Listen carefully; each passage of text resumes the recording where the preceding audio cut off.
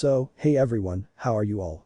I hope you all are good and welcome to my channel, and today I narrate a story about what if Naruto was a prodigy of the Uchiha and Senju lineages. And this is part 3 of this story, and if you want the next part of this story, so comment down fast. If you reach 50 likes, I'll upload it for you, and without further suspense, let's get into the video. Ouch. Hey, don't squeeze me. Naruto's pained voice sounded. It's your fault for using that technique. Kyomi said somewhat angrily. It's okay, it's my fault. Kyomi laid Naruto down on his bed. Wow, that was really crazy of you, said Sasuke. Yes, well, I had promised Lee that I would only use Taijutsu. Naruto excused himself. Well, the way your body is, I guess you won't be able to start training right away. No, actually I have a strategy to get rid of the pain, yes. What is it? Kyomi asked. Well you don't have anything right? Sasuke asked. Well, maybe I can go to the hot springs and I don't know be cured as.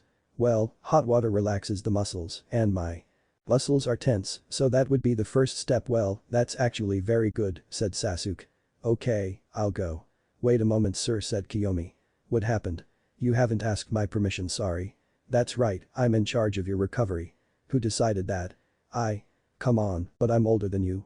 2 months doesn't make a difference. Actually yes, I'm 60 days older than you, so nothing at all.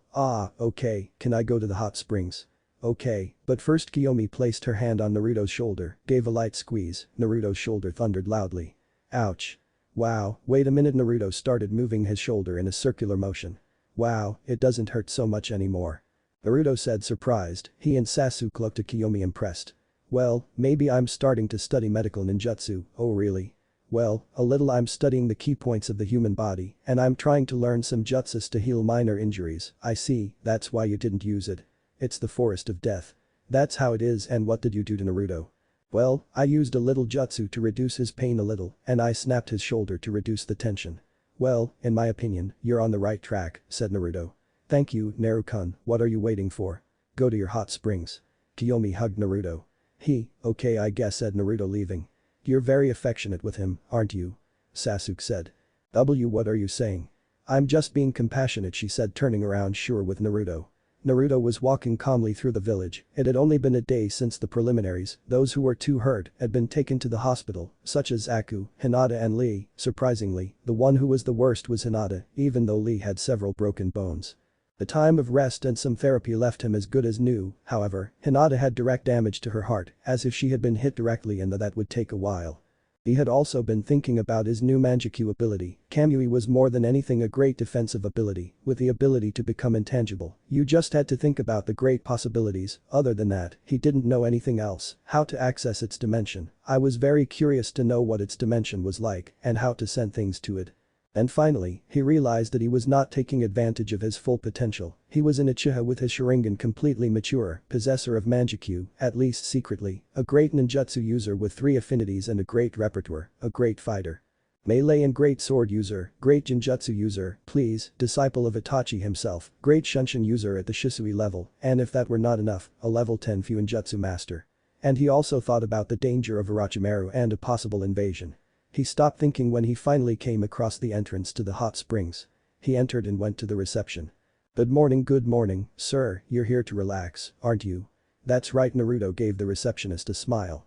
Okay, you can use the bathroom on the right side, that's the men's side, pick up a towel for yourself, remember that your time will be monitored, and the more time you spend, the more you pay.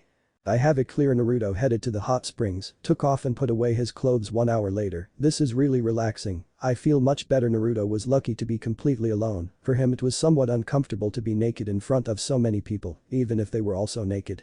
Anyway, he closed his eyes, enjoying it a little more. This was an incredible feeling for him. Sometimes it was better to forget everything and simply be happy. Naruto's tranquility was affected when his sensor sense was activated. He felt a chakra signature that was on the ceiling on the left side. On the women's side, his hearing managed to pick up the voice of the woman speaking, which means that the person on the roof was spying on them, really, having to deal with a pervert now, although I don't know if he's a man. Naruto went to his folded clothes and put them on. He had black pants and white bandages on his ankles. The upper part was covered by a simple dark blue high-necked shirt. Naruto came out and paid his time. He went to the exit and looked at the ceiling. He could see a tree next to him. He hinted that this was how he had reached the ceiling. He finally looked at the pervert. The only thing he could see was a long white and pointed hair, was in a ponytail. Well, it's time to take it out, Shunshin, and appeared behind the person. "Hey," Naruto whispered. "Ah!" the guy shouted, alerting the women.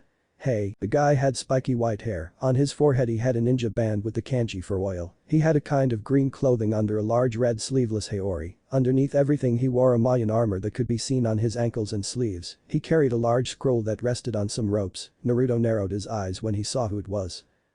Incredible, now I'll have to come back tomorrow." The guy jumped off the roof and started to leave. "Wait a moment, sir," said Naruto, who appeared in front of the guy. "Hey, what is it? I feel like I've seen it before." A smile was growing. "I almost had it. Don't go any further, I'll introduce myself, I'm the hermit of Myaboku Mountain, the wise and immortal spirit. Be careful, women, you might faint with my presence, that's me. Jiraiya the gallant." Jiraiya said, kind of strange pose. "Wow, incredible. You're Jiraiya, one of the 3 legendary Sannin." Naruto barely contained his excitement. "That's right, it seems like it's the first time you've seen someone so amazing." "Well, not exactly, but it's still impressive." "Ah, okay, but anyway, I have to go since you've interrupted my research investigation." "Yes, well you see, I have a novel, more like a book." Jiraiya took out an orange cover book from his haori. "It can't be, you write those books for perverts," said Naruto. "That's right, it's a success." Jiraiya kissed his book. "I don't think so, due to its content it is not at all popular among women, as for men, this book is only read by perverts due to the scenes it has inside," said Naruto. "Are you a robot? Also, my book has a very beautiful background." "Yes, sure, wait, what are you doing here?" "Now that I think about it, well, I've come to see my godchildren." Easy to guess, you were the master of the Yondaime, so I can guess that Mytho and Menma are your godchildren. Wow, you're pretty smart, so what do you want, an autograph?" "No, I've never read your book, you should. Well, this Naruto." The two heard the voice of Myth calling Naruto. "Hello, Naruto. What are you doing here?" Mito looked at the Uchiha who was next to his perverted godfather. "Wait a minute, Naruto, don't tell me what." "It's not what you think," Naruto interrupted Mito. "You better," the blonde replied. "So you're not going to greet your favorite godfather?" Jiraiya said to Mito. "You are my only Iro-san godfather, don't call me that, brat." The two began to argue. In the middle of the discussion, there was a thoughtful Naruto. He was in the middle of a Sannin who was not lost, a Sannin who was still in service of the village. He was a person who, despite the first impression, surely he was strong and had great experience, without a doubt he would be a great teacher, after all he trained the 4th Hokage. "Wait a moment, teacher." "Jiraiya-sama," said Naruto. "Hey, what's up?" the Sannin asked. "I would like you to train me, please." Naruto gave a slight bow, Mito opened his eyes, and Jiraiya raised an eyebrow. "Why do you want me to train you?" Jiraiya asked. "Well, you are one of the legendary Sannin, the only one who is still at the service of the village, and if I'm not wrong, you must be the strongest. I am currently in the Chunin exams just like Myth. Well you see, I don't have anyone to train me, since my sensei will train my 2 teammates, and honestly, for me it is more effective to train with a teacher." Naruto explained. I don't know, I don't have time to train a brat. Please Jiraiya-sama, I'll do anything whatever." Jiraiya's cheeks turned red. "It can't be Iro-senin," said Myth. "How about you bring me a mature, tasty and curvy one?" "Huh? If you manage to bring me one, I'll train you." "Really, that's it? Great." Naruto quickly headed towards the center of the village. "Wow, I can't believe I'm seriously going to do it," Mito said in surprise. "Ha. These were great." 4 minutes later. "Here I am."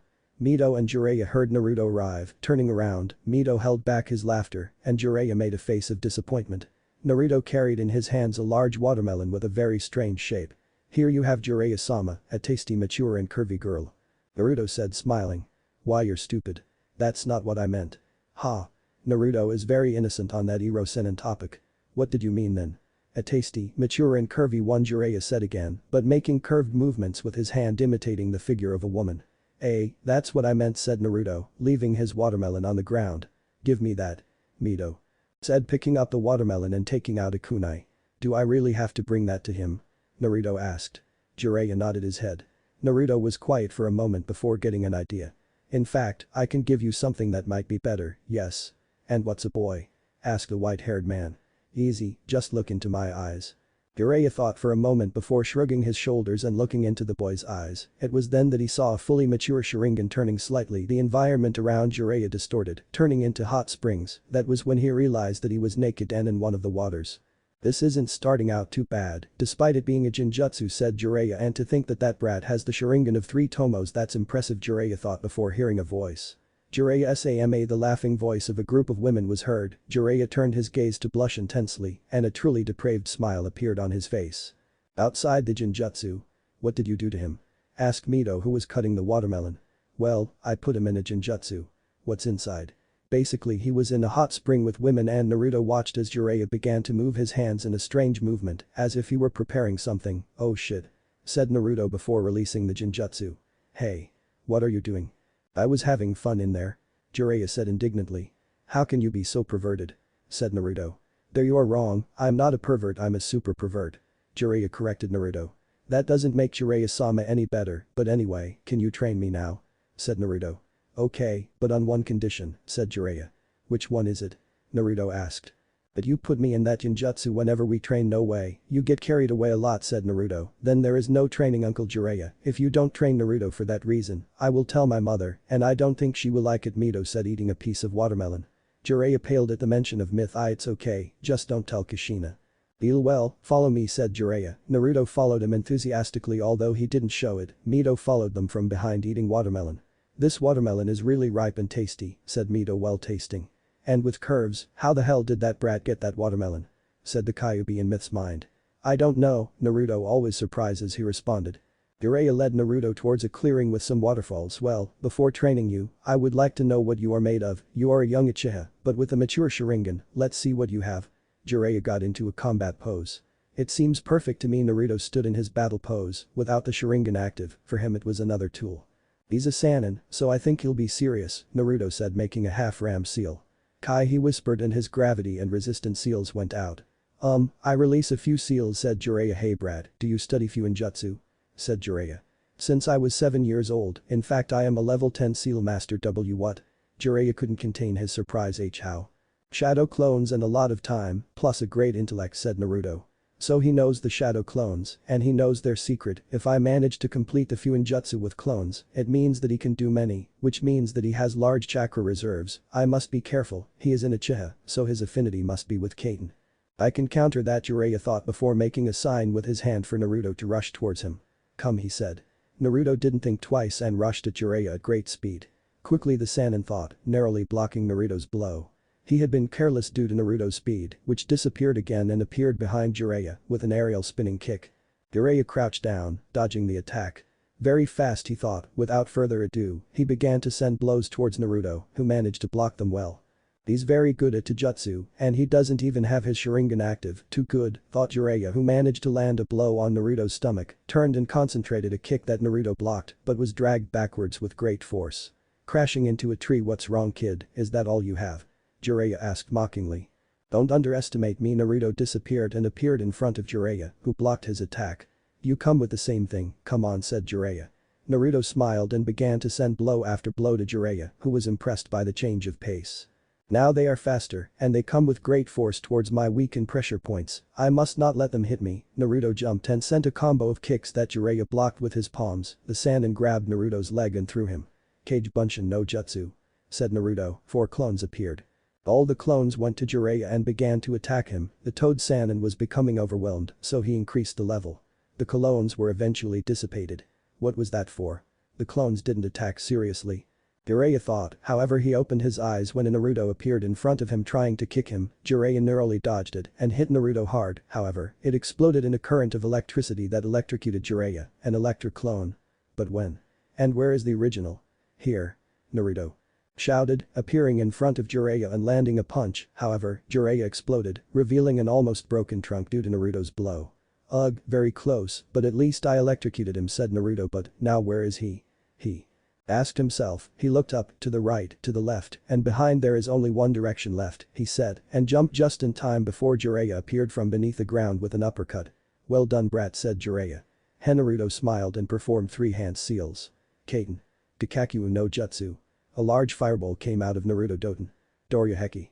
Earth style, earth wall, said Jiraiya, placing his hands on the ground from which a large wall of earth came out, crashing against Naruto's jutsu. The wall began to crumble. Jiraiya was scared by this, but luckily the fire stopped. Ugh, his ninjutsu is very strong, said Jiraiya. Kaiten and Raiten. Jiraiya thought those are their 2 affinities. The Sannin was surprised to feel how Naruto appeared too quickly behind him. Naruto gave a big blow to Jiraiya, who was thrown backwards. Oh my back. That boy hits hard. I should be more careful, Jiraiya thought. How did he move so fast? Jiraiya didn't have time to think, Naruto appeared again surprisingly, Jiraiya blocked the blow, Naruto appeared again in another direction and gave another blow, Jiraiya dodged it. Shunshin level 2 thought Naruto, the Uchiha appeared and disappeared, sending really fast attacks towards Jiraiya, who received some, but was able to recover quickly. Jiraiya managed to predict Naruto's move and hit him hard, however Naruto managed to block to reduce the damage, Jiraiya decided to test the boy. Suiton. Sudan no Jutsu Jiraiya threw the water bullet. Kaiten. Kikaku no Jutsu Naruto launched a smaller fireball with less chakra, the two jutsus ended up colliding, creating a small mist. Jiraiya sent his senses to their maximum, trying not to be taken by surprise again, he jumped dodging a flurry of small fireballs. The Sannin began to perform acrobatic movements, dodging more fireballs. His senses caught the sound of the air cutting, he took out a kunai and deflected several kunai and shurikens that were heading towards him.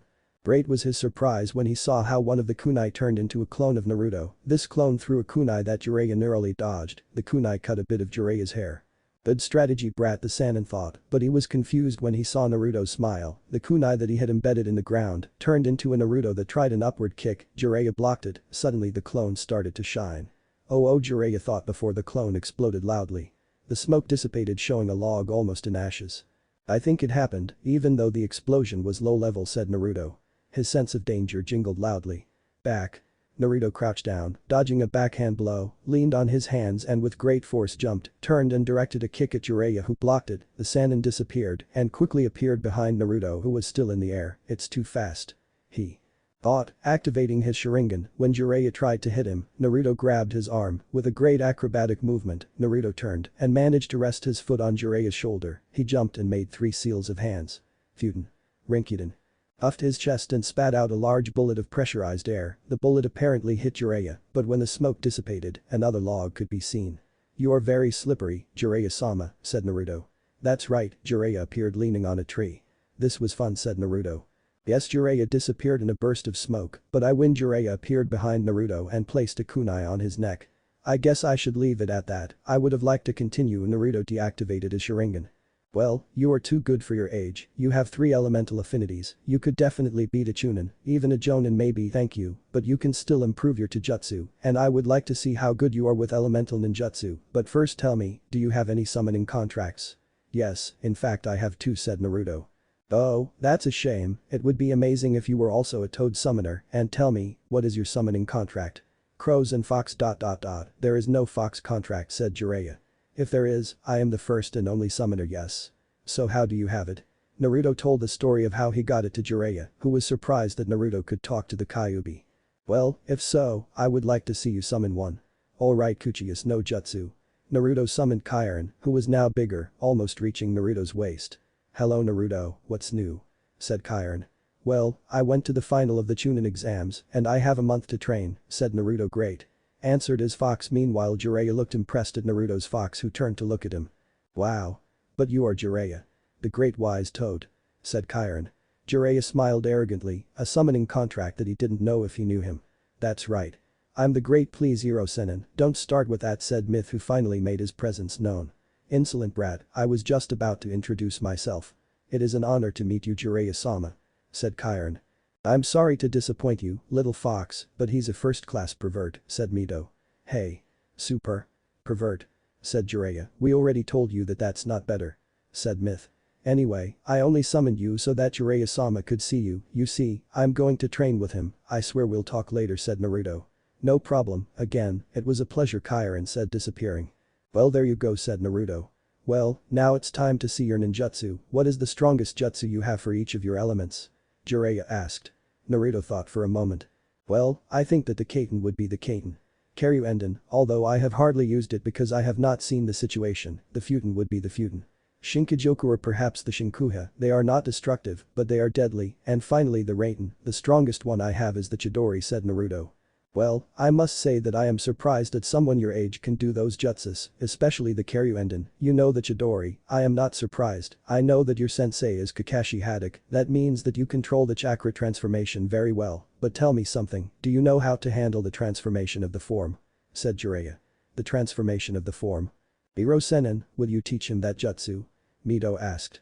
It may be, you see Naruto, you can not only transform the transformation of nature, but also the shape of the chakra in its pure state, achieving it is usually difficult. In addition, people do not use it because there are not many jutsus from the state. However, the fourth Hokage, Minato, managed to create a jutsu that is considered the greatest representation of the control of the chakra form, the rasengan. Don't tell me that that's right, I will teach you the rasengan, I will hope to pass that power on to you, but it won't be easy, we will see if you are really a prodigy. After all, someone as intelligent as Minato spent 3 years creating that jutsu. What? 3 years? Naruto asked Adamito. That's right, I decided to accept training you, we will work on your physical strength, I think we can improve it more, you are very fast, and I see that you know how to handle Shunshin very well, in Fuinjutsu I can't teach you as much due to the level you have. We can always work on the chakra control, and I can teach you a method to make your fire jutsu stronger, besides, it is the only affinity we share finally, the rasengan. Yes. Thank you, Jiraiya-sensei. Hey Iro-senin, I also want to complete the rasengan, can't your father help you with that? If it's true, well hope it goes well. Mito. Retired. I didn't leave any watermelon, said Naruto, that's the least of it, it's time to start. Yeah. Time skip. 2 weeks later. The training with Jiraiya was going well, Naruto, and he practiced mainly with sparring partners. Jiraiya had helped him improve his taijutsu, he taught him espionage techniques, which were very good, there is no doubt that Jiraiya was very good in that area. And finally helped him with his taijutsu and quite strong physical strength training, chakra control only improved, and Naruto was already able to do jutsus with a single seal or two. Jiraiya also taught him a few seals. Finally, Naruto also trained alone, and it must be said that he had great ideas, he was thinking about creating his own jutsus, and he already had an idea, currently he was only working on a Raiten jutsu and another Futen jutsu. When talking about the subject, he realized that Kyomi and Sasuke were also working on their own jutsu, in addition to their Chidori variants, which they said they would use in the finals. A great advance in addition to his new physical strength was that he learned the rasengan, and Jiraiya had been surprised by the speed at which he did it. Flashback. Okay, this is the first step, said Jiraiya, taking out a balloon full of water. What am I supposed to do? Naruto asked.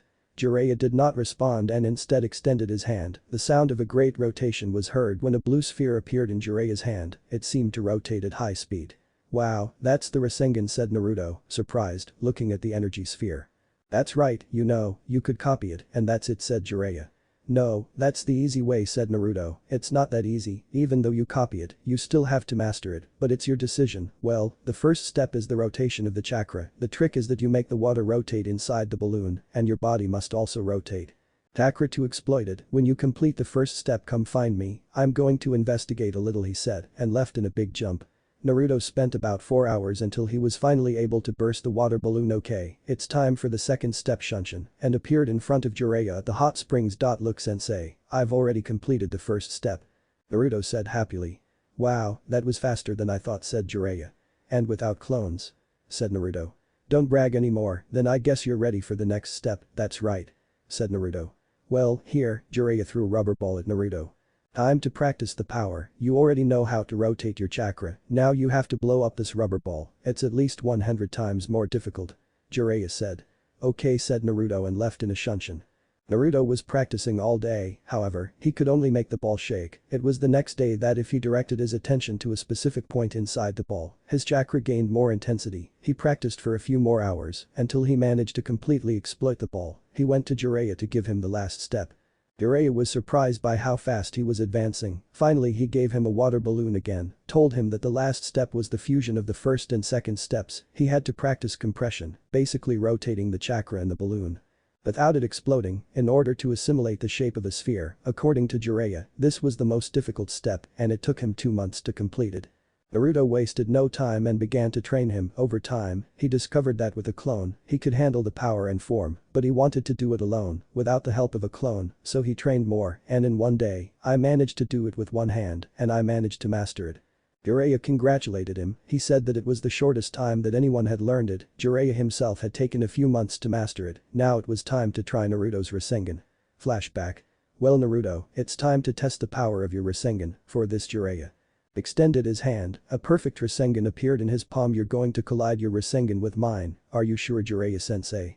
Of course, don't worry, nothing will happen to me. Okay, Naruto raised the palm of his hand, the sound of rotation was present, and a rasengan appeared in Naruto's hand, it was a blue color a little darker than Jiraiya's.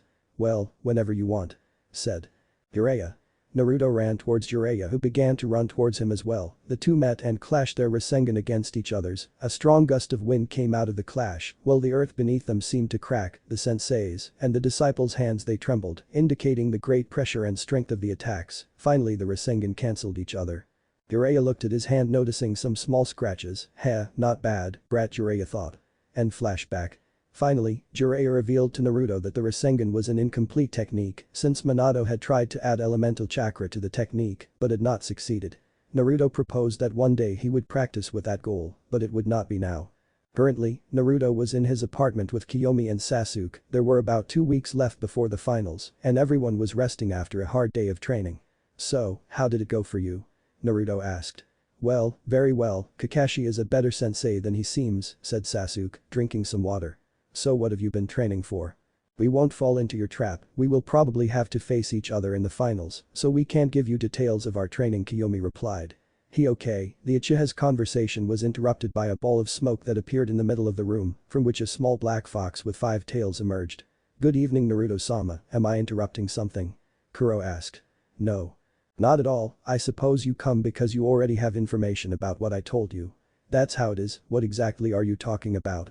Naruto explained to Kyomi and Sasuke about the suspicions he had in Kabuto, about Orochimaru and how he sent Kuro with his squad to investigate. "I see," Sasuke said. "Very well, Kuro, inform me," said Naruto. "Well, Naruto-sama, first of all, what I have is not good news," the Uchihas made serious faces. "Well, let's get to the point, this Kabuto guy is a spy and subordinate of Orochimaru. Just as you suspected, the Kabuto guy headed towards a kind of village on the borders of the Land of Fire called Atogakure." "Atogakure, that's where Zaku, Dosu and Kim came from," said Kyomi. "That's right, this Kabuto guy seems to be a too close subordinate to Orochimaru, who is posing as the cage of the Atogakure village, but here comes the most worrying thing, what is it?" "Orochimaru plans to invade the village, along with Sunagakure and Atogakure." "What?" Kyomi shouted. "It doesn't make sense, Sunagakure and our ally," Sasuke said. "So it seems, but sad news is coming, the Kazekage was apparently murdered by Orochimaru, who at the same time is posing as him." Everyone opened their eyes. "It can't be, that guy." "I killed the Kazekage, continue please," Naruto said, he looked too serious. Kuro nodded. "Well, Orochimaru plans to invade the village during the finals of the Chunin exams. He says he has a beam up his sleeve, like a special weapon, it must be Gaara, since he is the Shukaku's Jinchuriki. Yeah, that guy looks pretty unstable. If it's unstable, so is its eel." So Naruto opened his mouth in surprise. "Does Orochimaru plan to release the Shukaku in the middle of the village?" Sasuke asked. "That would be terrible," said Kyomi. "That's all I have," Kuro said. "Thank you, Kuro, but I need you to stay here for a while, we are going to report this to the Hokage." Kuro nodded and climbed onto Naruto's shoulder. "Let's go with you," Sasuke said. "Okay," said Naruto. Kyomi and Sasuke grabbed Naruto's shoulders. The three disappeared in a shunshin of fire created by Naruto. Lately he had been experimenting a lot with shunshin. Hokage office. Minato was finishing signing the papers with his shadow clones. Since he discovered that this way he could shorten the time with paperwork, his life had changed. His attention was called when a kind of line of fire appeared in the middle of his office. The line went down until the figure of the 3 Uchihas slowly appeared, Naruto carrying a small fox on his shoulder. "Excuse me, Hokage-sama," said Naruto. "Wow, but if it's you, what do you have?" Minato asked. "Well, I have some news to tell you, but I would like you to call Jiraiya-sensei and Shikaku-san first." Why should you call them?" Minato asked.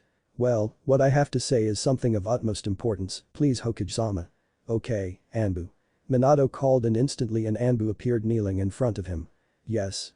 "Hokage-sama, I need you to look for Shikaku Nara and Jiraiya-sensei please," said Minato. "Hi," said the Anbu and disappeared in a burst of smoke. About 10 minutes later, Jiraiya and Shikaku were in the Hokage office. "Well then, what do you have to tell us, Naruto?" "Actually, my summoning here will help me a little, it has been helping me for a long time." "Alright." Naruto and Kuro told everything about Orochimaru's plan and everything we already know. Minato had a frown after what he had just heard, the former third-year student did cause problems, to be honest, it was better for him that the Sandaime Hokage had taken care of him when he had the opportunity, I guess the man was too much. "Gentle, so, what do you think about it?" Minato asked. "Knowing Orochimaru, he will try to enter in the most unnoticed way, I suppose he will enter disguised as the Yondaime Kazekage, at least that's what I think," said Jiraiya. "If your objective is to destroy Konoha, you will surely attack not only internally, but you will also have troops on the borders of the Leaf to take care of its security. In addition, I suppose you will also want to attack the main points of the village, like which ones?" Jiraiya asked.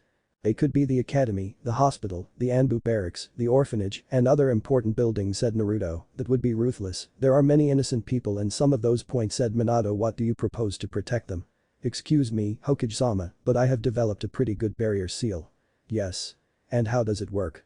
It's simple, it is a sealing matrix that is capable of adhering to any place. Any ninja will need to supply it with chakra. Once the seal comes into contact with the chakra, a barrier will be activated. I guarantee that these barriers can withstand A-rank jutsus below. The ninja maintaining the barrier can let someone in, but not let anyone out, unless he decides to lower the barrier completely. Wow, could you show us those stamps? Sure, they're at my house, said Naruto. Well, I don't think anything bad will happen if we go. I'll go too. Kushina kicked the door. She had been listening to the conversation from behind. Kushina. What are you doing here? Minato said. I've been hearing all about the invasion, and I'm looking forward to seeing what the seal that Naruto developed is like. There's no problem with her coming, right? Minato asked. Why did I open a problem? Kushina asked. Not at all, they can come. They all disappeared in a shunshin and appeared at Naruto's house. He invited them in. Well, follow me, Naruto-sama, if you'll excuse me, my work here is done, I would like to return, Kuro said. Sure, thank you very much for everything, said Naruto. See you. Kuro disappeared in a ball of smoke. Naruto guided everyone towards a door which was closed. The Uchiha put his hand on the door. Instantly, kanji flashed white before a click was heard. Naruto opened the door, showing a room full of shelves with books, a table with various papers and some fujitsu materials. Sorry for the mess, usually only I am here. Minato looked at one of his three-pronged kunai. I see you still have that gift, Minato said. That's right, it was very helpful. Now I have my own Hiraishin formula, although the design of the kunai is more subtle. Naruto pointed to a sheet of paper next to Minato's three-pronged kunai. Minato picked up the blade and saw a drawing of a kunai that seemed to be normal, except that the handle had Naruto's Hiraishin formula engraved on it, which was very similar to his, only that some kanji were different. In addition to some small kanji add on each side, the kunai was normal, except for the edges that seemed to be a somewhat silvery color. Nice design, it is subtle and can take anyone by surprise, that's the idea, Naruto responded. Naruto opened a drawer and took out a sheet of paper with a stamp in the middle. Can Minato-sama follow me? Naruto said.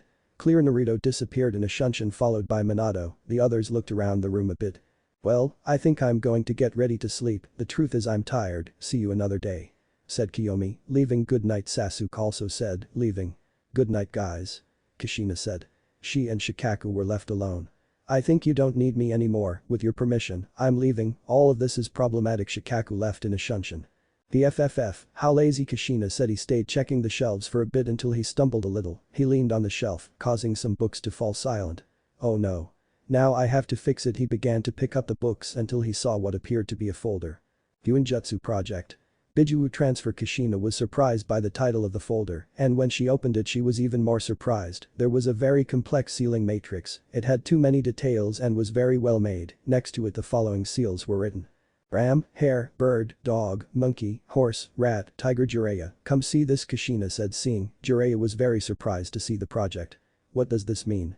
It's like a kind of seal to transfer something, said Jiraiya. That's right, but I would like to ask Naruto. He was going to ask Naruto what it was about. Just when he thought about that, Naruto and Minato appeared in a shunshin. They had tested Naruto's barrier seal with the Hokage tower, and it had worked wonderfully. Now the seal was in a state that Naruto had called rest, where the seal would only activate when a stream of chakra touched it. Well, your seals work wonderfully. Tomorrow morning you will go with Jiraiya to put the seals on the aforementioned points at the meeting, said Minato. Hi, Hokage-sama. Naruto. Kushina said. Yeah. Could you tell me what this means? Kushina held up the folder, making Naruto swallow. Well shit, I had forgotten because I didn't let anyone in here, Naruto thought. Here, Kushina-san, I can't lie to you, that seal, I have been creating to transfer half of Menma's Kyuubi to me. What? Everyone shouted just as you hear it. No. Absolutely not. Why would you? Kushina asked. Well, everything has an explanation. Naruto took out a small notebook, he gave it to Kushina, Minato, and Jiraiya approached to read what it said. In the notebook it was written the reasons why Naruto was moving the Kyuubi towards talked about the bad relationship between the Kyuubi and Menma, and how the dark chakra of the Kyuubi yin hurt Menma. And about Naruto's slight suspicion that Menma's attitude was being affected, and the overflows of your emotions. Kushina, Minato and Jiraiya read the entire explanation. Well, I can't deny that your reasons are valid, but still, how do you guarantee that Menma won't die after you transfer the Kyuubi? Plus, how does it work? Minato asked.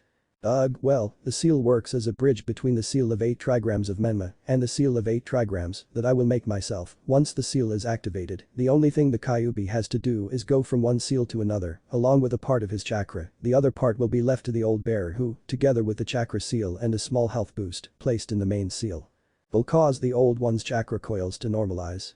And they are completely restored with the help of the Kyuubi's chakra, thus stopping their death process after Menma survives. As I possess the Kyuubi itself, its chakra will regenerate, but this time in my seal, Naruto finished his explanation. Wow, just wow, said Jiraiya. And all that in a seal, said Minato. However, it should be said that he was not going to use it without your consent, after all, it was his decision to seal it in the first place, said Naruto. Minato and Kushina were silent for a long time. Naruto waited patiently. Minato was considering Naruto's idea. A new stable Jinchuriki was better for the village than an unstable one, besides, he wanted to help his son. Kushina was a little hesitant, was this really the right thing to do? Anyone would think that Naruto simply wanted the Kyuubi for power, but in the explanation he made it more than clear that he was not doing it for his own good, but for Menma's and the boys. Kyuubi besides, she trusted Naruto and the Kyuubi also trusted him as, strange as it was. A few more minutes passed until Naruto I accept that you transferred the Kyuubi to you, said Minato. Me too, everything is for the good of my son, Kushina said. We trust you, the two said. Thank you, said Naruto smiling. When will you make the transfer? Minato said. During my battle against Menma in the finals. By the way, for the seal to be completed, Menma must take out at least one tail of chakra almost. So I'm going to have to provoke him, Naruto said. Okay, but be careful, Kushina said. Well, if you'll excuse me, the seal is still missing a few things, so I'm going to have to work a little more, okay? Good luck and take care of yourself. Kushina gave Naruto a hug before being grabbed by the waist by Minato and disappearing in a flash of yellow. You continue to surprise me, Gaki, keep it up, you'll go far, said Jiraiya. There is no limit to great mind, said Naruto. Well said, Jiraiya disappeared in a burst of smoke. Well, Naruto made half a ram seal, instantly, 10 clones appeared in front of him. They know what to do, said Naruto. Hi, said the clones. Naruto sat with his clones who began to work and create more barrier seals. The original directed his gaze towards the drawing of the kunai with its Hiraishin seal. These finals will witness the power of Naruto Uchiha, believe it, Naruto thought. One day later. In the morning, Naruto had gone with Jiraiya placing the barrier seals. The Jonin and Ambus ninjas were informed about the invasion and were planning a counterattack strategy. After all, they were facing 2 villages, one of them was one of the big 5. Who, despite being the weakest of the 5, is still strong. After that, he went to visit Rock Lee in the hospital, where he was recovering little by little. He said that he would promise to recover quickly to see the finals. Naruto laughed at that. After that, he spent the day training. He had quite a few things ahead of him, the Kyuubi seal, the final battles, the invasion, Gaara and Shukaku. Everything was a kind of weight on his head. He just hoped that when it was all over, he would have something rest, and who knows, for now, he's just working on his jutsu. Naruto made hand seals. Rat, ox, dog, hare, monkey. Naruto lowered his arm with his palm open. The sound of birds chirping sounded loudly in the clearing where he was. It was night and the breeze was blowing strongly. An intense purple glow appeared in his hands while chirping birds and lightning sounded. I'm almost there, said Naruto 2 weeks later. Kunes, ready. Shurikens, ready. Chikudo, ready. Sealed. Seals, ready. Naruto took out some kunai that had some kind of seal on their handle. You guys are ready to be tested. Naruto sealed everything in his special wrist seal, which was kept under his sleeve. It's time. Naruto was wearing his typical black long-sleeved shirt. On top of this, a short-sleeved and high-necked shirt typical of an Uchiha. He had the clan logo on his back. To his clothing he had added a pair of short fingerless gloves of color black and a metal plate, dark gray Anbu pants and black bandages on his ankles. Finally, a pair of black sneakers. His clothing was all dark in color. But he liked that color, it was good and matched with everything, and what's more, you went unnoticed. Well, let's go. A gust of wind disappeared. Konoha Stadium, 12 o'clock hours. The Konoha Stadium, a gigantic construction with a circular figure. The stadium was a little far from Konoha itself, since it could easily accommodate half of the village. It had no roof, because the shinobi combats took place, no matter what the weather. Well, this was the place where the final of the Chunin exams would take place. Inside the stadium, there were the stands which were full of people who did not stop talking because they were excited. They would witness the final battles of those who managed to pass the other 2 tests of the exams. In addition to the tough preliminaries, they knew that they were all strong, but they had faith in the children of the Yondaime. And also in the last Uchiha, the stadium also had a special box where the Hokage stayed. This time, both the Hokage and the Kazekage would stay in this place, although we all know who he really is. Inside the stadium in the lower part, there was a tunnel that led to the waiting room. There is where all the participants of the exams were. There were the two remaining members of Team 11, Menma and Mito. Menma was wearing a kind in an orange sweatshirt with his dark gray pants and blue sneakers. He wore his ninja band on his forehead. And also had white bandages on his ankles and a kunai holder on his left leg. Myth on the other hand, had a tighter orange jacket with touches blue. He was wearing orange shorts that were a little short, but not too tight, improving his mobility, black stockings that reached up to his thighs, a kunai holder on his right leg and blue sneakers, a ninja band on his neck and on his back. Hair pulled back into a ponytail with two strands framing her face. In the room there was also the complete arena team, and Dosu, for some strange reason, was not there. Shino was in a quiet corner, Neji Hyuga looked at everyone with indifference, and finally, there was also Shikamaru, who was watching all with a bored expression. Everyone's attention was called when Kyomi and Sasuke appeared in a swirl of leaves. Kyomi was wearing a purple skirt, underneath it were shorts that couldn't be seen. She also had a kind of beige shirt with the clan logo. Uchiha behind, his hair was loose, he also wore large stockings that reached his mules and black sneakers, a ninja band on his neck. Sasuke was wearing a black high-necked shirt with the Uchiha clan logo on the back, dark gray pants with white bandages on the ankles and blue sneakers. He had bandages on his left arm and his ninja band placed on his forehead. Nice entry, said Myth. Thank you, I take it you're ready. Mito said again. That's right, but where is Naruto? I don't know, it hasn't arrived yet. Just when Mito said that, a large gust of wind crossed the room. Small gusts of wind began to spin and gather together. When they all came together, Naruto appeared in the room with his clothes and with his hands in his pockets. Does everyone make ridiculous entrances now? They're problematic, said Shikamaru. Heh, I guess, said Naruto. And when does this start? Sasuke said. Well, Dad is about to make the announcement. Well, we just have to wait, said Naruto. In the Hokage box. Minato was behind a curtain in which he was being escorted by two Anbis. I hope you did what I asked, said Minato. Hi, Hokage-sama, said the Anbis. Okay, let's do this, said Minato, passing through the curtain. Minato walked towards the end of the box. Minato directed chakra into his vocal cords to amplify his voice. Listen to me, people of the leaf, said Minato. Everyone in the stadium fell silent, paying attention to their Hokage. First of all, I want to thank you for coming here to witness this great event. Today, in this stadium, the new shinobi who committed themselves to protecting the lives of their villages will be consecrated. Today, new talents who have borne through effort and sacrifice. Each of the participants in this event have gone through different tests that were not easy at all. But each of them managed to overcome it successfully, and now, they are here to fight for the title. What have you been looking for? Minato announced, causing the crowd to cheer. Now, I would like to announce our special guest, since he also has participants in this event. I want everyone to welcome the Yondaime Kazekage with applause. Minato said, pointing behind the curtain from which a man in a robe emerged. White with a full body, he had a Kazekage hat and a band covering half of his face. Everyone in the stadium applauded the arrival of the cage. Thank you for the welcome, Hokage Dono, said the Kazekage, sitting down. It's nothing, Kazekage Dono, said Minato. I must admit that he disguises himself too well, Minato thought. Well, and now, without further ado, I want to introduce you to the genins who managed to get here. Minato pointed to the tunnel from which the genins began to come out. They all headed towards the center of the arena where they stood in a row. Well, let me lead this event, Hokage-sama, said Genma Shiranui, a jonin with a ninja headband in the form of a scarf and a senbon in his mouth. Okay, go ahead, Genma, said Minato. Well, we will start with the first battle, said Genma. A question, said Shikamaru. Yeah. Where is Dosu? Remnants of his blood were found, it is believed that he is dead, said Genma. Only Naruto noticed how Gaara clenched his fists. Now yes, the first battle, Sasuke Uchiha vs Neji Hyuga. Genma said. The others went up to the stands, while Sasuke and Neji stood facing each other with Genma in front of them. Well, the rules are the same as in the preliminaries. I will stop the battle if I think it is necessary, although it may not be that way. Sasuke and Neji separated a little. Are you ready, Uchiha? Sasuke nodded with a serious look. This guy had hurt his friend without any remorse. He would put on a show in this battle. Are you ready, Hyuga? Genma said. Neji nodded too. He would show this Uchiha that his destiny is to lose to the Byakugan. Okay, then start. Genma jumped back. Why don't you give up? Uchiha, your destiny is to lose to me, Neji said arrogantly. I don't believe in destiny. You, on the other hand, are too stupid to believe that destiny is something real. I will show you that it is not so. After all, my destiny was to die that day, or simply fall in hate, but it wasn't like that. At least I gave you the chance, said Neji, taking the Jukin position. Okay, let's go. Sasuke took his battle stance.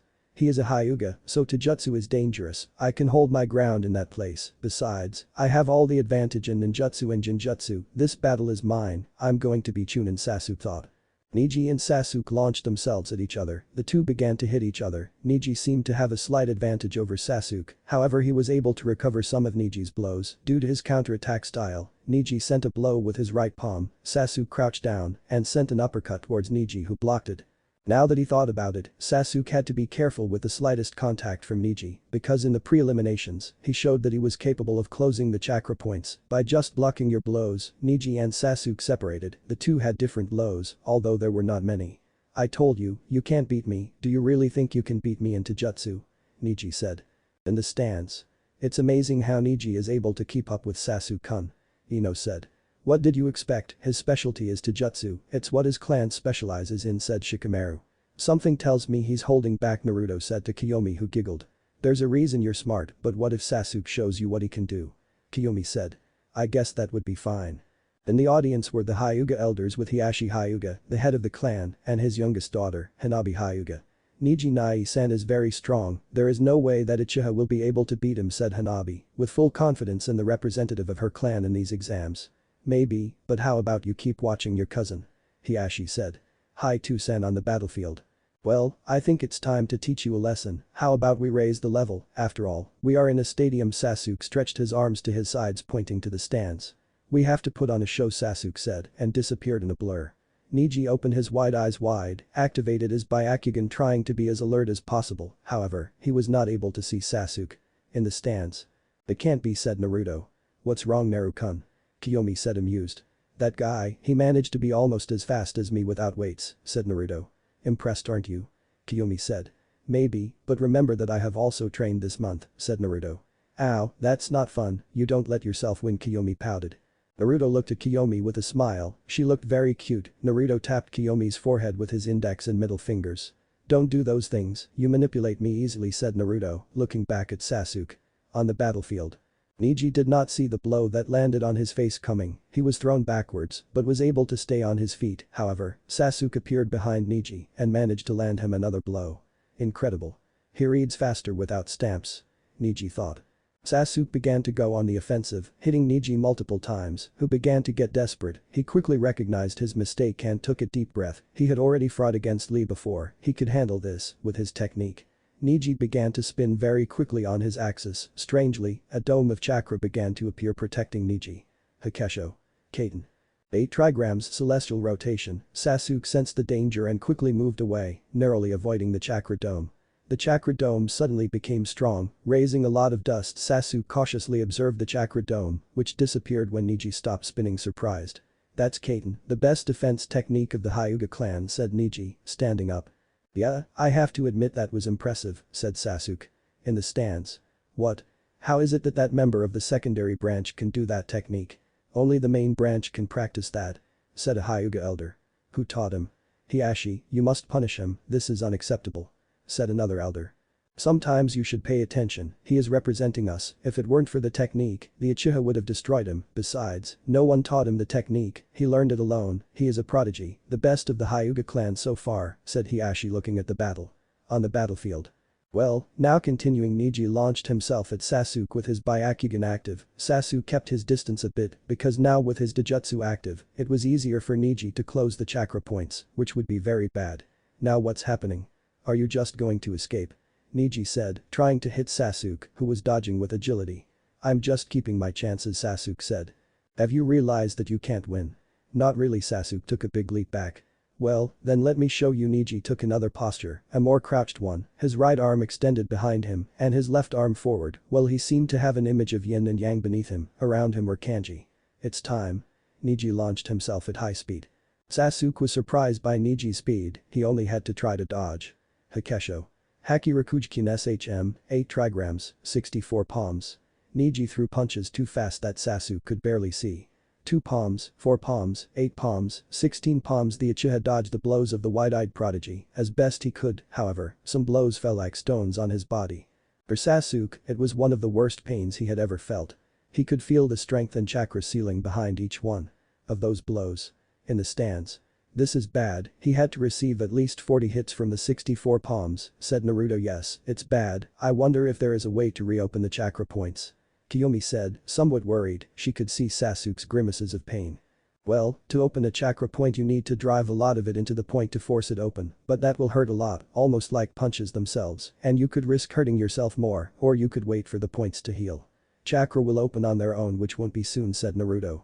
Kyomi remained silent with a serious face, watching her brother's game.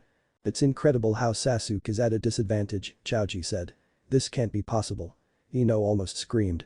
Well, what did you expect, Sasuke? Kyomi and Naruto are not the only strong ones in these exams, as if that were not enough, Neji is a year older than us like everyone on his team, he has a little more experience than us, but if I've learned anything from those troublesome Uchihas, it's that they always find a way. Shikamaru said lazily. In the combat arena Neji finished his attack with a large double palm that Sasuke had to block by flying backwards. I still wonder, why haven't you activated your taijutsu? Because if I do I would beat you easily, Sasuke said, rubbing his arms. I don't think so, even with your little red eyes, you couldn't beat me, the Byakugan is better than the Sharingan, said Neji, exuding pride. I'm not going to say anything about that, we'll decide who's better, for now, I'll prove to you that I'm good, even without Sharingan. Sasuke channeled a large amount of chakra into himself, he felt like something was uncovered inside him. But it hurt too much. Arg. Sasuke let out a cry of pain as he felt his chakra points being unblocked. So you've decided on that, huh? Naruto said with a serious face and arms crossed, it was a good alternative, Sasuke could now handle his chakra without problems, but in exchange his body received damage, and it's unknown why. Measure. Okay, time to teach you a lesson. Sasuke launched himself at high speed, again, Neji couldn't see him. That strategy again. Neji began to turn. Let's see how strong that dome is. Sasuke made hand seals. Kaiten. Gakkaku no Jutsu. Sasuke launched a large fireball from his mouth. The fireball collided with the growing dome of chakra which protected Neji incredibly, the fire dissipated, showing an almost unharmed Neji. Neji looked at Sasuke with a serious face, it seemed like he was testing him. Sasuke disappeared and appeared in front of Neji, starting to fight into jutsu. You see taijutsu again, is he crazy? Neji thought. Neji blocked and sent blows to Sasuke, who also blocked them, he was so fast that Neji couldn't block his chakra points. Sasuke grabbed Neji's palm and quickly extended a fist that landed in the Hyuga Prodigy's face. Sasuke didn't lose time, his counterattack began with one more simple blow, he made different consecutive blows with his left arm and ended with a big right that sent Neji to crawl on the ground. The Hyuga got up, backed away acrobatically, and took out different kunai and shuriken that he threw. Toward Sasuke, the Uchiha took out a kunai and deflected all the projectiles so that they all shot upwards, remaining suspended in the air. Sasuke jumped, grabbed the kunai and shurikens and threw them at Neji, who jumped to the sides, dodging the weapons that had previously been launched by him. Sasuke appeared in front of Neji and landed a huge attack on the Hyuga's stomach, who was thrown backwards. Sasuke passed through hand seals. Kaiten. Hasenka no Jutsu. Small fireballs came out of Sasuke, so Neji could only dodge, however, 3 fireballs were able to hit him, sending him badly injured towards a wall, he grunted in pain while he had some burns. He opened his eyes only to see Sasuke at a distance from him. Before I beat you, I have a question to ask you, Sasuke said. Tsk, Neji growled. Why do you hate the primary branch of the Hyuga so much? It's none of your business. Neji shouted. So? Well, it seems like it became everyone's business after you hurt Hinata that way, why did you do it? Was it out of envy? Neji frowned. Was it because of a small slip? Or what? Said Sasuke. It's because of what they do to us. Neji shouted. What do you mean? The Uchiha asked. I don't know who came up with the idea of dividing the clan into 2 branches, if I had him in front of me, I swear I would kill him. Who decides who is in charge? Just because they are from the main branch, we have to serve them. So much. We are family. Why do we have to be their slaves? Neji asked helplessly. Hinata watched sadly from the stands, she didn't like that mentality of her clan either. The elders, Hiashi and Hanabi, looked on with stoic gazes, although the youngest seemed to hesitate. They don't know how we feel. They treat us like accessories or objects or however they see us. It's wrong, it's no way to live, it's their fault my father died. What do you mean? They couldn't cross that line, said Sasuke, not even his own clan was so ruthless. Let me show you something. Neji removed his ninja band from his forehead, showing that beneath it was hidden an X-shaped seal, which was surrounded by 2 light green lines. Naruto sharpened his gaze as he observed Neji's seal, Kushina did too. What is that? Sasuke murmured.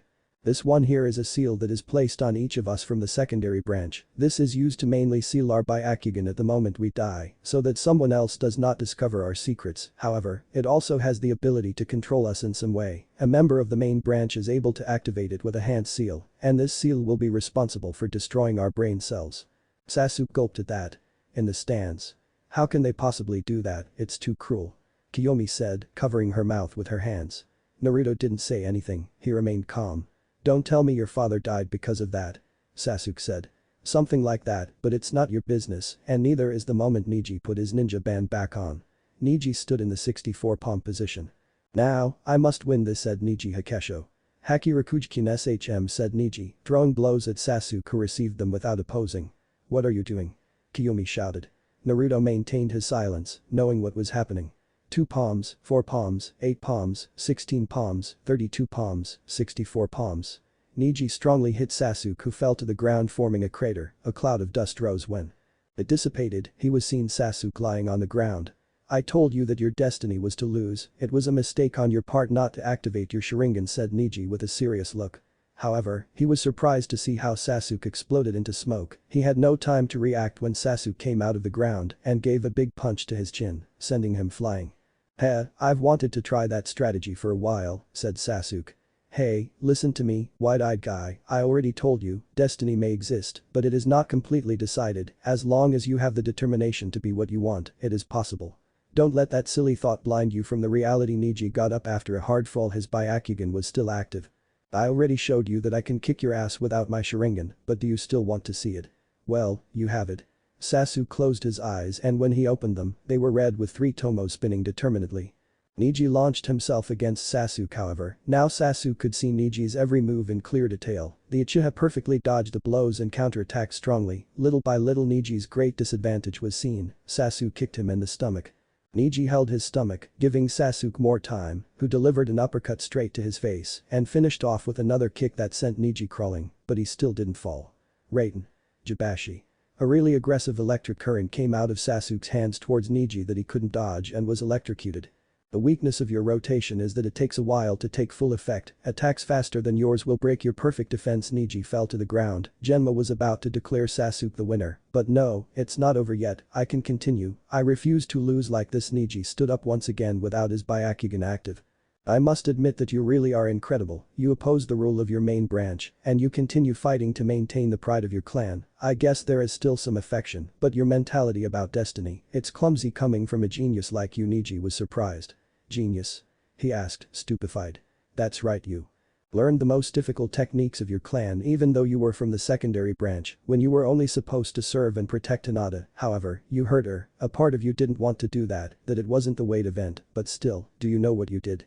You changed your destiny from just being a servant to being one of the best genins in Konoha, Sasuke said. Neji looked down. You have some of my respect, but remember that you owe someone an apology. I'll end this now at high speed. Sasuke appeared in front of Neji and grabbed his head, making Neji look him straight in the eyes. The Hyuga gasped. Sleep. The tomos turned as the Sharingan shone. Neji's eyes closed and his body fell unconscious to the ground. It's over. The winner of the fight is Sasuke Uchiha. Genma shouted and the people cheered loudly. It's incredible how they only focus on the fight they saw and not on the background. Well, what can be expected from them? Sasuke thought. Going up the stand, Sasuke finished climbing the stairs until he reached his leaf companions, who were waiting for him. Congratulations on your victory, Sasuke, Kyomi said, happy for her brother. Thank you, Kyomi, said Sasuke, who stared at Naruto. What? Aren't you going to congratulate me? Sasuke said. Are you talking to me? Said Naruto, who was thinking. Yeah, congratulations on your victory, Sasuke, said Naruto. What's wrong with you, Naruto? You're more thoughtful, said Kyomi. Don't worry, it's just that there's a lot to think about, don't you remember? Naruto whispered to his companions. Don't worry, Naruto, we already know, you don't have to worry, the plan we have is good, said Sasuke. Alright, the three stopped when they saw how Genma was preparing to speak. Please. Come forward, Shikamaru, Nara and Sabaku no Temari. Genma shouted. No, I better go, this is very problematic, said Shikamaru as Temari confidently walked down. Don't be acting like that, go fight for the honor of the blade. Ino said, pushing Shikamaru down the steps, who fell face up in the sand. What's wrong with this bum? Don't you want to fight? This guy doesn't have my support. People started throwing trash at Shikamaru, who couldn't care less. Troublesome blonde, he pushed me here, now I have to fight, Shikamaru thought. Are you scared? Temari said mockingly. It's so troublesome to fight only with women, Shikamaru thought.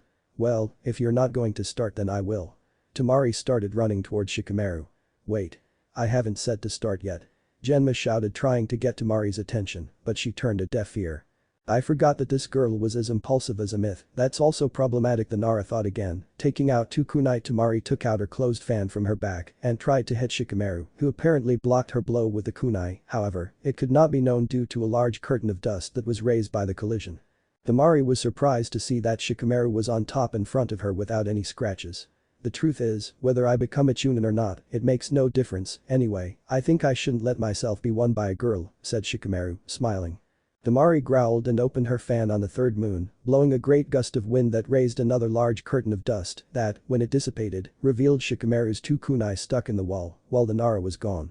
He's fast, at least for hiding, thought the Tsunagenin. Shikamaru was hiding behind some trees. The truth is, it wouldn't be polite for a boy to beat a girl, but who said I was polite?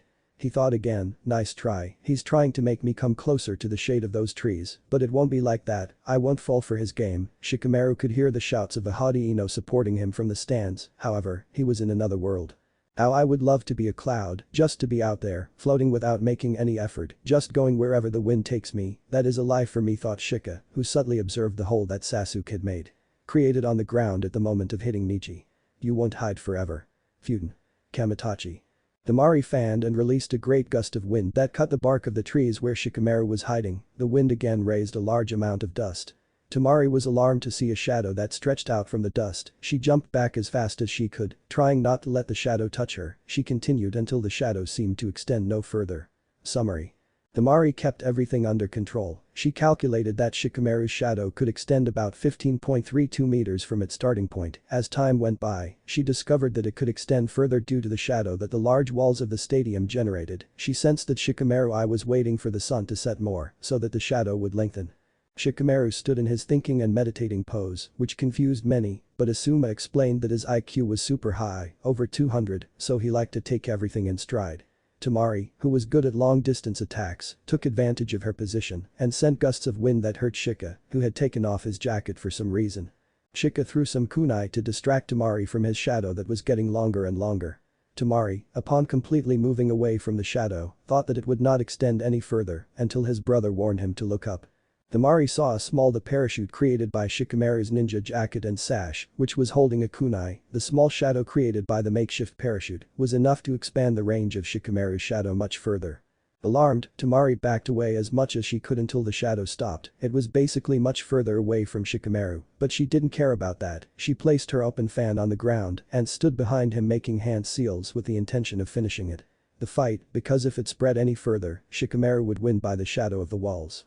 However, she was surprised to see that she could no longer control her body. She asked Shikamaru the reason, until she herself realized she was right in front of the hole that Sasuke had made in his battle against Neji. Shikamaru was not trying to catch her with his previous attempts, he was only leading her to his main trap. The shadow of Shikamaru entered through the entrance of the large tunnel that Sasuke held and left through the exit, which was right behind Temari. He took into account all the ways of extended shadow except one, the underground shadow. End of summary. That's Shikamaru. Shouted a really excited Ino. That lazy guy, he's really good, said Kyomi. I didn't expect anything less. Shika has the essence of one of the true values of a ninja, patience and strategy, said Naruto with a smile. Shikamaru walked forward making Temari do the same. I'm completely at your mercy, it can't be. She thought, frustrated Temari. When they were face to face, Shikamaru raised his arm, Temari closed her eyes waiting for something until. Well, it's over, I give up, said Shikamaru lazily. Everyone was left with blank stares, even Naruto. What did that sloth say? Ino shouted. I told you he would give up, I know Shikamaru better than your Ino. Chaoji said, eating his 15th bag of chips. What? But why? Said Temari.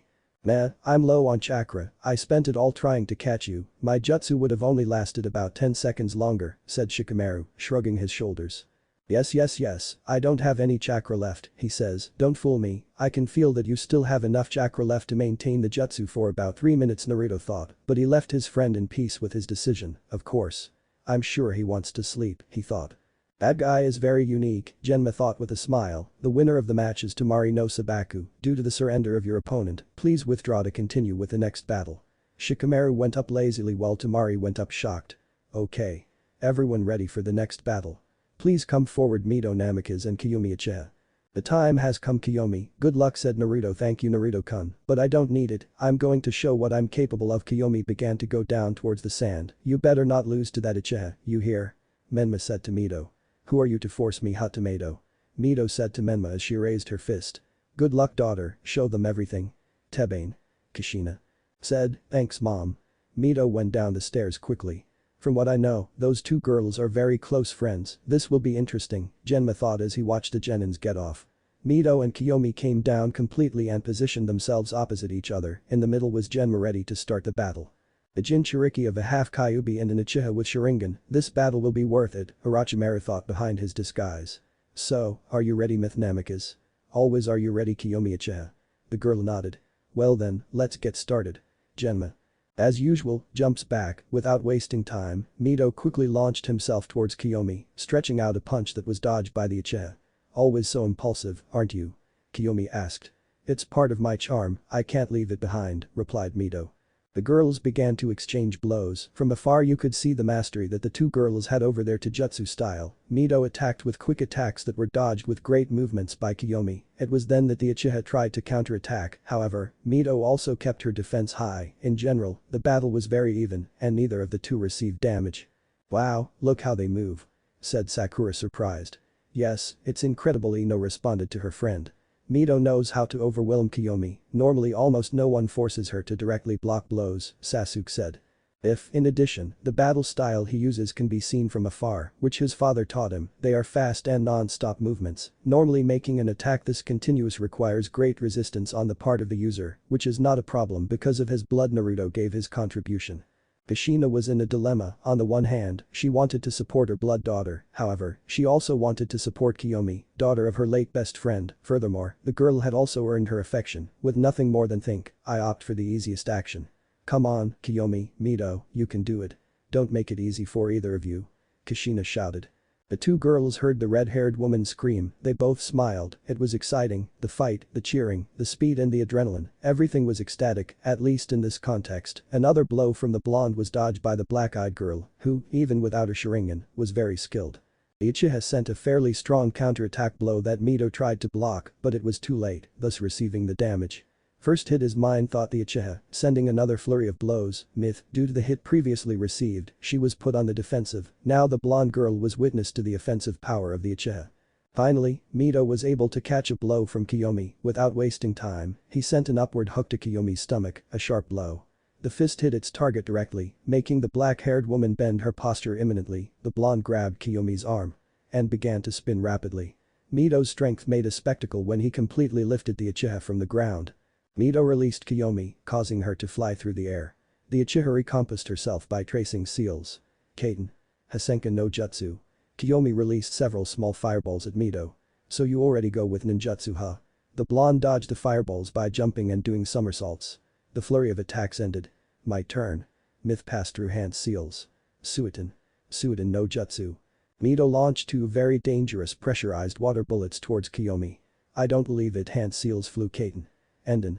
A small burst of fire came out of Kyomi colliding with Mito's water bullets, creating some haze, nothing to block the vision of the people in the stands.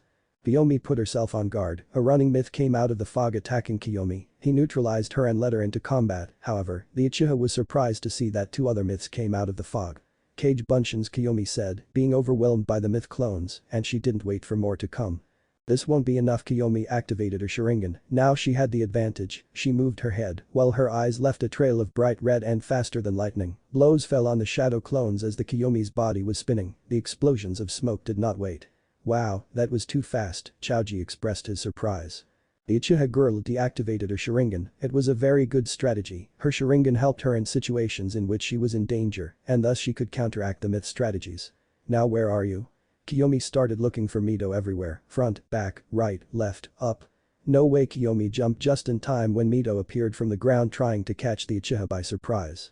You are an expert at copying Sasuke's strategies, said Kyomi. It's not copying, it's you don't know what it is, it's copying, said Kyomi. If you're trying to make me feel bad, it's not going to work. The blonde girl gets into a battle stance. Kyomi does it too. Cage Bunshin no Jutsu. The Uzumaki makes the characteristic seal of the jutsu, and 15 clones appeared trying to attack Kyomi. The Uchiha girl decides to increase the level of her battle. Kage Bunshin no Jutsu, Kyomi created only a clone of her prepared to fight against the myth clones. The Kyomi clone manages to disperse 6 myth clones with quick blows and the occasional flash of the Sharingan. However, the myth clones manage to dissipate the Kyomi clone, leaving only the original. I won't let you beat me Sharingan. Kyomi's red eyes were present. Kyomi could see all of Mido's movements, however, the amount of Mido managed to surpass Kyomi. A clone of Mido managed to kick to Kyomi who cornered herself against the wall. The 3 remaining myth clones, one of the blondes gave an uppercut towards the black-haired woman who flew away, however, she recompassed herself and stuck herself towards the wall. The myth clones followed her, a clone tried to hit her, Kyomi crouched down and swept, taking out the blonde's clone, which recompassed itself. "Wait here with me," said the original who was on the ground, the clone nodded. Kyomi turned around again with his Sharingan shining, 2 really quick hits, 2 clones dissipated, Kyomi jumped dodging an air bullet, being in the air, he looked down with his Sharingan shining, his eyes widened. Futen. Tatapa. The original myth released a large gust of air. Doesn't he know what he's doing? I have an affinity for fire, Kyomi thought. Kaiten. Takakyu no Jutsu. A large ball of fire came out of Kyomi's mouth, the wind fanning Kyomi's fire. Suiten. Mizurappa, Mido and his clone launched a large burst of water that almost extinguished the fire, a large curtain of steam, however, Kyomi was surprised to see that bullets of pressurized wind passed through the steam. Kyomi with his Sharingan managed to dodge a little, however, it was in the air. It tried to turn, however, he could barely dodge the bullets, so they began to make slight cuts that were somewhat deep. Kyomi fell to the ground and staggered a little. Shortly, Mido lunged at her with a fist, but the Sharingan came forward again, dodged a blow and returned the punch that Mido could not dodge, a great combo of punches, left punch, right hook, kicks, and he managed to send Mido back. Without time to react, Kyomi launched an electric blast Raten. Jibashi. The rays hit Mido's defenseless body and she was electrocuted and in the process gave her some paralysis. It's time to end this. Kyomi approached Mido who was paralyzed. No, I can't lose like this, Mido thought somewhat desperately. I guess there's no choice, I won't let my hostess lose to a girl with those eyes, you better bear it and don't forget it. Control your emotions. Said the Kyuubi in Myth's mind. Thank you little fox. Thought Myth, don't tell me like that. Said the Kyuubi. A reddish chakra appeared around Mido, a rather strong killing intent appeared in the stadium. The civilians who survived the Kyuubi attack felt the same sensation as that same day. Mido disappeared in a blur of speed. So your fox friend is already helping you, right? Mido appeared behind Myth, his features now more savage, aggressive red eyes with a slanted pupil. Let's say yes, Myth's voice was somewhat deeper and raspier. Well then, if we go like this. Kyomi jumped back and got into a battle stance. 2 blurs of speed and Kyomi and Mido began to exchange blows. It's incredible how the Yondame's daughter is able to control the Kyuubi's chakra, she must have great control over her emotions, thought Orochimaru. Kyomi and Mido moved at a speed that was almost imperceptible to civilians, the other ninjas were able to see them. Mido threw really fast punches towards Kyomi who came forward with his Sharingan. Kyomi's body failed her thanks to the cuts she had on her body. Mido took advantage and hit Kyomi in the stomach, who almost screamed because of the pain she felt. Mido continued hitting her friend with some cruelty, bruises appeared on her body. Kyomi's body, however, managed to dodge some of the blows and counterattacked. Now it was Mido who was receiving blows from the Uchiha. Kyomi kicked Mido hard, who leaned against the wall of the stadium. Time to show my jutsu ox, ram, monkey. Chidori. Senbon. The sound of the Chidori sounded in Kyomi's hand, however, she made a cutting movement towards the air. Suddenly, Senbon made of lightning appeared and at high speed headed towards Mido, who ran by the wall dodging the electric projectiles. The myth passed through hand seals. Futen. Shinkajoku. Mido spat out quite a few vacuum air bullets. This time you won't hit me. Kyomi did a somersault, moved her arm throwing more Senbon that this time gave birth to Mido who was electrocuted again and this time, cut. Mido was distracted and Kyomi took advantage. At an amazing speed, the Uchiha appeared in front of Mido, giving a big kick to the Uzumaki who shot upwards. The spectators raised their gaze observing the blonde's body. Kyomi threw a kunai that passed by Mido, the kunai became a clone of the Uchiha. The clone quickly hit the blonde hard with a kick and she fell into a tailspin. The real Kyomi leaned heavily against the wall and launched herself strongly against Mido, attacking her. However, the Uzumaki managed to grab the Uchiha, turning around in the air, leaving to Kyomi helpless. Mido raised his fist for a while. Kyomi opened his eyes wide, seeing how chakra accumulated in his fist. He tried to do something, but it was too late. Take this. Mito hit Kyomi hard in her stomach, sending her hard against the ground. The Uchiha hit the ground hard, raising a large curtain of dust. Mito recompassed herself in the air and landed standing in front of a Kyomi almost buried in the ground, a large crater around its body. "This is over," Mito said, grabbing his knees. "It's amazing," said Sakura. "This is bad, very bad," said Naruto. Mito's blow was really shocking, his chakra plus the Kyuubi's chakra must have been too strong, thought Naruto. "Come on Kyomi, you have to get up," said Sasuke. "Well, apparently the Hokage's daughter won. I really expected more from the last female Uchiha," Orochimaru thought. Kyomi fought very well, but in the end, Mito came out on top, Minato thought. Well, the winner of the match is Genma was about to decide Mito as a winner, however. "No, it's not over yet." Kyomi started to get up, Genma jumped back as the fight continued. "I'm sorry Kyomi, but I will be the winner, you already lost." Mito raised his fist trying to hit Kyomi, however, Kyomi managed to predict Mito's move, stopping Mito's blow. "You're not the only one who can copy the moves." Kyomi gathered chakra into her fist with her great chakra control. "How about I return the favor?" Kyomi hit the Uzumaki hard, who was thrown towards the wall, creating another crater. "Wow, now everyone's copying moves," said Sasuke, sighing. It seems that he managed to get rid of her, but those blows are too strong, now the fight is more serious, they are not going to get out of this unscathed, said Naruto. "TSK, that hurt." Mito grunted, even though he was in the crater of the wall. Kyomi stood breathing too hard, that hit in her stomach. "This blow really hurts me too much, but I can't lose, I won't let myself win, not that far." Mito made the seal of the cage bunshin, 30 Mito clones appeared around Kyomi ready to hit her. "Keep trying, I won't give up." The clones launched themselves at Kyomi. "You know, this reminds me of a lot of things," Kyomi thought, fighting the clones. Mini flashback. "So, you train in this field?" asked a 9-year-old myth. "That's right, it was Naruto Shisui and Itachi's training camp," Kyomi said, throwing some kunai and shurikens. "So why did you bring me here?" asked the blonde. "Well, the truth is, why else am I bringing you to a training camp?" said the Uchiha, sarcastic. "Well, I guess you want us to fight, don't you? Yeah, how about you give me the best you've got, huh?" Kyomi jumped and got into a battle stance. "It's okay, just don't be sorry." Cage bunshin, 20 myth clones appeared. "I guess if you're serious." Kyomi activated her Sharingan. End flashback. "I can't believe how long we've been together." Kyomi turned around hitting 4 myth clones. "That we are equal." Flashback. "So, that's your goal?" "Well, it's basically Naruto's, but I want to help him, I'm impressed by the mental strength he has." Kyomi said. "Well, I guess looking for an S-rank criminal is not a very smart thing to do," said Mito. "I know, but it's something that the three of us want. If you want, you shouldn't accompany us," said Kyomi. "Hey, don't worry, you're my friend, what I mean friend, my best friend, with you until the end." Mito said, raising his fist. Kyomi smiled and gave her friend a fist bump. "Thank you." End flashback. Another 8 clones were dissipated. "Heh, I guess we're special or something." Kyomi thought. Raiden. Jibashi, lightning bolts came out of Kyomi's hands, dissipating the remaining clones. Finally, the original myth manages to emerge from its crater, descends quickly and rests heavily on the ground. Seeing how his clones were dissipated, Mito prepared for his final attack. "I guess we have to finish this, right?" "I can't take all day," said Mito. "Heh, now you're arrogant like your brothers."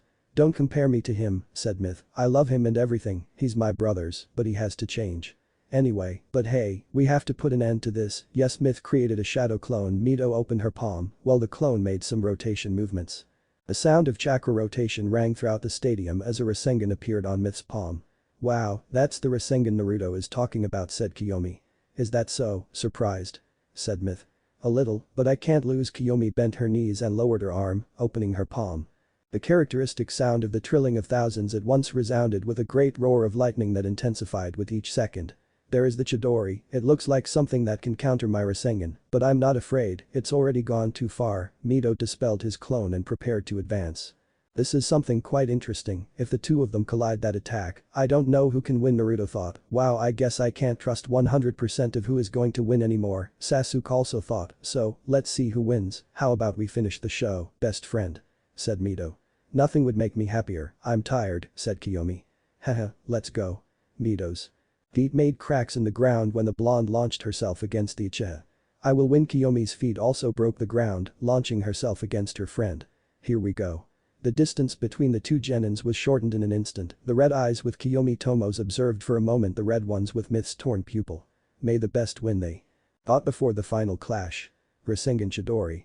The two attacks collided, a large number of cracks were located under the sandals of the two Kunoichis who were fighting for domination. They were not aware of the large amount of energy they accumulated. The techniques caused big gusts of wind that made people in the stands cover their eyes. Wow, they're too strong. Ino almost screamed. Incredible, they have great flames of youth. Rock Lee shouted with tears in his eyes. Mito, Kyomi, you really outdid yourselves, thought Kushina. I'm proud of both of you. No, I'm going to lose. Kyomi's Chidori rays intensified, taking on a dark blue color. You're strong, but I am stronger. Mito drove more chakra into the rasengan, making it take on a purple color due to the fusion with the Kyuubi's chakra. Even a small air red took over his body. I'm going to win. The two thought. The red eyes of the two girls shone brightly. The two girls gave a final scream. A large explosion of chakra took over the stadium. Everyone covered their eyes due to the light. Finally the light faded, small fragments of chakra fell from the sky like snowflakes. What happened? Sasuke said, uncovering his face. I don't know, it seems like the chakra got overloaded and exploded, said Naruto. What? So what happened to them, are they okay? Kushina's concern was present for the two younger Kunoichis. Genma was stupefied, he did not expect the fight to end that way. Right now he was searching with his eyes for the two genin, however he could not find them. There were quite a few fragments of chakra remaining, however, when it dissipated a little, it disappeared. I could see two figures still standing.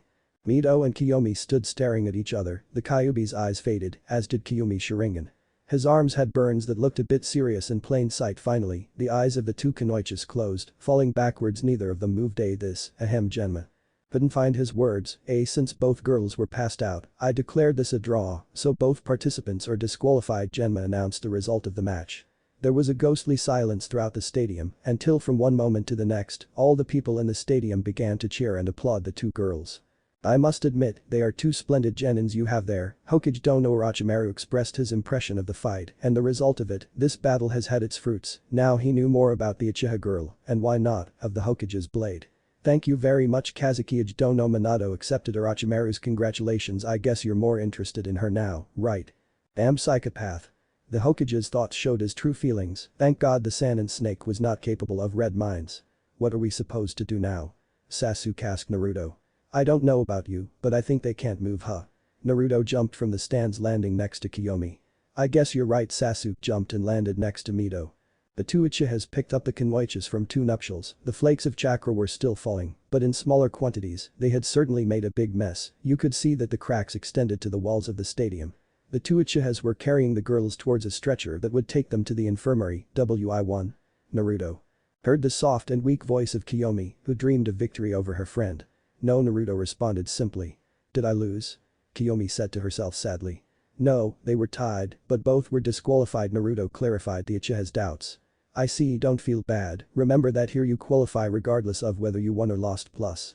To me, you fought tremendously, you really are very strong. Thank you, Naruto-kun. How about now we go to heal those wounds? You still have to watch my game, I wouldn't miss it, I'll be supporting you, you never fail me. I never will. Naruto looked at Kyomi, the Uchiha's tired eyes seemed to captivate Naruto's infinite black ones. We're always going to be there for each other, right? Kyomi told the Uchiha. Yes, you're right. Naruto gave a smile to the girl who also smiled. She is closing her eyes, enjoying the closeness with the boy, warm and comfortable. I like it, the girl thought. I don't know if you're listening to me this time. It was Sasuke who was speaking. He was carrying an apparently fainted myth. You fought quite well, despite being a heavy and hyperactive blonde, Sasuke said casually. Gentle. And you know when to say things, don't you? Stupid emo. Sasuke froze when he heard Mito's voice. Be glad, at least I'm recognizing how well you fought. Do I need your recognition to feel good?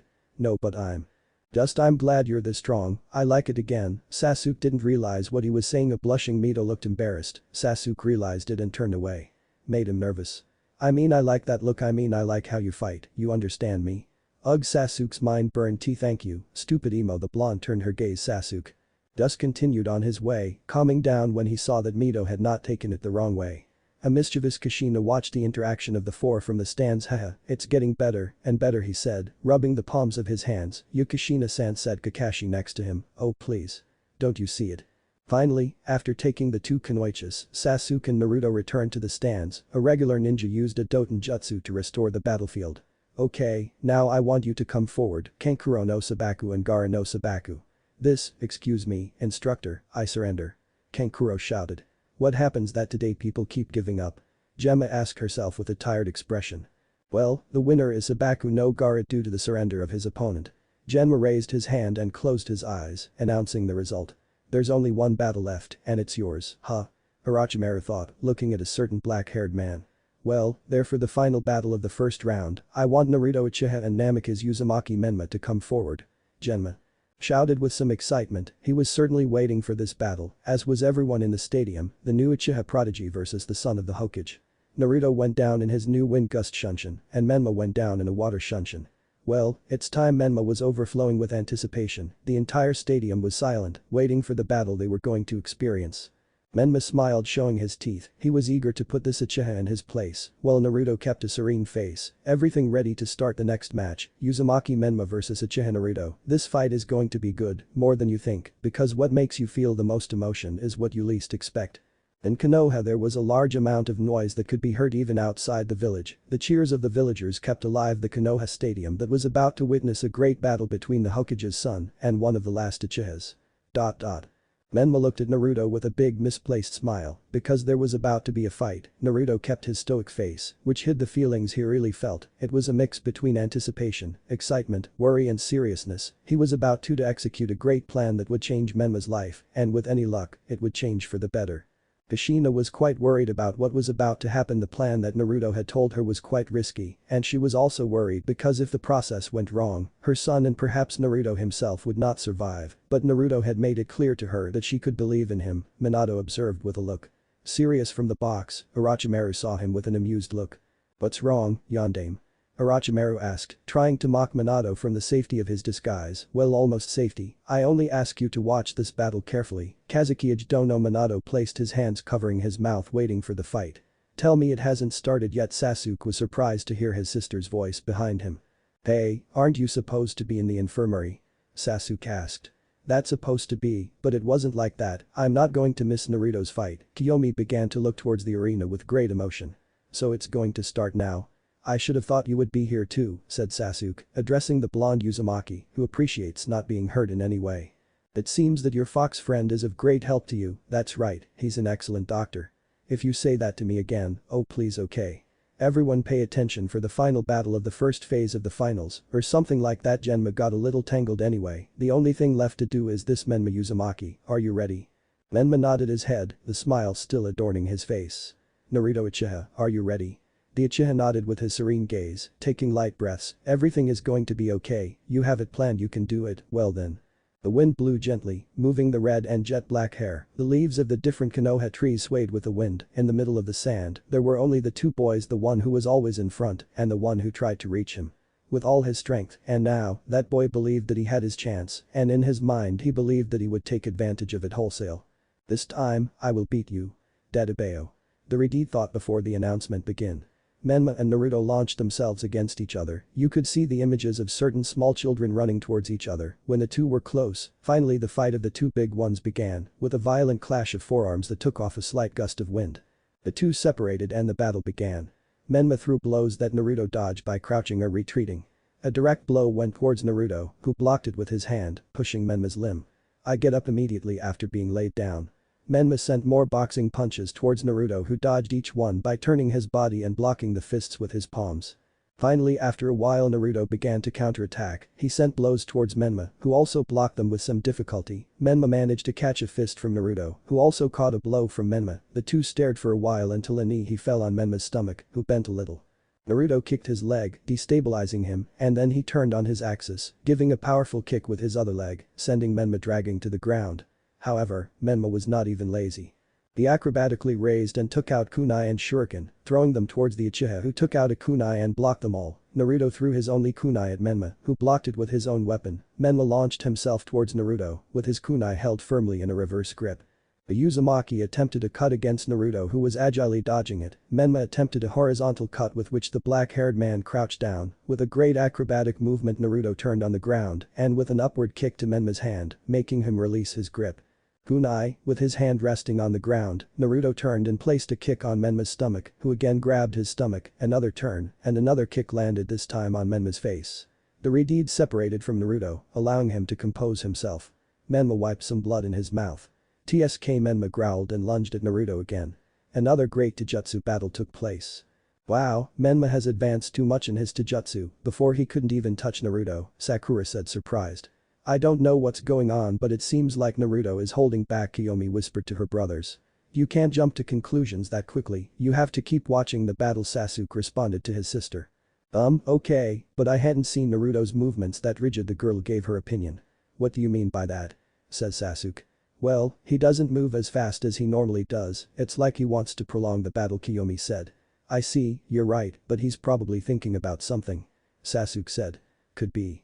Menma continued attacking Naruto, who limited himself to dodging and launching accurate blows when Menma let his guard down. Naruto grabbed Menma's arm and hit hard with his other arm, separating Menma from him with a big kick. Kaiten. Gakkaku no Jutsu. A large fireball came out of Naruto's mouth, heading dangerously towards the Uzumaki, who made hand seals. Suiton. Sujinheki. Menma spit out a light stream of water from his mouth that then spread, forming a wall made entirely of the liquid. The fireball collided with the wall, creating a large curtain of steam. Naruto's senses activated when he heard the air cut off. The Uchiha turned acrobatically, dodging kunai and shurikens. Naruto dodged without any problem, however he also noticed quite dangerous pressurized air bullets. He learned more air jutsus, thought the black-haired man, who landed and made hand seals. Futon. Tatapa. A large gust of wind came out of Naruto's mouth, dispersing the large curtain of steam. When the steam dissipated, Menma could be seen next to some shadow clones. Now apply the quantity strategy. Menma's clones launched themselves against Naruto. But he forgot about Konoha's specialty, quality. Naruto dodged a blow from a clone and elbowed him, dispelling it. The other clones launched blows in a row, and sometimes disorganized, trying to distract the Uchiha, who didn't seem phased. A large flurry of blows dispelled 4 of the clones. Naruto jumped and gave a big kick to another clone. Another clone grabbed him from behind, trying to stop him. However, the Uchiha pushed off the ground and jumped, turning around with the clone. Naruto extended his legs, picking 2 more clones twice, finally falling with an elbow to the clone, who dissipated on the ground. Naruto got up and dodged a blow from the original Menma. In an acrobatic move, Naruto did a backflip, landing his feet on Menma's back, propelling himself with it. The Uchiha jumped back, kicking Menma. When the Uzumaki turned around, he saw Naruto in the air tracing seals. Futon. Renkiden. Naruto inflated his chest enormously and took out a really big air bullet. It was more or less half his size. Menma was barely able to dodge it. The bullet hit the ground and expelled Menma back. He recompassed himself.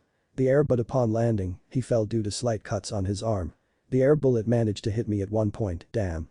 Menma got a little angry. This guy, he's ahead of me again, and he hasn't even activated his Sharingan. Menma thought. Naruto, what kind of training did he do? He's holding back, but he's still able to cope with Menma, which is not that easy, plus he hasn't activated his Sharingan, Kyomi thought. Menma got up. What's wrong? Is that all? Naruto asked. He seemed to have an arrogant expression on his face.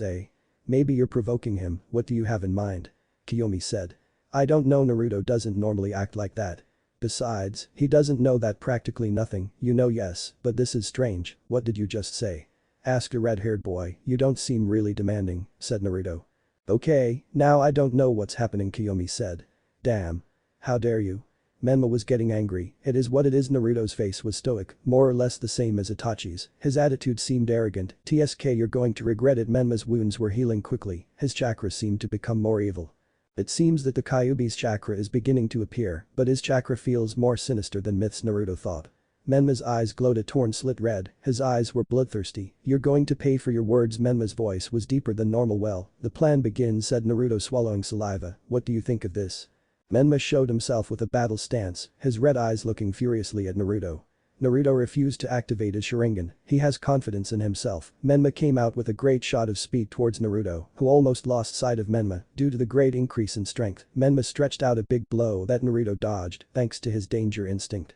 The blow, when dodged, unleashed a great gust of wind. His physical strength increased too much, Naruto thought. Menma Mana hit at high speed that Naruto dodged. Naruto jumped back, dodging a big kick from Menma. Don't escape, you bastard. Menma shouted, launching himself towards Naruto again. Menma launched an axe kick towards Naruto, who doubled his body. Menma's foot broke the ground with a loud crash. Naruto sent a high kick that broke the block, another large gust of wind. Naruto increased his strength too, said Kyomi. That's how it is. Naruto sent a combination of boxing blows. Menma crouched down and sent his body to the right to dodge Naruto's flurry of blows. Menma launched a counterattack. Naruto crouched and sent a sweep of his legs towards Menma. The Riti jumped back with a spin. Let's see what you think of this. Menma threw a punch, Naruto took a few steps back, Menma grabbed his hand and gave the cross-hand seal, creating a cage bunshin that was holding onto his hands. The clone let go of Menma, and the two began to attack Naruto. I shouldn't trust myself anymore. Naruto activated his Sharingan and gave two quick blows, avoiding the rest of the clones. Then he deactivated his Dijutsu. Naruto without wasting time attacked the original, left blow. This was repeated 3 times, and then he gave a hook with his right. Menma resisted the blows with great strength and punched Naruto, who received it. Ugh, Naruto growled. Menma finished off with a kick. Naruto's feet dragged along the ground and he remained stable. Those were good hits. Naruto kept one eye closed in pain. Menma gave a roar trying to deliver a downward blow. Naruto headed back and landed a downward kick on Menma's face, who did not fall. Menma grabbed Naruto's foot and started to lift him up. The Redeed tried to crash the Uchiha into the ground. Naruto leaned on the ground with his hands, grabbed Menma's head with his feet, and with great force, slammed Menma into the ground. Looks like it didn't go well for you, said Naruto. TSK, don't fuck with me. Menma's deep voice overflowed with pure anger. Naruto quickly compassed himself, followed by Menma. Menma launched a large flurry of kicks. Naruto dodged them all, while watching the Uzumaki's wounds regenerate. That chakra, it doesn't suit you. Naruto was dodging Menma's furious strikes. He could feel her chakra. He felt disoriented and almost completely cut off. What's wrong with him? Kyomi said. It may be what Naruto explained to us about Menma's lack of control over his emotions and the hatred he has for Naruto. But why does he hate him? Naruto hasn't done anything to him. According to what I believe, it is because Naruto has always been a hard blow to Menma's ego. What are you talking about? Come on, Kyomi, you know well what's happening. Menma has always been arrogant. The people of the village always praised him for being the son of the Yondaime Hokage and the savior of the village, possessor of one of the halves of the Kyuubi. That's why it bothers him, both the fact that someone is superior to him and something he thought he was very good at. Naruto always stayed one step ahead of him in ninjutsu, genjutsu, taijutsu, intelligence, in everything that bothers him too much, and combining that with the fact that he doesn't get along with his half of the Kyuubi and how quickly he gets angry, it's not a good combination. Sasuke watched as Menma threw himself at Naruto without remorse, throwing blow after blow with only one goal: to make the greatest possible damage, no matter what happens. And the more blows Naruto dodged, the more Menma increased his speed. It's like he's taking advantage of the fact that now he can get out everything he feels, but I still can't explain why Naruto doesn't take greater measures. It's like you say, it seems like he keeps himself at bay, although if I were him, I wouldn't stay confident, given the situation you are experiencing. Naruto jumped away from Menma. Suiton. Mizurapa. A strong blast of pressurized water came out of Menma's mouth. Kaiten. Kakaku no Jutsu. Naruto concentrated some more chakra. A dark orange fireball collided with the jet of water. Naruto took advantage of the steam, activated his Sharingan, improving his vision. He could not see completely, but he was able to feel the chakra signature that was waning more clearly. Futen wind began to swirl strongly in Naruto's palm. Rapusho. Naruto threw his palm forward, from which a large gust of wind came out that hit Menma in the chest. The Redeed spit out saliva and a little blood. The internal damage had been strong. Normally I wouldn't use this jutsu, but taking advantage of the fact that Menma is a Jinchuriki, I don't see a problem, Naruto thought, running forward. Upon reaching Menma, Naruto launched a high kick that threw Menma into the air. Naruto himself created a clone that jumped and hit Menma with a downward kick, making him fall quickly. However, the Uzumaki managed to compose himself with pain and land on his feet, jumping towards him. Behind, the clone of Naruto stayed next to the original that kept the half-ram seal. Menma's wounds began to heal quickly. You can't beat me, as long as I have this chakra, this power, I am unstoppable. Menma and his arrogant expression were still standing. No one in this world is invincible, Naruto said softly. What are you saying? No one is invincible, Menma. Naruto looked up with his Sharingan shining brightly. At least not for now. The clone of Naruto disappeared and appeared behind Menma. The clone shone brightly and exploded with a loud bang, the curtain of dust covering almost half of the arena mid high-level explosion. Hopefully this will make him as angry as I need. The smoke cleared, revealing a Menma lying on the ground. He was face up with smoke coming out of his body and some burns. What the hell is wrong with him? Myth shouted. This I don't know. From one moment to the next I went from being passive to aggressive, and half Sasuke said aggressive. He basically exploded a chakra bomb next to my brother. Mito said, somewhat worried about Menma. Hey, remember that Menma has the Kyuubi chakra. Naruto sure has something on his mind. Kyomi tried to excuse Naruto. I don't know. Mito didn't know what to think. Time to drop the real bomb, Naruto thought. Did you already lose? That was nothing. Is that all you have? Naruto gave an arrogant look. What's wrong? Naruto isn't like that, Kyomi said, somewhat worried due to Naruto's sudden change in attitude. No, I honestly don't know anymore. Sasuke didn't know what to think either. Menma's red eye opened with great fury. Unfortunate Naruto now got into a battle pose. His danger sense sounded loudly, and his sensor sense went off. "You're going to pay me." Menma's chakra was skyrocketing. His fangs grew exponentially. The marks on his cheeks did too. The bubbling chakra began to take over Menma's body. Well, he stood up quite angry. "I'm going to." Menma stood up completely. The bubbling chakra completely took over his body. The chakra formed around him, on top of his head. It looked like ears, while behind Menma's back, a tail made entirely of chakra began to swing. "I'm going to kill you." Menma's deep voice wreaked havoc on the crowd, but what Kyomi expressed her doubt. "What's going on?" Sasuke said. "I don't know." Mito responded. "Heh, so that's what I wanted to do, huh?" The voice of the Kyuubi Yang sounded in the blonde's head. "What's wrong with Menma?" asked the girl. "Well, let's say he accessed more chakra belonging to me, at least from my other part." Menma got so angry that the dark chakra of my other part emerged, giving him access to the chakra cloak. Chakra cloak. "It's like my chakra is made into a mini armor around my body. My chakra is so aggressive that it seems like it has a life of its own. Honestly, taking into account your brother's attitude, it's not a situation anyone would want to be in. I'm not liking this," said Myth. "Now that Menma has awakened so much of the Kyuubi's chakra, I can now give way to the next phase."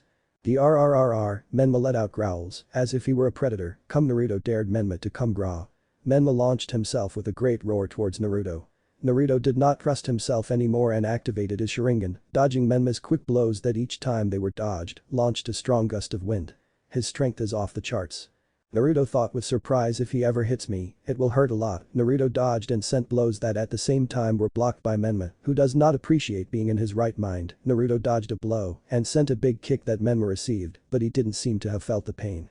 Arg! Another roar escaped Menma. Sharingan predicted it. The Uchiha was able to dodge the blow. He turned backwards, sending a sneaky kick. Menma dodged it and counterattacked. Naruto jumped back, dodging Menma. "It's very fast at great speed." Naruto counterattacked Menma with his eyes, leaving a red trail, indicating the effort of his eyes. A few punches, he turned to the left, sending a palm blow with his right, leaned to the right, finishing with a left fist, hit his chest, and then his chin, ending with a big direct kick, sending Menma to drag his feet on the ground. "Tsk Kage Bunshin no Jutsu." Menma's distorted voice recited the jutsu of the physical clones. Many, but seriously many clones of Menma with the chakra cloak appeared surrounding Naruto. The clones literally appeared throughout the arena, scattered, and all with a rather angry look. "Oh, Sasuke said. "Be careful." Naruto. Kyomi thought worriedly, her hands together in a kind of prayer. The Uchiha's sandals dragged on the ground when the clones launched themselves at him. The dust managed to enter the eyes of the first clones. Great blows and kicks fell on the first circle of clones, causing the noise to dissipate. Whitish smoke. Naruto turned and dodged blows from the rabid clones who were making friendly fire, dissipating more and more clones. However, there were still many. Naruto's feet dragged. He seemed to dance and spin, hitting the hundreds of clones with chakra cloaks. Naruto grabbed one of the clone's arms and with great force turned the Menma, causing him to hit the others. He crouched down, dodging an attack of a clone that dissipated, bending his body. Naruto made a great sweep, supporting his hands. Naruto gave acrobatic kicks with great skill. He let his feet leave the ground and leaned on his only hand placed on the ground, turning his wrist. He managed to deliver a big roundhouse kick. He seems to handle it pretty well, Sasuke thought. Wow, Naruto is very skilled. He can even fight against all those Menmas with that red cloak. Sakura finally spoke after witnessing the movements of the battle. How is he so strong? Ino asked. Well, that boy had always been training in his free time, Shikamaru interjected, remembering a little black-haired boy who said he was going to train instead of eating ant. The little chubby boy who complained about that statement. Also, he told me that he was trained by his own brother, Shunshin no Shisui. Naruto is the brother of that Shisui, the one who invented Shunshin. Sakura said that's right, he was also trained by someone else if I'm not wrong. Do you know who he was? He asked innocently. Well, he told me that he was trained by what's happening? It's nothing, it's just that name is pretty bad in fame in this town, said Shikamaru when he realized that Sakura and Ino were no longer paying attention to him, turning their eyes towards the fight. Shikamaru knew all that. Naruto had great trust with Shikamaru. After all, he was one of the boy's first friends outside of the other Uchihas. Naruto jumped and gave a double kick to two clones who dissipated a clone through a kunai. Naruto Sharingan followed him in slow motion. He grabbed the kunai, turning, and threw it, hitting the same clone that dissipated. Four clones went under Naruto with a kick. Naruto flew into the air. A clone of Menma jumped spinning forward. He's going to do the myth move, Naruto thought, remembering his blonde friend in the preliminaries, Uzumaki Renden. Said Menma with her raspy voice. You even change his name. Naruto just made the horse seal. With great strength he forced his body to spin in the air, blocking the Menma clone's kick with his elbow. I finish with the tiger seal. Kaiten. Kakaku no Jutsu. A large torrent of fire in the shape of a sphere came out of Naruto's mouth, falling towards the Menma clones who dissipated. Naruto fell gracefully, some Menma clones were still left in the sand. Suiton. Miserapa. A clone shouted, a very strong burst of water came out of the clone's mouth. Oh Naruto only had time for hand seals. Doten. Doriheki Naruto placed the palms of his hands, making a wall of earth come out of the ground. Since when has he known that jutsu? It's not in his nature. Said Kyomi, surprised and somewhat excited. It must be because I train with Iro Sennin, he has earth nature, that jutsu should have charged him a little more chakra. Chakra was almost never a problem for Naruto, although it doesn't have as much for Uzumaki. The earth wall effectively stopped Menma's jutsu, however as he left, Naruto had to dodge Menma who lunged at him. If only you could look at yourself. Naruto dodges and blocks Menma's attacks with his forearm. It's not you anymore. Naruto looked at Menma who was delivering blow after blow without resentment. Inside Menma, there was a dark Kyuubi who endured the discomfort of being forcibly taken away from his chakra. I'm going to help you both of you even. If it's seen as a selfish act, Naruto grabbed Menma's hand making the horse hand seal with his hand. Naruto crouched down, hit Menma's face with his other hand, and as they separated, Naruto joined their hands again, but with the seal of the tiger. Naruto hit Menma on the shin making him kneel, he still didn't release the seal. Naruto kicked 3 times with his leg, the last one being the strongest. Naruto flew into the air. Kaiten. Hasenka no Jutsu. Naruto spat small fireballs. Menma dodged by jumping back, however, some fireballs managed to hit Menma. The large ball of smoke appeared. Naruto landed and looked at the ball of smoke in front of him. However, Naruto's senses were triggered when some species of hands made of chakra lunged at him. What is this? Said Naruto, dodging the chakra's limbs. The chakra hands began to come out of Menma's body, who was on all fours. Different hands came out of his chakra cloak, some larger than others, and they moved aggressively. The hands crashed into the walls cracking them, and then they came out and chased Naruto. I think it's time to use it. Naruto stood at the top of the wall, taking out a kunai with a seal in his hand. He extended his hands and placed his kunai in the palm of his hands. What is that kunai you have in your hand? It has a different handle, said Sakura. It looks like he's already going to use it, Kyomi said. Apparently she seemed excited. Yes, there it goes, it can't be. He's going to use it now. This will be great. Kushina couldn't maintain her excitement, at least in her mind. Hey Kakashi, that doesn't look like a kunai like the Yondame's guy said, referring to Naruto's kunai. Yes, only this one doesn't have 3 points, it only has the seal on the handle. Maybe the Kakashi was expectant. Naruto threw the special kunai next to Menma. He didn't give it any importance because he was focused on the Uchiha.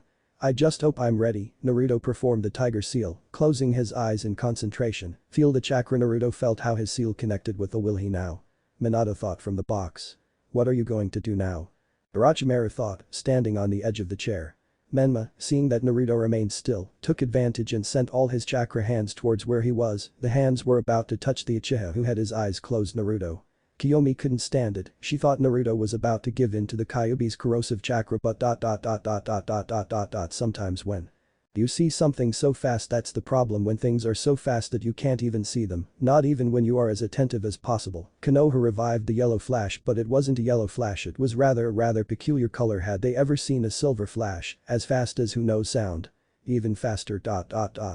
The chakra hands were about to touch the Uchiha's face, literally, just the rose of a small air of air. However, before the touch, before the contact, a silver flash appeared. In less than a second, Menma, it was embedded in the wall, with large wounds and a large cut. What the hell happened? Ino screamed, she hadn't seen anything. The only thing she remembered was how the hands were heading towards her really fast. Sasuke could barely look at the flash, even with his Sharingan, he wasn't able to see the moment of the attack. Naruto was standing in front of his special kunai. What? Orochimaru was startled and stood up from his chair quickly, knocking it down. Keep like this, and you'll get your role. Orochimaru, Minato thought, although he couldn't deny that he was impressed. That Hiraishin was very fast and he didn't know the possibilities of what he could do in the hands of someone like Naruto. Naruto bent down and picked up his special kunai in the end. If I master it, he thought, well then, I guess it's time to finish. Menma's wounds began to heal at a fairly rapid rate. Naruto grabbed his kunai in a reverse grip and placed it in front of his face, his Sharingan spinning and shining. He was ready for his final act, the Fuinjutsu he had been working for a long time. Menma separated himself from the wall and stood on all fours, or hands with feet on the ground. Menma launched himself with a great explosion against the Uchiha, who jumped, avoiding the Jinchuriki. Menma stopped his advance and charged at Naruto again. The Uchiha disappeared in a blink of Shunshin Kage Bunshin no Jutsu once again. Too many Menma clones appeared in front of Naruto. Naruto jumped into the air and took out 2 more Hiraishin kunai, throwing them in different positions among the clones. Come on, a silver flash was present. Naruto appeared in the middle of all the clones when all of them exploded in a screen of smoke. Minato analyzed Naruto's attack, observing that the other kunai he threw were no longer there. He didn't teleport once, he teleported 3 times in such a short time. Naruto's Hiraishin has quite a bit of potential, thought the Hokage. TSK, disgrace. Menma couldn't finish his sentence. Naruto hit his face hard, he didn't stop and continued hitting. The great blow with his right, then a great combination of kicks. Naruto turned and sent quite strong kicks. Menma came out crawling on the ground. He got up, but the Uchiha appeared behind him. He tried to hit him, but he disappeared. Then, different images of Naruto appeared. Menma tried to hit them, but it was impossible. The images of Naruto hit Menma mercilessly. He received blows from everywhere. The Redeed roared, sending a shock wave that caused some in the stands to cover their faces. Menma hit the ground with great force, raising large debris. However, the images of Naruto continued like this, flashing without stopping. And Naruto appeared in front of him and kicked him upwards. Menma shot into the air, and Naruto appeared behind him and punished him with an axe kick. Menma landed on his feet, but had to move after seeing a large fireball descend, resembling a large meteorite. The large hand of chakra came out from Menma's back, stopping the fireball that refused to go out. However, in a flash of silver, Naruto appeared behind Menma, who did not notice due to the speed, charged rasengan in hand, ready to hit your target. The large sphere of chakra hit its target, sending Menma flying, who crashed against the wall. Again, the fireball exploded. However, Naruto was no longer there. The Uchiha was standing at the other end of the wall, where a Hiraishin kunai was stuck. Menma fell to the ground with quite a few wounds, which were healing, but more slowly, because Menma was getting tired due to Naruto's constant attacks. It's time. Naruto raised his right sleeve and went through a large sequence of seals. Menma was barely on his knees. Upon finishing the hand seals, a small white flame appeared on Naruto's fingertips, while the kanji for bridge appeared in a somewhat small form on his palm. Menma got up completely, but it was too late. At great speed, Naruto appeared in front of Menma, clasping his fingers tightly against Menma's stomach. A few seconds passed before Menma began to scream in pain. In the mind of Menma, the Yin Kyuubi was lying on his front legs when he felt that a presence appeared behind him, or rather, a kind of accumulation of chakra. What's that? The Bijuu asked himself. A large white bridge was present when Naruto's voice was heard throughout the mental space. Kyuubi, do you hear me? Yes, I listen you. That's great. It seems to be working great. What are you talking about? Is that the seal you said you were going to make? Kyuubi remembered his first conversation. That's right. Well, listen, I don't have much time. If I keep in contact with your chakra like this, I'll end up hurting myself. You could see how outside of Menma's mind, the chakra that covered the Redeed was spreading through Naruto's arm, which had burns appearing. Sure. Tell me what I have to do. The Kyuubi was somehow anxious. Do you see that thing behind you? Yeah, you must pass your chakra and your soul through there, leaving some chakra in Menma's body. Why leave chakra? I need it so that there is less chance of Menma dying. Why not kill him? That guy tortured me besides. He's a pain, I know, but understand, despite everything he did, there may still be goodness in his arrogant heart. I can't believe you're saying that. Hey please, I'm asking you, okay? Okay, I'll believe what you say. The Kyuubi passed most of his chakra and soul through the bridge, while leaving some chakra in Menma's body out of the mental space. The layer of red chakra that surrounded Menma moved towards Naruto, hiding within him. An insurance sound sounded when the flames on Naruto's fingers went out, and he separated his hand. Naruto and Menma stared at each other. Menma's eyes returned to their usual blue. The eyes that previously showed infinite anger were now bright and playful. Beep boo, good fight. Menma whispered before falling unconscious. The Kyuubi's remaining chakra quickly filled his reserves, stopping his death due to lack of chakra. Did it work? Naruto asked himself. Yes, that's right. Naruto was surprised to hear the Kyuubi's deep voice in his head. The wounds that were on his hand began to heal quickly in the box. If it worked, Kushina thought with surprise. She could feel how her son's chakra was still active, confirming that he was not dead. In addition, she could feel how Naruto's reserves were significantly larger. He really did it, Kushina said. Genma, who was coming out of his shock, was finally able to move. He had had to move several times to avoid being hit by the attacks of the Genins, who no longer knew if they were real Genins. He observed how Menma was lying on the ground, while Naruto was standing, without injuries, but breathing heavily. The winner of the fight is Uchiha Naruto. He announced to the public, who burst into cheers. They no longer care that the Hokage's son has already lost. The fight was exciting, as always. They don't see the background of things, and they settle for the spectacle.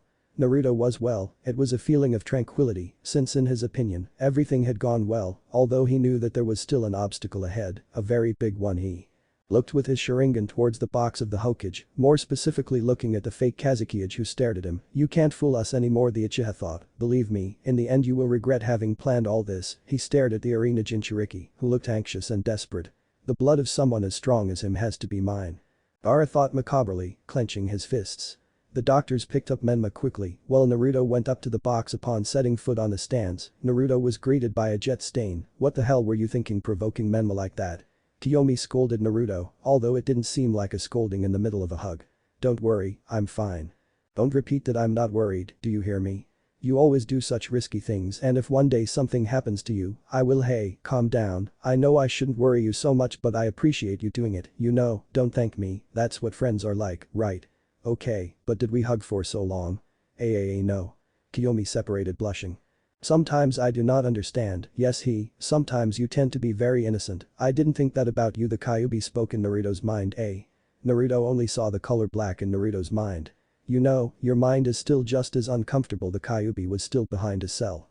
Naruto's mind assimilated a large room that was equally giant, with a yellowish hue. However, it had small blue lights that floated. Apparently yes, you're still behind a cell. Naruto was small compared to the dark Kyuubi. But while we're at it, I'd like to ask you a few questions forward, because you are darker in color than the other half. Well, maybe the other half has more hate, but there are two forms of hate, at least for me, the hate that destroys everything with rage, and the hate that consumes everything slowly from the darkness. That part of me was more angry, however, the amount of dark chakra that I possess is greater than that part, so to speak. Contrary to what many think, darkness is not total madness, also. It is calm, that makes me calmer than my other part. Are you still the strongest of the Bijuus? That makes me proud, even though I'm divided in half, I'm still the strongest brother. The Kyuubi overflowed pride. Can you become a whole again? If they put me together with my other part, obviously, and what would happen if the two halves became two whole beings? I see what you think, it's interesting, honestly that's beyond my knowledge, but, with two beings so powerful in the world and they get along, I don't see destruction in a future like that. I think I see. Besides, I think a cell is too uncomfortable for someone like you.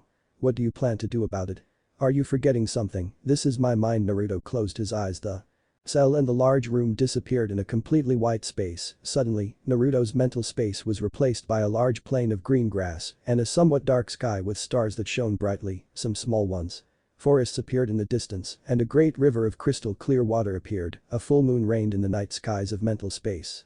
The space was filled with more plains and some mountains, sakura trees and certain strange flowers, everything all in all, it was a pretty nice space. What have you done? Easy, I arranged my mental space so that it is more comfortable. I chose the night because it is the part of the day that I think is calmest. Also, there are some sakura trees as decoration, and the details don't matter, boy. Hey. In all the years I've been alive, no Jinchuriki has ever done this for me. The Kyuubi's voice was calm. So, thank you, just thank you for this, for everything. You're welcome, Kyuubi. Kurama, sorry. What are you saying? Kurama, that's my name, boy, it's a great name. Yes, I know. Well, I guess I have to go.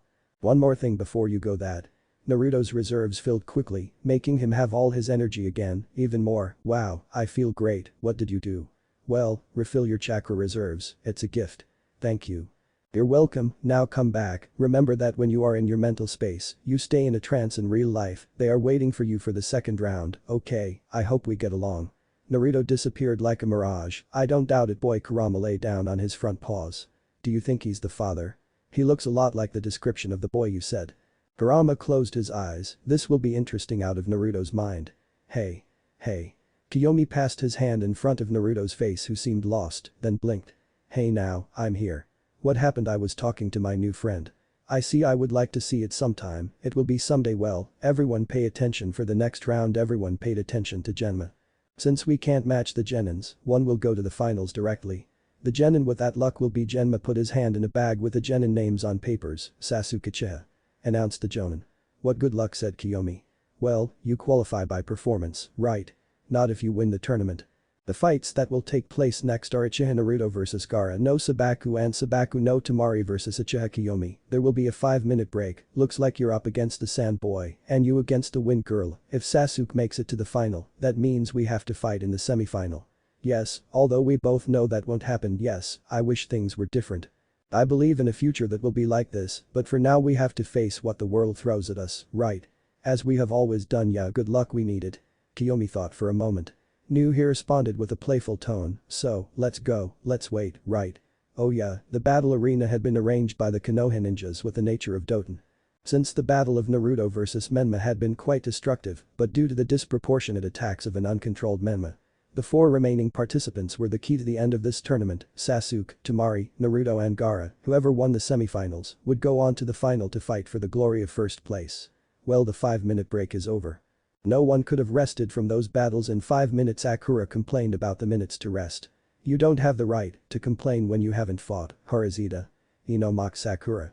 You too, pig. Thank you to everyone who stayed silent unlike the 2 brats over there, Genma shouted. How did he hear us? Ino asked himself. Don't know. Anyway, let's move on to the next battle, move on. Uchiha Naruto vs Sabaku no Gaara. Straight to dessert, huh? Although the truth is I'm worried about what Naruto might do to Gaara, Orochimaru deduced in his mind. Naruto prepared for battle. You're okay, you just fought not long ago, said Kyomi. Yes, the Kyuubi filled my reserves, Naruto. Wasn't sure if the Kyuubi wanted him to tell his name to someone else. You will tell them my name if you fully trust them, they won't tell anyone else, Kurama said. Alright, so your new friend is quite useful, isn't he? I don't like to see him as a tool, he is a companion, said Naruto. Okay, but be careful anyway, you're going to fight another Jinchuriki, and this one seems more unstable than Menma. Don't worry, if everything goes according to plan, Orochimaru's main weapon will be unusable, it's okay, I trusted you. The girl approached Naruto, the soft feeling again, warm, soft lips. Naruto grabbed his blushing cheek. Hey, and that? Naruto asked. It's for good luck, you know. Well, thanks. Naruto looked at Sasuke. What are you waiting for, a kiss from me? Of course not, good luck anyway. Thanks, I guess we'll see you in the final. Well, if everything goes well, if you beat me, said Kyomi. Naruto started to go down the steps. Gaara also started to go down too. Gaara, be careful with that boy, he's very good, I don't need that, I can beat him on my own. Gaara responded to his sister rudely. Temari sighed. That boy gave him a bad feeling, and if he was capable of angering Gaara to that point, it was worse, after all, he was the only one in his entire life who managed to hit Gaara. Naruto stopped going down, and in a wind shunshin he appeared in the sand. Gaara did the same with a sand shunshin. Naruto and Gaara walked until they were in front, Gaara with his arms crossed, Naruto keeping his hands resting in his pockets. Well, prepare for battle, mother asks for your noble blood, Uchiha, you must be careful, I may see yours for the first time, Naruto responded. Okay, stop the threats. Naruto and Gaara separated at the referee's shout.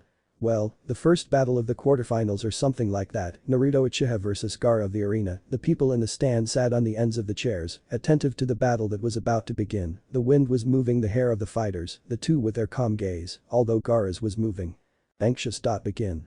Naruto didn't wait and jumped back, avoiding Gaara. Are you escaping, Uchiha? No, I'm just keeping some distance.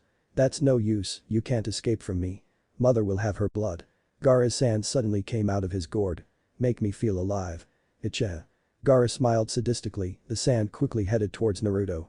Gaara's sand is not a mystery, the Ichibi must give him that ability, and of course it is not a perfect defense. Naruto dodged the sand's attacks.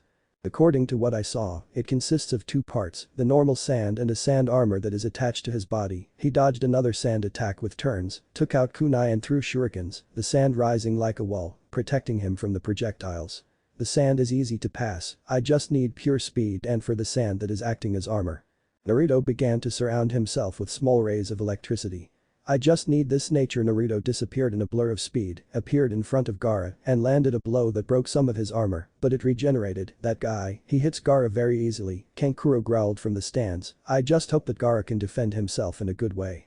Gaara made a clone of himself with the sand, he grabbed Naruto's arm and tried to unite it with the sand, but Naruto disappeared in another blur and appeared in front of Gaara, connecting with a big kick. Now you're trying to grab me, I guess I'm a fly, one I want to kill, Gaara whispered, standing up, the sand swirling around him protectively. Gaara's sand is normal, so I can heat it and turn it into crystal, so I could get rid of his only way of attacking Naruto went through hand seals. Now that I have more chakra, I can be more intense, haha, yes, the Kyuubi laughed. Kate. Naruto's voice sounded thick, some smoke came out of his mouth, as if he were a dragon, Kiryu Enden. A really big burst of fire came out of Naruto's mouth. Gaara put his hands in the shape of an X in front of his face protectively, the sand was covered in front of him, making a wall about 3 times bigger than the previous one. Naruto did not stop with his flame and continued like this for a few more seconds.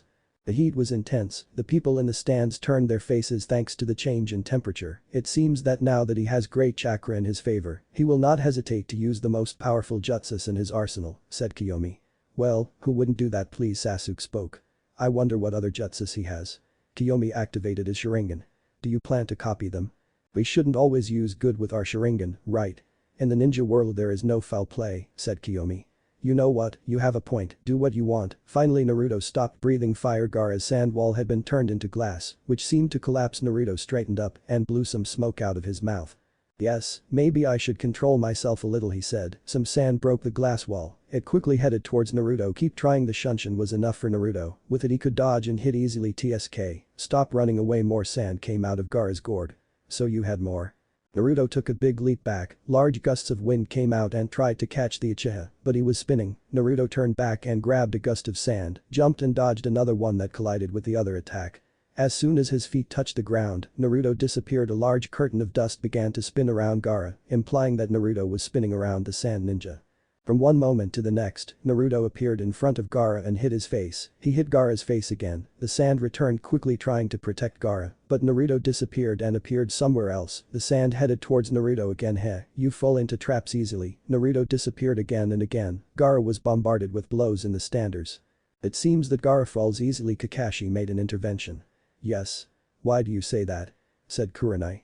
Well, the only thing Naruto does is distract Gaara's sand. He makes it move a great distance away from him, taking advantage of the vast field, and when it seems that the sand is about to reach him, he simply heads towards Gaara with his great speed, and well. The sand is not able to return at the same speed, leaving Gaara vulnerable, Kakashi explained. Pretty good, but I don't understand why he doesn't use the Hiraishin. With that jutsu he could have ended the battle a long time ago, said Asuma, smoking his cigarette. Well, maybe he has a plan and maybe it has to do with the invasion, so I don't see a problem, said Kakashi whispering, so that the others wouldn't hear him. Could be on the battlefield. Naruto kept dodging and hitting brutally. Gaara's armor was cracking too much, so much so that it seemed like Gaara was about to break. Naruto broke away and made hand seals. Futen. Susanoo Senpu. Sacred Whirlwind. Naruto launched a small jet of wind that then spread strongly, creating a strong miniature tornado that surrounded Gaara, who surrounded himself with his sand like a dome. You could see how this one got quite deep cuts. It's not a light trace. Other hand seals. Kaiten. Ryuken no Jutsu. The burst of fire came out and merged with the tornado. A large tornado of fire surrounded the sand boy. Gaara. Temari worried about her brother who was literally surrounded by a tornado of fire. Damn, that guy is too good. Kankuro had sweat running down his forehead. Naruto stopped breathing fire looking at the jutsu he just did. Actually I just made up that combination. I should give it a name, he thought. It will be later. The fire continued to burn until it was finally extinguished. The sand dome had turned into glass. A fist went through the glass. This was Gaara's, who was looking at Naruto with an angry look. Looks like you're out of sand. Gaara laughed. You're a fool, I can create sand whenever I want. Gaara put his palms on the ground. Suddenly, sand started to rise around Gaara. I absorb minerals from the soil in the earth, creating sand from the earth itself. I can even have more sand than before. But a lot of sand rose up around Gaara. So I turned all that sand into glass for nothing. That's fine with me, Naruto said to himself in a sarcastic tone. Come and give me your blood. A large wave of sand headed towards Naruto, but it's still the same. Naruto activated his Sharingan and dodged the large wave of sand. Stop escaping already. Gaara shouted in anger. I don't think so. The Uchiha kept dodging. Futen. Rinkyuden. A large air bullet came out of Naruto. Gaara's sand protected him, but in a blur Naruto appeared in front of Gaara, hitting him hard. Naruto did not let him and continued hitting. Gaara's sand returned and attacked. Naruto disappeared in a blur. You wretch, your blood will be mine. An exorbitant amount of sand swirled in front of Gaara. Under Naruto's feet, sand swirled and trapped his feet. The large amount of sand headed to crush Naruto. However, a silver flash was present, dispersing the sand. Thanks to the speed, Naruto appeared on the Hiraishin kunai at the top of the wall. He's getting crazier and crazier, he said. DSK, I will have your blood no matter what it costs me. A small dome of chakra grew around Gaara, while more sand swirled around it inside the dome. Gaara made seals and covered his left eye. Gaara from inside the dome slowly traced seals while whispering outside the dome. The sand formed an eye, with which Gaara could see Naruto at the top of the wall. It can't be, he's going to do it now, it's not supposed to be time yet. Temari thought, this is bad and we can't stop it, it would be suspicious. Kankuro thought. I have an idea. The Kyuubi was interested. I could try my new special technique. Special technique? That's right, it was a jutsu created by me. Lately you've been creating jutsus, and that, Kyomi and Sasuke have also done it, but they haven't shown it to me. I didn't show them mine either. Okay, do your show. I'll continue accumulating chakra. Do you know about the invasion? Well yes, I heard everything you were talking about with myth, as Menma was there. Anyway, show your show. It's okay. Naruto crouched down. Now what will he do? Kurenai wondered. Well, it seems like he was going to do the Chidori, said Kakashi. It's a good option, considering that it has to go through that layer of sand, said Asuma. Well, let's see it in action. Will he do the Chidori? Said Kyomi. Apparently Sasuke was attentive to Naruto. It's the first time I'll use it in combat, I hope it goes well. Naruto went through Hant's seals, there were only 4. Ox, ram, tiger, monkey. Naruto grabbed her wrist and extended it downward. Suddenly, lightning began to sound and the thunder of birds sounded. That's the Chidori, but he made one more seal, Kakashi thought. Naruto's rays did not intensify when a circle of rays appeared around him. The rays that revolved around him united in his hand, increasing the power with every second. But what is he doing? Everyone was wondering why Naruto was taking so long. However, everyone was shocked to see how small purple sparkles began to flash. Get ready. Naruto was ready. The electricity in Naruto's hand gave a reaping burst, accompanied by the sound of increased electricity. The rays went from being blue to a dark purple, which seemed to have flashes of phosphorescent blue. All the rays around Naruto continued to coalesce in his hand. What is that? Said Kyomi, impressed by her friend's jutsu. I don't know, that's new. It looks like an improved version of Mirakiri, but this one looks more powerful, much more, thought the one-eyed ninja. Naruto grabbed his arm and prepared it to push off, the wall breaking only with the rose of his hand wrapped in lightning. Naruto launched himself at great speed from the wall. Naruto's hand broke the wall, while his hand left a purple trail in less than 8 seconds. Naruto had already reached the ground. Gaara's eye barely managed to see Naruto. Out of fear, he sent the sand that revolved around him to attack Naruto. Naruto's Sharingan worked, predicting the sand's attacks. Naruto moved sideways, dodging the sand's attacks, which collided with the ground, raising large debris. Naruto's eyes saw everything in slow motion. He jumped and bounced off a piece of debris. He jumped again, dodging a blast of sand, sliding on the ground, dodging an attack on his head, got up and turned forward, dodging another blast. Naruto closed the distance in less than 6 seconds. It's a great speed. Kakashi had uncovered his Sharingan to see Naruto. The Uchiha managed to see some spikes coming out of the sand dome. However, Naruto dodged it with great skill and extended his arm. Shiden. Purple electricity. Naruto extended his arm, listening to the sound of birds on a large scale. Naruto's hand easily passed through the sand wall, the purple rays piercing strongly through the other side of the dome. There were a few seconds of silence until my blood. It's my own blood. Gaara gave a heartbreaking scream from inside the dome. Gaara. Temari shouted her brother's name. Now the final touch. Naruto took out his hand. While the purple rays were still attached to the dome, Naruto used Shunshin to get away. The purple lightning in the dome began to shine until it exploded, expelling rays in all directions. Finally, purple rays remained on the ground. Slowly they disappeared. That jutsu, it's pretty good, Minato thought. And combined with the Hiraishin, it's a creepy combination. A cloud of dust did not reveal the Gaara's condition, however it dispersed, showing a Gaara with blood running down its mouth and burns on its arms. The most serious thing. A hole in its right shoulder from which too much came out of the red liquid. Georgia. Gaara. Temari covered her mouth. She never thought she would see her brother like this. Unfortunate. Kankuro shouted from the box. What kind of jutsu is that? Kushina said to herself, not long ago no one could touch that boy. That jutsu touches him once and leaves him in that state. Gaara's sand rose, healing him little by little. It seems that some of the Ichibi's chakra flows into the sand, that makes it heal him, but I won't let you win. Naruto threw 4 Hiraishin kunai around Gaara. The Jinchuriki of the sand rose little by little. However, Naruto passed through Hant's seals. Yuinjutsu. Chakura Kiksh barrier, chakra absorption barrier. White lines extended to the Hiraishin kunai, then kanji appeared inside the figure. What is he doing? Kushina asked herself, excited to see Fuinjutsu in action. Apparently it is a chakra absorption barrier. Generally more people are needed, but he managed to extend his own chakra through the Hiraishin kunai, achieving the chakra barrier. A pretty smart move. Minato was impressed with the Naruto moves. Gaara was surrounded by a small barrier. He instantly felt his chakra go, thus kneeling and the sand moving less aggressively. The kanji barrier disappeared. Gaara was kneeling. Okay, it's time to end this. Naruto went through Hant's seals again. Fuinjutsu. Gajo Fuin. Naruto's fingertips lit up in purple fire. Oh no. If he hits Gaara with that, it will screw up my whole plan. I can't allow this. Orochimaru made seals for his spies so that they could notify everyone to start the invasion. Naruto started running towards Gaara. Shit, there's no time left, it's time to start. Orochimaru gave the signal to start towards a ninja who was hooded in the crowd, which was Kabuto, who wore a mask similar to those of Anbu. Naruto continued running towards Gaara just as he was about to engage the jutsu. The sound of a large explosion was heard throughout the stadium. Naruto turned his gaze towards the Hokage's box when he saw a large amount of smoke coming out of it. The second he was distracted, Gaara's arm was surrounded with sand, creating a large claw of the material. Gaara directed the large reinforced blow towards Naruto, however before it touched him. Naruto disappeared in a flash towards the kunai on the wall. Naruto watched helplessly as the purple flames disappeared from his hand. Damn, I guess the plan to stop Gaara disappeared, but at least he's weakened. Naruto watched as feathers began to fall throughout the stadium. A genjutsu, easy to dispel. Naruto, with sign language, warns his fellow genins about the genjutsu. What's wrong with Naruto, why is he looking this way? Ino asked himself. Shikamaru observed Naruto's signs, it's sign language, he's warning us of a genjutsu. Shikamaru, Sakura, and Ino observed the feathers that fell, and how some civilians fell asleep. It's a genjutsu, we can dispel it easily, said Sasuke. Kyomi nodded. Now Naruto turned his gaze to the Jonins, who were prepared to counterattack. Damn, I'm starting early, said Temari, who launched herself into the sand followed by Kankuro. The two grabbed Gaara and began to climb the wall. Temari, while climbing, watched as Naruto looked at them seriously. Why aren't you following us? Are you confused?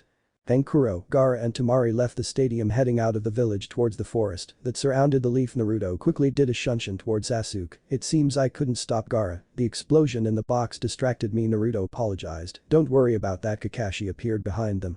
For now we have to worry about that. Kakashi pointed to a bunch of sand and sound ninjas who stood up in the stadium and tried to attack the civilians, but they were stopped by Konoha ninjas who appeared from the nothing. Okay, the first thing we have to do is wake up the civilians from the genjutsu and direct them to the shelters that have my barrier seals, the hospital, and Bu barracks. I also put seals on the Hokage heads. I know there is a hiding place there, yes, but the problem is how are we going to wake up the civilians at the same time? There are too many of them, and we Konoha ninjas are less than the merger of two villages. Let's trust the ninjas of our village, but answering the other question, I don't know, we could wake them up one by one. Oh. You could make a shock wave with your chakra to disrupt the civilians' network and cut off the genjutsu, said the Kyuubi. It's good, but my chakra is not powerful enough to do that. You forget that now you have me. Get ready, it will be the first time you will use my chakra. I'm ready. The Kyuubi pushed an amount of chakra through Naruto's network. Everyone watched as some thick mustaches appeared on Naruto's cheeks, his hair became scandalized, and his eyes changed from black to a dark red with a torn slit. What's wrong with you, Naruto? Kyomi asked. I'm just trying something new again. Naruto's voice was thicker. Okay, now expel as much chakra as you can. But Naruto put his hands together in the ram's seal and gathered chakra, and then expelled it forcefully. A large pulse of red chakra escaped from Naruto, making a peculiar sound. The people who were asleep were awakened. Well, the Kyuubi's features disappeared. It seems like you already know what to do with that chakra. Not completely, but we have to move now. Well, Sasuke and Kyomi, you can go after those from the sand. You can go with Shikamaru and Sakura. Naruto, you stay here. You are going to help us against the ninjas who try to attack. The other genins can defend inside the village. Okay, let's go there. Kyomi and Sasuke headed towards Sakura. Sakura, you have to come with us. For what? Asked the lazy man. We can go after those in the sand, so we can stop them, said Kyomi. It's a bummer, but since okay let's go. Sakura was nervous, she was in the middle of an invasion, it was a pretty dangerous situation. Don't worry, Sakura, we can do it, said Sasuke. Okay, let's go. The four ninjas were about to launch, but were stopped by Kakashi. He performed hand seals, Kuchius no Jutsu.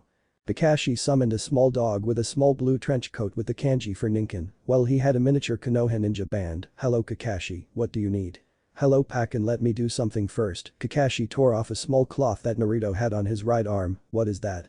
Sasuke asked. Apparently it's Gaara's clothes, it must have stuck to my body, said Naruto. Can you smell this? Pakken, always the little dog, sniffed the piece of cloth, which had some of Gaara's blood on it. Okay, I got it, it's almost outside the village, Pakken said. Well, you can take these four ninjas to him, said Kakashi. Okay, you guys follow me, said Pakken, disappearing in a blur with the four genins. At ready Naruto. Kakashi took out a kunai and uncovered his Sharingan. Naruto took out his Jakudo from the seal, infusing it with lightning chakra. Now things get serious, and he also activated his Sharingan. A green blur landed in the middle of the two. Well, let's show our flames of youth. Go ahead and read. Yes, Guy-sensei. Lee responded to his adult version, well since.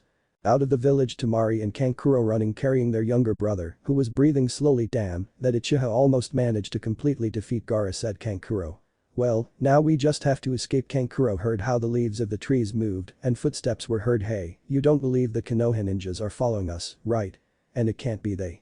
Must be busy with the ninjas inside the village. Pakken continued jumping from tree to tree, followed by the four Konoha ninjas, each of whom was silent in their thoughts. I can smell them, they are about 300 meters away. How problematic, having to follow them all that way. Stop complaining, lazy. This is for the good of the village. Sakura hit Shikamaru on the head. Kyomi and Sasuke became alert as they heard the sound of air cutting. "Everyone down." The twins shouted. Everyone came down from the tree branches when about 12 sound ninjas landed in front of them. "You won't get past here, leaf ninjas," said one who seemed to be the leader, or something like that, since they all dressed the same. "Damn, if these guys keep getting in the way, it will be harder for us to catch up with Gaara," Sasuke thought, until he realized something. "Hey, where is Shikamaru?" everyone asked, as they had noticed the absence of their pineapple-haired friend. Just when they were thinking as quickly as possible, a shadow came out of the bushes, stretching out until it caught the shadows of all the sound ninjas. "Damn, you really know how to hide, don't you? You shouldn't complain, now go after Gaara, I'll buy time." Shikamaru came out of the bushes, controlling the sound ninjas with his shadow. "Damn it, let us go, you brat." "Oh, truthful. It's not like you guys can do much in that state, you know." The 3 remaining Konoha ninjas continued on their way, trying to reach the sand user and his brothers. About 3 minutes had passed. Temari and Kankuro kept getting further and further apart. Temari felt a bad feeling, a feeling of danger that alerted her to something nearby she didn't want to see, but it was necessary. She slowly turned her head only to see 3 leaf ninjas chasing them. "Okay, we'll see you," Kyomi said. "If so, then my work here is finished," said Pakin. "Be fine, thank you for everything," Sasuke said. Pakin nodded and disappeared in a ball of smoke. "Damn, they're too close, and we haven't even gone that far from the village, I can still see the Hokage faces." The sand girl thought desperately. "I have no choice." Temari let go of her arm. His brothers. "Kankuro, you keep carrying Gaara, I'll stop them for a bit." "You're crazy, not to belittle yourself, but you can't handle the 2 Uchihas, maybe the girl with the pink hair, but don't worry, I'll try to buy time." "TSK, it's okay, don't regret it." Kankuro continued moving forward, it was the priority before Gaara woke up and got out of control. "It seems that Temari is trying to buy time, I can fight her." Kyomi began to move forward. "Okay, Sakura, and I will go after Gaara." Sasuke and Sakura were after Kyomi. Temari released a large burst of air. Sasuke grabbed Sakura and jumped strongly. Kyomi went through hand seals, Kaiten Gakakyu no Jutsu. Kyomi launched a large fireball that intensified thanks to the air. Temari had to jump out of the great range of the attack. "In this battle I have no advantage, but everything is so that he escapes," thought the girl from Suna. Kyomi with her great speed reached Temari and kicked her in the stomach, passing through hand seals right away. Kaiten. Hasenka no Jutsu. Small fireballs came out of Kyomi's mouth. Temari jumped in a display of acrobatics, narrowly avoiding several fireballs. She made a big spin and landed on the ground, surrounded by a large circle of flames. Damn, Temari didn't have time to think when Kyomi landed on another branch. Kaiten. Gakakyu no Jutsu. The great fireball was heading dangerously towards Temari. Oh no, Temari tried to jump, but the big explosion managed to hit her, burning her a little without thinking. Temari launched a large gust of wind trying to keep his distance. "Never in my life have I been forced to use random attacks. I guess this is when ninjas take it seriously." Kyomi quickly appeared in front of Temari. "Shit." Temari tried to jump, but Kyomi managed to land a blow. The girl slid on the ground and gave an upward kick, taking the fan away from the blonde. The Uchiha kicked, sending the girl crashing into a tree branch. Raiten. Chidori Senbon. The lightning needle stabbed into the skin of the girl, who screamed in pain. The electricity ran through her body, paralyzing her. The war fan fell a few meters in front of them. "Now you are useless," Kyomi said. Temari growled, grabbing her arm where one of the needles rested. Kyomi threw himself through the trees trying to reach his brother. With Sasuke. He continued advancing with Sakura behind Kankuro, who was the only one carrying Gaara now. "Damn, those 2 are still following me, I have no choice." Kankuro stopped and let Gaara continue alone, since he had woken up. "They won't be able to get past here." Kankuro took out his puppet. "I'll have to defeat him quickly, or else Gaara will escape," thought Sasuke, who stopped to defeat Kankuro. "But don't worry, Sasuke, I'll stop him," said a voice behind them. "Shino? Is that you? Where were you?" the Uchiha asked. "Let's say they forgot about me," said Shino. "I take this opportunity to apologize for having forgotten about Shino. I really apologize for my mistake." "Well, I'll leave it in your hands, Sakura, you better help Shino. Gaara is a dangerous opponent, and I'm really afraid that he'll use you as a distraction," Sasuke said. "Okay, good luck," Sakura said.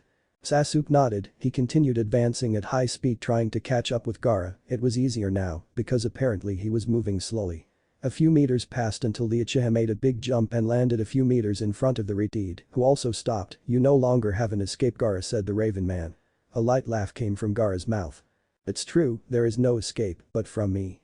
Gaara raised his head, showing how his right eye was different. It had a black sclera with a yellow pupil and a black 4-pointed star. Gaara's hand swirled frantically around the boy, Sasuke staring with his Sharingan at what was happening. The Gaara sand stopped swirling when the figure of the Redeed was shown, who now had a large sand arm with a Gaara claw at the end. The arm that formed the arm joined in one way with the pumpkin and then finished the deformation. With a kind of tail. This will be more difficult, but apparently the sand no longer works as a defense. Sasuke observed how the sand no longer revolved around Gaara. He had to be careful, he was fighting an uncontrolled Jinchuriki. With Naruto. Dodging an attack from a sound ninja, Naruto sent a spinning kick sending the ninja to the ground. How will Kyomi and Sasuke be the thought interrupted his battle position. Maybe I should go now, I wouldn't forgive myself if something happens to them. Naruto. The Uchiha left his mind when he heard how they shouted his name. He looked ahead seeing how a sand ninja was about to stab him. Fortunately, Kakashi appeared, defeating the ninja by cutting his neck. You should be more attentive, said the sensei. I know, but are you worried about Kyomi and Sasuke? Yeah, I don't know, I left them with the Sand Brothers and a crazy Jinchuriki. You know, I'm also worried, but Kakashi dodged a blow and cut another ninja's chest. I know very well that those two are strong, and it is my duty as a sensei to trust them fully, so, as is also your duty as his best friend and almost brother, look at those two.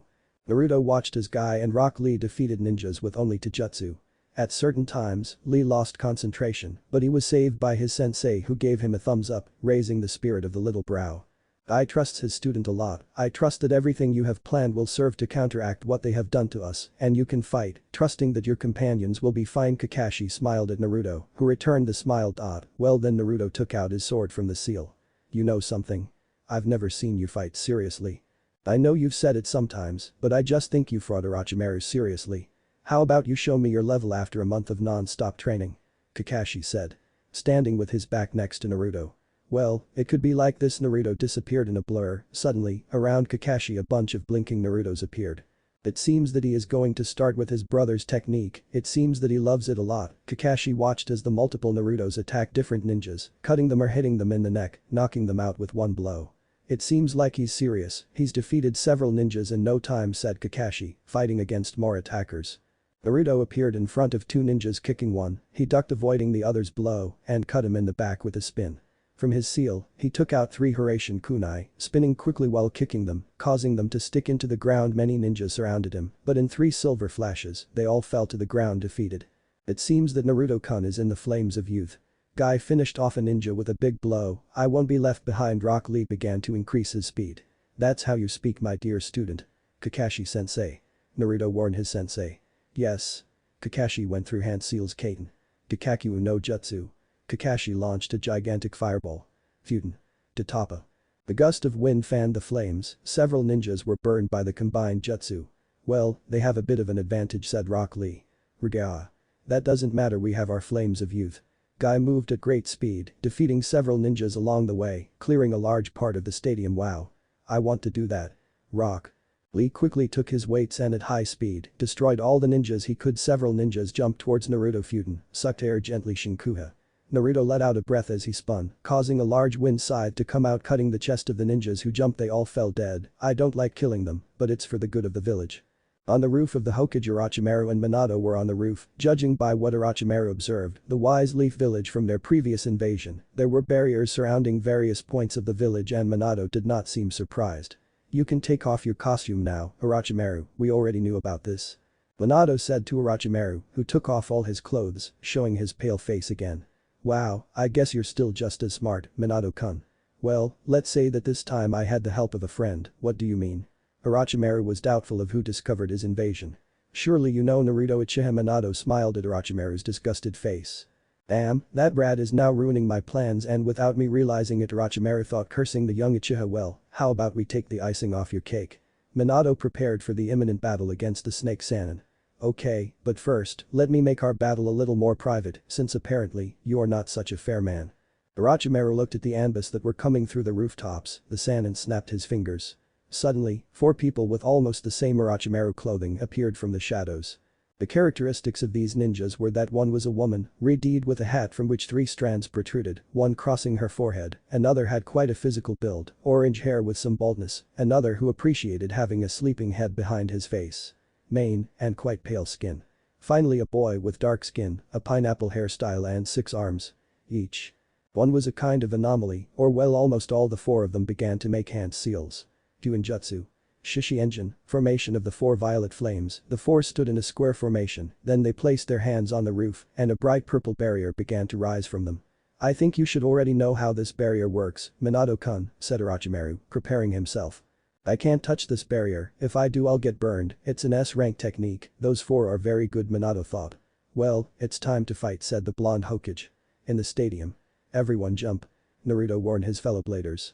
All the leaf ninjas around him jumped at the warning. Raiden. Friend. Naruto placed his hands on the floor of the stadium from which lines of lightning emerged, spreading like a spider web. All the ninjas in the range of the technique were hit by the lightning, burning and paralyzing them. Naruto cancelled the technique right away. The other ninjas only had to knock out or kill their enemies because they were paralyzed. Kakashi observed the panorama, he observed how on the roof of the box there was a large purple barrier. Sensei thought the one-eyed ninja, on the other hand, almost all the sound and sand ninjas were defeated, at least in the stadium. Well, the stadium is almost clear, a giant roar shook the ninjas of the entire village. At the southern entrance to the hillside, a large three-headed snake, we already have this area clear, the other areas have Naruto barriers, but that area must be somewhat empty, if that snake enters it will not hesitate to cause destruction, in addition, we need more protection outside the buildings, Kakashi thought. Naruto, come here, said Kakashi, calling to the little Uchiha. Naruto, you have to help defend the village, look over there, Kakashi pointed to the south of the village. Okay, I understand what I have to do, things are faster now. Naruto went through hand seals. Uchiha no jutsu. Naruto put his right hand on the ground. A burst of smoke appeared and a bunch of foxes appeared, only these foxes were a little smaller than Kakashi, on all four of their legs. What? Kakashi asked, surprised. Where are we? Asked one of the foxes, it was dark blue. It seems we are on a battlefield. Hello. Said Naruto looking up at the big fox. Oh, you are our summoner, right, this is the first time you have summoned a battalion of battle foxes? Asked the fox. Yeah, I'm actually surprised. Well, this is my team, we are a few battle foxes. The fox directed his gaze towards about 9 foxes from the same battle. Well, Konoha is under a sudden invasion by 2 villages, we need to advance, defeating ninjas through the southern quadrant of the village, until we reach the edge of the village where a large-scale attack is occurring, said Naruto. Now he sounds like an Anbu, what's wrong with him if he's still a genin? Kakashi thought. Well, where do we start? Said the fox. Well, we just have to go out there, Naruto pointed to one of the exits of the stadium. Okay, let's go. By the way, what is your name? My name is Kazuto, a pleasure to serve you, Naruto-sama, said the fox. It's a pleasure to meet you, and how about you leave the sama, okay? But you are my summoner, Naruto-sama, okay, just let's go. Naruto and the foxes disappeared in a blur. Well, here you go, I hope it goes well. Location. Konoha Center. Naruto was quickly going with the foxes, several ninjas of sound and sand were trying to stop them. It seems that the sound and the sand lean towards the number, there are too many ninjas. Naruto jumped and kicked a ninja in the face, he ducked dodging a blow, one of the foxes jumped on the attacking ninja, biting him strongly. The Uchiha turned his gaze, watching as a fox made seals with its claws. What, are you serious? Kaiten. Kakaku no jutsu. The fox spit out a large ball of dark red fire, the large ball exploded with a ninja exploding strongly. They know how to do jutsus, and they have great magnitude. Naruto-sama, look ahead. One of the foxes caught Naruto's attention, who directed his gaze forward, seeing how the three-headed snake was trying to reach the buildings, trying to demolish them. But was stopped by a species by one of the barriers. The barriers are working, now we just have to finish off the big guy. Naruto watched as the foxes advanced, it looks like they're going to improvise, Naruto thought, getting ready. Kaiten Futen, Ryuka de Toppa no Jutsu. The foxes shouted their jutsu, sending a great flame towards the snake, who retreated as it was burned. It's quite resistant, it has to be one of Orochimaru's best summons. Naruto prepared himself for a move, he had wanted to summon it to battle for a while. He bit his thumb, causing it to bleed, hand seals flying. Uchiha no Jutsu. He placed his hand on the ground, instantly, a large ball of smoke of gigantic proportions appeared, from which 8 dark blue tails emerged. A giant fox with a kind of haori and a giant katana. It seems like you're finally calling me for a battle, isn't it, Naruto? The fox, without even the ball of smoke having disappeared, already knew what he had to do. I guess it was time for you to fight, right? This will be fun for you, or I don't know how you'll take the battles, said Naruto, inform me. Well, you just have to know that we are under an invasion, and well, we have to stop the summons, said Naruto. Okay, I guess my target is that tri-brainhead, Core said. Well yes, well let's go there. Naruto jumped off Core's head, who jumped at high speed. Wow, he's pretty fast for his size, Naruto thought. Hey. Let's get him out of the village, so there's no damage to the infrastructure. Naruto shouted at the big fox. understood. Core gave a big kick with his hind legs towards the snake's heads, taking it out of the village, or at least from the walls. He has too much strength. Naruto thought in surprise. Core made a great leap across the walls of Konoha, entangled the snake with his tails, and threw it strongly towards the forest. Naruto disappeared in a flash of silver appearing in Core's head. Thank goodness I put that seal on his head while he was there, the Uchiha thought. The snake stood up strongly with a roar. It opened its mouth, releasing a loud hiss, showing its large fangs. We have to teach him a lesson, said Core, passing through Hand Seal's Kaiten. Kiryu Enden. The great blast of fire came out of Core's mouth that burned the snake and a large part of the forest. Plus Core, you must be more careful, you could hurt the surroundings. I'm sorry, but I've never fought before, I've only trained with the other foxes, this is exciting, Core said apologetically. Okay, I can understand you, let's finish her cleanly, you understand me? Yes.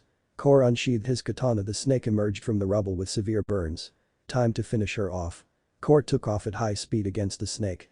In the blink of an eye, Core swung his katana, cutting off one of the snake's heads. It crawled in pain, moving frantically. It would be easier if it stayed still. Core tried to cut the snake, but it didn't stop moving. Leave it to me. Naruto activated his Sharingan. He looked directly into the snake's eyes. Naruto's red eyes glowed. The snake froze. All yours. Naruto jumped from Core, who cut off the snake's heads. Naruto landed on Core's head again. Well, you were a great help, but for now the combat foxes are more than enough. I understand, but this was fun, Core said, quite satisfied with the battle. Okay, I'll call you again if necessary.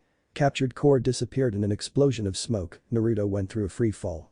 Well, for now the invasion is being countered correctly, the barriers are working, and the civilians are safe. He directed his gaze towards the large purple barrier. I guess the Yondaime has his own battle, I trusted him, Orochimaru doesn't stand a chance against him. He looked up at the sky while he was still falling. After this I'll take a break. His body was about to touch the ground when a few centimeters from it, Naruto disappeared in a silver flash. Location: Konoha Stadium. Getting closer to finishing this, Naruto watched as Kakashi and Guy finished off the last ninjas in the stadium. They must be tired. Well, the one in the green suit looks younger than ever, while the Cyclops looks older than he is. The Kyuubi spoke in the Uchiha's mind. Don't be mean to him, said Naruto. One way or the other, Naruto disappeared in the blink of an eye, appearing next to Kakashi. I see you took care of the snake. Kakashi panted a little. Yes, I think I'm going to help Sasuke and Kyomi. Okay, they went that way. Kakashi pointed in the direction they went. Well, you can continue cleaning around the center of Konoha, my foxes are heading there, so the work will be less difficult for you. Naruto went at maximum speed. I guess we have to continue. Kakashi stood up. Let's continue to demonstrate our youth. Guy disappeared in a blur with his student. He could have left me a soldier pill, well, since Kakashi disappeared in a shunshin. Naruto jumped from tree to tree, leaving more and more of the borders of Konoha. If I remember correctly, Sakura and Shiko left with them. Naruto looked forward where he saw several sound ninjas who were being stopped by a shadow. You are a fool, you know that if your jutsu runs out you will be defeated, said one of the ninjas. It pains me to admit that you're right, I won't last much longer. Shikamaru looked increasingly weakened. Shika, let it go. Shikamaru heard Naruto's voice. He looked up where he saw Naruto coming at maximum speed. Trusting his friend, the pineapple-haired boy released his jutsu, allowing the ninjas to move. Naruto landed in the middle of the ninjas. Jumped Shika. Shikamaru dumped away from Naruto. Raiden. The ninjas tried to hit Naruto. Chidori Nagashi. Lightning chakra ran through Naruto's body, exploding strongly. A lot of rays came out of Naruto's body, electrocuting all the ninjas around him. This was his new version of the Chidori. All the ninjas fell unconscious. Shikamaru came out from behind a tree. You're a troublemaker. Sorry for being late. Damn, I just want to rest for a few moments, is that too much to ask? Shikamaru dropped onto the tree trunk, resting. Well, you can rest now. Naruto took out a Hiraishin kunai and handed it to Shikamaru. Throw it to the ground if you need help. Naruto quickly jumped between branches. Okay. Naruto continued advancing until he reached an area where the trees were down and it was somewhat burned. It seems like they fought here, it's quite destroyed. Naruto directed his gaze to where he felt a presence. The Uchiha saw how the sand girl was practically crashed against the tree. I guess they beat you pretty badly, right? Naruto said, smiling. Leave your arrogance aside, I won't let them do anything to Gaara. The girl tried to get up slowly. I guess you said the same thing when they defeated you for the first time, do whatever you want, they won't win this battle. Attacking Konoha was one of their biggest mistakes. Naruto jumped towards where he felt the presence of Gaara and Sasuke. His sense sensor had improved now that he had Kurama inside him. I must follow him, maybe he knows where Gaara is, after all he seems confident in where he is going. Temari stood up with all her strength and tried to follow Naruto's path. I'm not stupid, I know he's following me, but in that state he doesn't represent that much of a threat, Naruto thought to himself. But Sasuke and Gaara. It was not easy at all to fight against a Jinchuriki, those were the thoughts of Sasuke and Kyomi who had reached him and found him. Sasuke launched himself against the deformed Gaara. Die once and for all.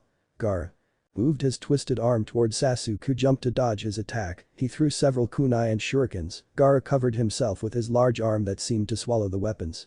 Kyomi threw herself at the sand boy, tried to hit him and succeeded, but the truth was that it didn't seem to affect him at all. Do you want to die too? Gaara lunged at Kyomi who tried to dodge, but he seemed to move faster. What? Since when does he move faster, if his body carries all that sand? Kyomi's Sharingan predicted Gaara's blow as best he could, narrowly avoiding the devastating attack that broke the ground and detached some trees from his place. It's ridiculous, it's too strong. Kyomi backed away as much as he could, Sasuke was going to attack. The Uchiha managed to hit Gaara in the face. Disgraceful. Gaara hit back with double the force, making Sasuke crash into a large rock dam. Sasuke couldn't compose himself when Gaara appeared in front of him. Once again he was saved by his Sharingan and dodged the blow by tilting his head. Gaara's Gaara got somewhat stuck in the stone, the Redeed saw his Gaara and tried a downward hook, but Sasuke moved to the left, dodging the big attack. Once again, the sand claw got stuck in the ground, this time more difficult to get out. Sasuke climbed up, grabbed Gaara's shoulders to propel himself. And giving an acrobatic turn he placed his feet on Gaara's back, trying to bury a kunai that he turned between his fingers, however Gaara gave a great shake taking Sasuke off his shoulder. It's incredible how he moves despite everything he has there. Sasuke landed near Kyomi. I don't know how to beat him, literally no attack works, and sound ninjas are starting to arrive, it's like they want to completely annihilate us, Kyomi said. Remember that Orochimaru is behind the invasion, it was inevitable that he would want to take us again, so try to tire us out, or even think that we will be so overwhelmed until we fall. Sasuke said, seeing how Gaara's sand was covering more of his body. Damn, the transformation increases, at this rate it will be difficult to beat him, and to think that we are tired from the exams. Sasuke gathered lightning chakra in his hand. But I won't let him touch Kyomi, I'm also here to protect her. The sound of birds chirping came out of the chidori that Sasuke was carrying. Chidori. Iso. Sasuke's chidori lengthened in a second, piercing Gaara as if it were a sword. Erg the Jinchuriki roared at the new wound. Now Kyomi. The girl went through Hanseal's Kaiten. Ryuken no Jutsu. Kyomi sent a giant gust of wind against the deformed Gaara. The jutsu continued for quite some time until the girl was left breathless. When the fire disappeared, it was possible to see how there was a badly burned Gaara. Sasuke's chidori continued to pierce Gaara. Sasuke didn't waste time and unearthed his technique, cutting Gaara with it again. Sasuke swung his sword several times at Gaara who lost control, the cuts had paralyzed the Jinchuriki. Sasuke impaled Gaara one last time. Kyomi jumped and accumulated chakra in her hands, fell at high speed and joined her hands in a hammer blow. Take this. The girl hit Gaara's head creating a large crater. Kyomi slowly left the crater, this is more difficult, much more than I thought. Sasuke barely retracted his jutsu. Did we make it? Kyomi barely left the crater, but Gaara's arm grabbed Kyomi's right arm, the girl let out a scream because that was her injured arm. Kyomi. Sasuke tried to move forward, but sound ninjas stood in his way. Get out of my way. Sasuke's Sharingan glowed with anger. He dodged the blows he could and tried to knock him out, but they were more and more ninjas. Damn it, move away. Sasuke went through Hanseal's Ginsenpu. The whirlwind of fire grew around Sasuke, burning everyone around him. Sasuke tried to punch towards the cloud of smoke from which Gaara's arm was emerging, but suddenly, another sand arm stopped Sasuke's punch. Shit, another arm like that. Sasuke tried to break free, but he squeezed him. TSK, let go of me. Sasuke squirmed but wasn't able to get out of the big grip. A ninja jumped trying to stab Sasuke, he finally managed to make a replacement jutsu. Grrr, stay out of the way. A distorted voice was heard from the dust cloud. Kyomi was still at the mercy of the one who now seemed like a monster. Gaara now looked like a miniature version of the Shukaku, his upper half now completely covered in sand. The only thing that was not covered was his feet and a small part of his legs. Let go of me now. Kyomi accumulated chakra in her hand, hitting Gaara's claw hard, it pushed itself to the ground, releasing Kyomi's hand in the process, although more than covering her hand, it covered part of her arm, which now I was more hurt than before. Unfortunate thing, your blood will be mine. Gaara. At Kyomi, she collided with a tree. Sand bullet. Gaara swung his arm throwing sand projectiles. There is no time for pain. Kyomi dodged as best he could the sand bullets that went through several trees and rocks. Gaara appeared in front of Kyomi. Time to die, Uchiha. He swung one of his big arms to finish the girl off. Damn, no please. Kyomi closed her eyes, she was too tired to dodge. Holes appeared in Gaara's arms, which distracted him suddenly, larger holes appeared in his body. A kick landed on Gaara's face and he was sent flying. "Are you okay?" Naruto landed in front of the girl who was clutching her arm. "Why are you always so late? I got lost on the path of life." The boy extended his hand towards the girl. "Don't use those stupid excuses, you'll damage the moment." The girl grabbed Naruto's hand. "Oh, I'm sorry, damn you, you're late." Sasuke reproached Naruto. "I'm sorry, I already apologized for that." "You actually didn't." "Uchiha Naruto, I was waiting for you." Gaara stood up slowly, as if Naruto's blow had been nothing. "I guess you're crazier now, right?" That's not that important, is it? After all, I was always crazy. So much that you no longer know what you're saying." Naruto prepared for battle. "Sasuke, Kyomi, if you can take care of the ninjas." Kankuro somehow managed to escape from Kankuro and Sakura, and also the girl is Temari me. "I was following, I know you can. Okay, take care of yourself against that monster." "He's not a monster, he's just another victim, I'm sure." Naruto uttered his last words before Gaara lunged at him aggressively. The Jinchuriki tried a very strong blow that Naruto dodged, disappearing in a shunshin. He quickly appeared in front of him and hit Gaara's body, which didn't seem to hurt much. "It seems that layer of sand on his skin protects him. I should attack the only part that does not cover him, but how much damage can I do to his feet?" "Come back here." Gaara tried to hit the Uchiha, but he was always able to dodge his attacks. Naruto jumped, avoiding the boy's scratch, turned, and gave an axe kick to the mini Shukaku's head. Naruto backed away, but had to dodge the shurikens of some sand ninjas. "Why are we attacking him if we can attack the leaf too?" said one of the ninjas. Orochimaru said he needed one of the Uchihas, and you know what happens to us if we disobey him. The ninjas launched themselves to attack the Uchiha. "Damn, now can't be the time for these to come attack." Naruto dodged and turned, kicking the ninjas. Gaara tried to catch him, but he jumped. Futen. Rinkuden. Naruto expelled a large air bullet that collided with Gaara. Naruto landed. Gaara shooed away the dust by moving his gigantic arms and tried to hit again. Naruto turned on his foot, gracefully dodging the attack. Sound of birds chirping. Chidori loaded in hand, ready to pierce Gaara. However, a large gust of wind made Naruto retreat. The Chidori was cancelled. Now what? Naruto had to dodge several senbon needles and then dodge the attack of a puppet by jumping. It seems that the older brothers have arrived. Naruto turned his gaze to look at Temari and Kankuro. "Damn, and Sasuke and Kyomi." Naruto turned again. The two Uchiha boys were being overwhelmed by the ninjas of sound and sand. "Oh no, this is bad." Kankuro's puppet managed to grab Naruto. This one was about to stick her needles in, but Naruto changed into a log. He appeared behind a tree, but it was cut by the Temari wind. Futen. Sajin, woman to Toppa. Gaara sent a large gust of wind with sand that tried to reach Naruto Shunshin and disappeared. "Now they won't stop attacking me." Naruto went through a series of evasive movements, trying not to get hit by the different attacks that were chasing him, his Sharingan working at full speed. While with Sasuke and Kyomi, they were not doing so well. Kyomi's arm limited her to fighting with only one arm, in addition to the pain causing her to lose focus, while Sasuke was separated from her and was in a sword fight.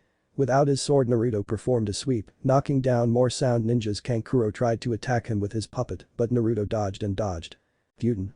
Kamitachi. Temari sent the gust of sharp wind once again. Naruto dodged. "What's wrong with them? It's like they're really trying to kill me," Naruto thought. "Maybe that's his goal, or at least that of his deranged younger brother," said Kurama. "This is no time to joke. Does this seem like a joke to you?" "You're right." Naruto was distracted by a large explosion, which came from where Sasuke was. "Shit, that must have been a paper bomb," Naruto thought with alarm. Another explosion on Kiyomi's side. "What's happening?" Naruto was getting more alarmed. The cloud of smoke cleared, showing a Kyomi against a stone and bleeding from the forehead. "Oh no, Kyomi." Naruto couldn't hold back the scream, his Sharingan shone too brightly. "If you ever let her go, I won't forgive you," Naruto said to himself. However, Gaara and Temari wouldn't let it go. "Get out of the way, get out of my way."